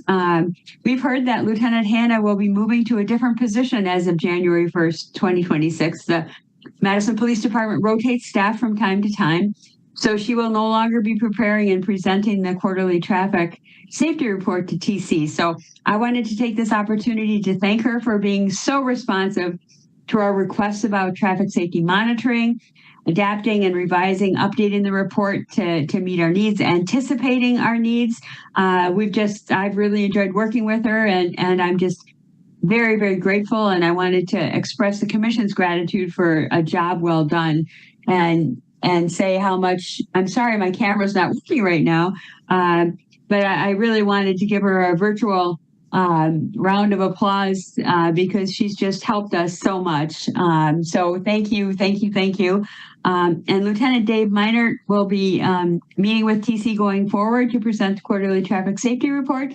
And we certainly look forward to working with him. But I just wanted to take this opportunity to acknowledge and recognize Lieutenant Hannah and thank her for all of her work. So yay, I'm doing my virtual round of applause, even though you can't see me. So thanks so much. So Lieutenant Hannah, go ahead. Well, thank you, Ann. Can you hear me? We can. Thank you. Okay, good. Thank you to all of you. This has been a really great experience working with all of you, and hopefully you found some of the stuff that I presented useful. I will help Dave with his fourth quarter report, so things will not look that different for the fourth quarter. I don't know what he'll do beyond that, but I've left him some good templates, so hopefully he'll just fill in the blanks and give you what you've been expecting. And if you want more, please don't hesitate to reach out and ask. All right, now hoping that this has all been pushed out to everybody. And do you send my report to everybody? Yes, it's posted in Legistar, and everybody did have an opportunity to see it ahead of time. So thanks for that. Perfect. And can you see my screen? Yes, we can. Thanks. All right. Because you all have this, I won't bore you with some of the things, like I say every week. We're still focusing on our hazardous citations. Our non-hazardous citations are, less than our hazardous. We focus on the hazardous driving behaviors. You can see by the graph that we're pretty right on as we are throughout the years. No surprises there. I did want to point out this slide. I highlighted in yellow the third quarter non-hazardous violations and why that total number is so high, because it jumped out to me. It probably jumped out to you.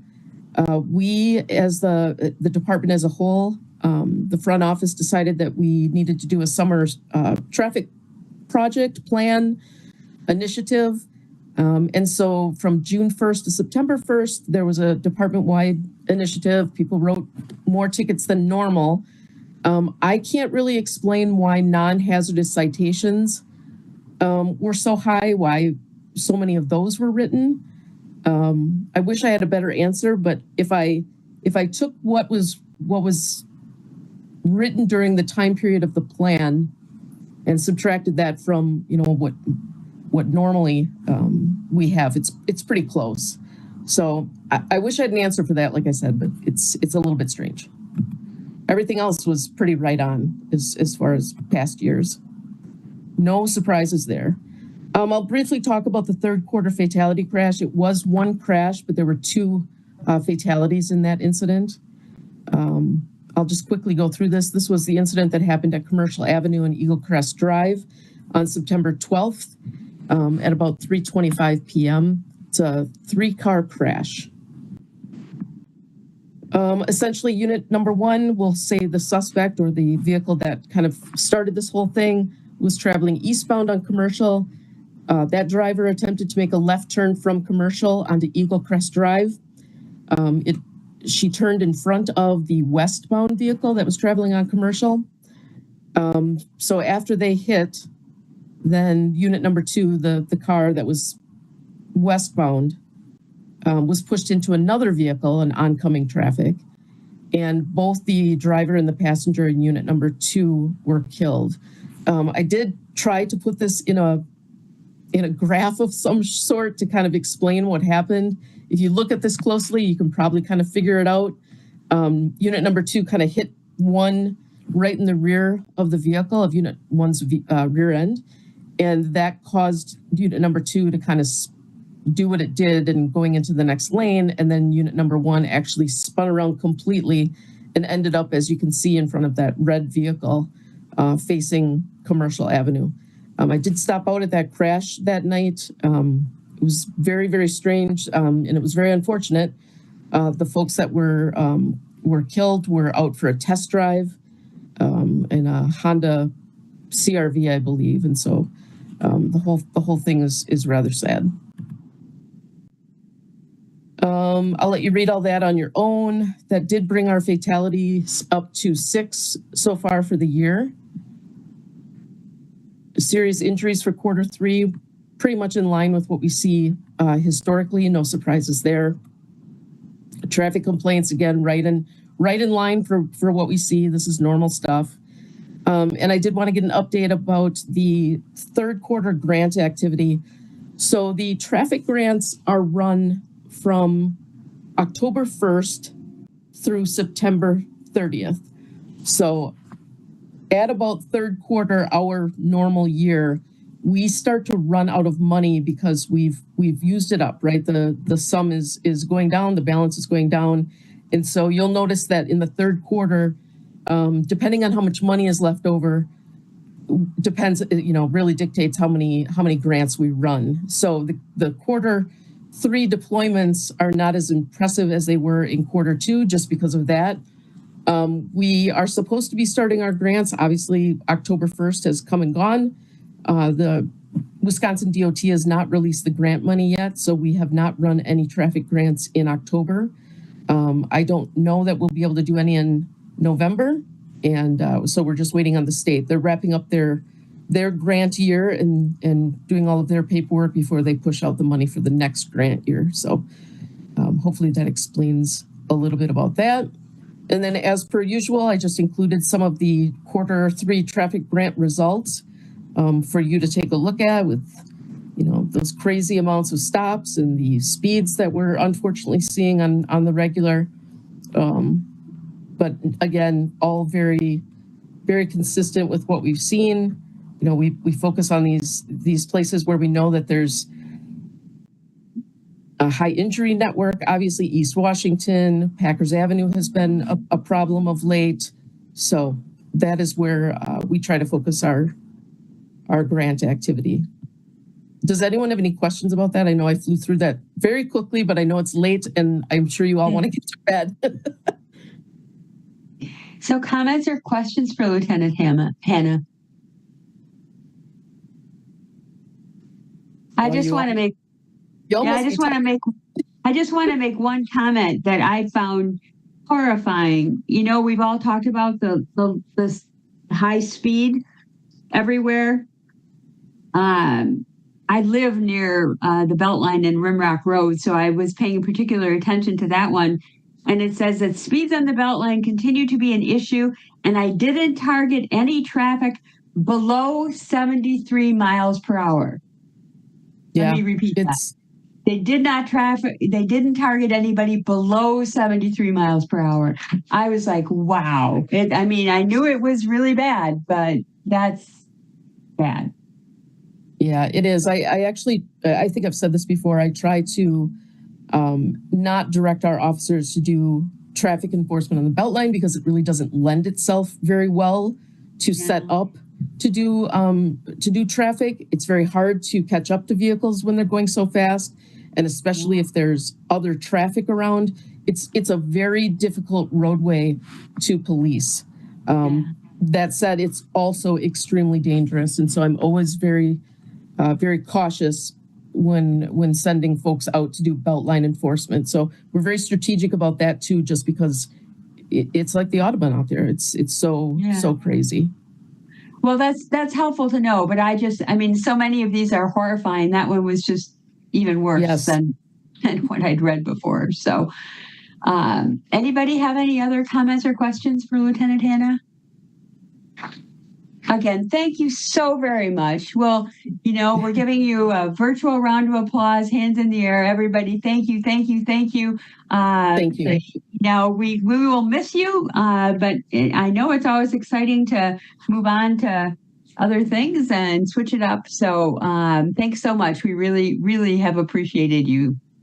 Well, thank you. And I will still be in the CCB, so I'm not far away. And if you need anything from Dave or I can help out in any way, as he makes this transition, and please let me know. I'm I'm here to help, and it's been a pleasure. You've all been great and very kind and had good questions. So I appreciate everything that you have done for me. Yeah, and it's very helpful that you're going to work with him on the fourth quarter, so we can for sure have that solid 1 year of information in the same format. So, and Yang, I know you've worked with Lieutenant Hanna for quite some time, and you know, we have a great relationship there. Bill, did you have a comment? Just a quick question, Lieutenant.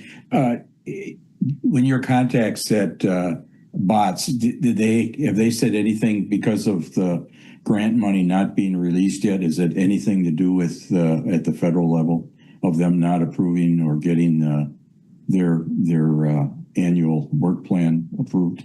Yeah, no, not at all. Actually, this is because DOT is actually quite short-staffed. The Wisconsin DOT is, and so they're really just trying to get things done so we can move on. So it's not that's what they told me.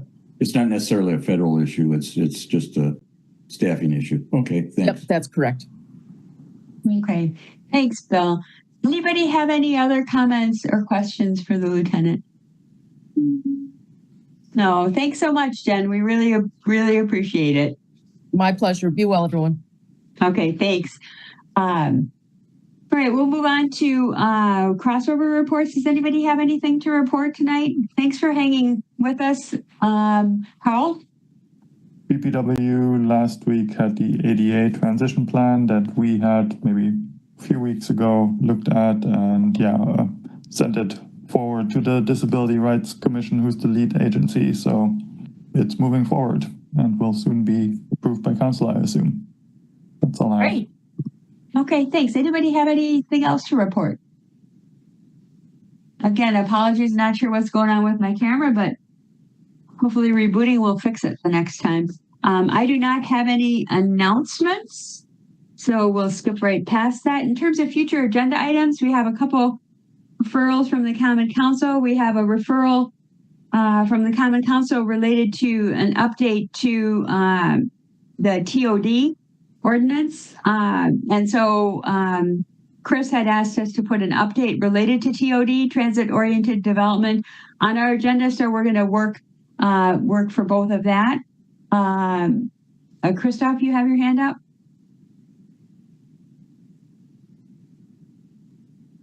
I just wanted to note, since it was mentioned earlier, the jurisdictional transfer discussions are early on in the process, but when those take more form, we will come to you with those when we're ready to discuss them and have all the city departments and WSDOT in line.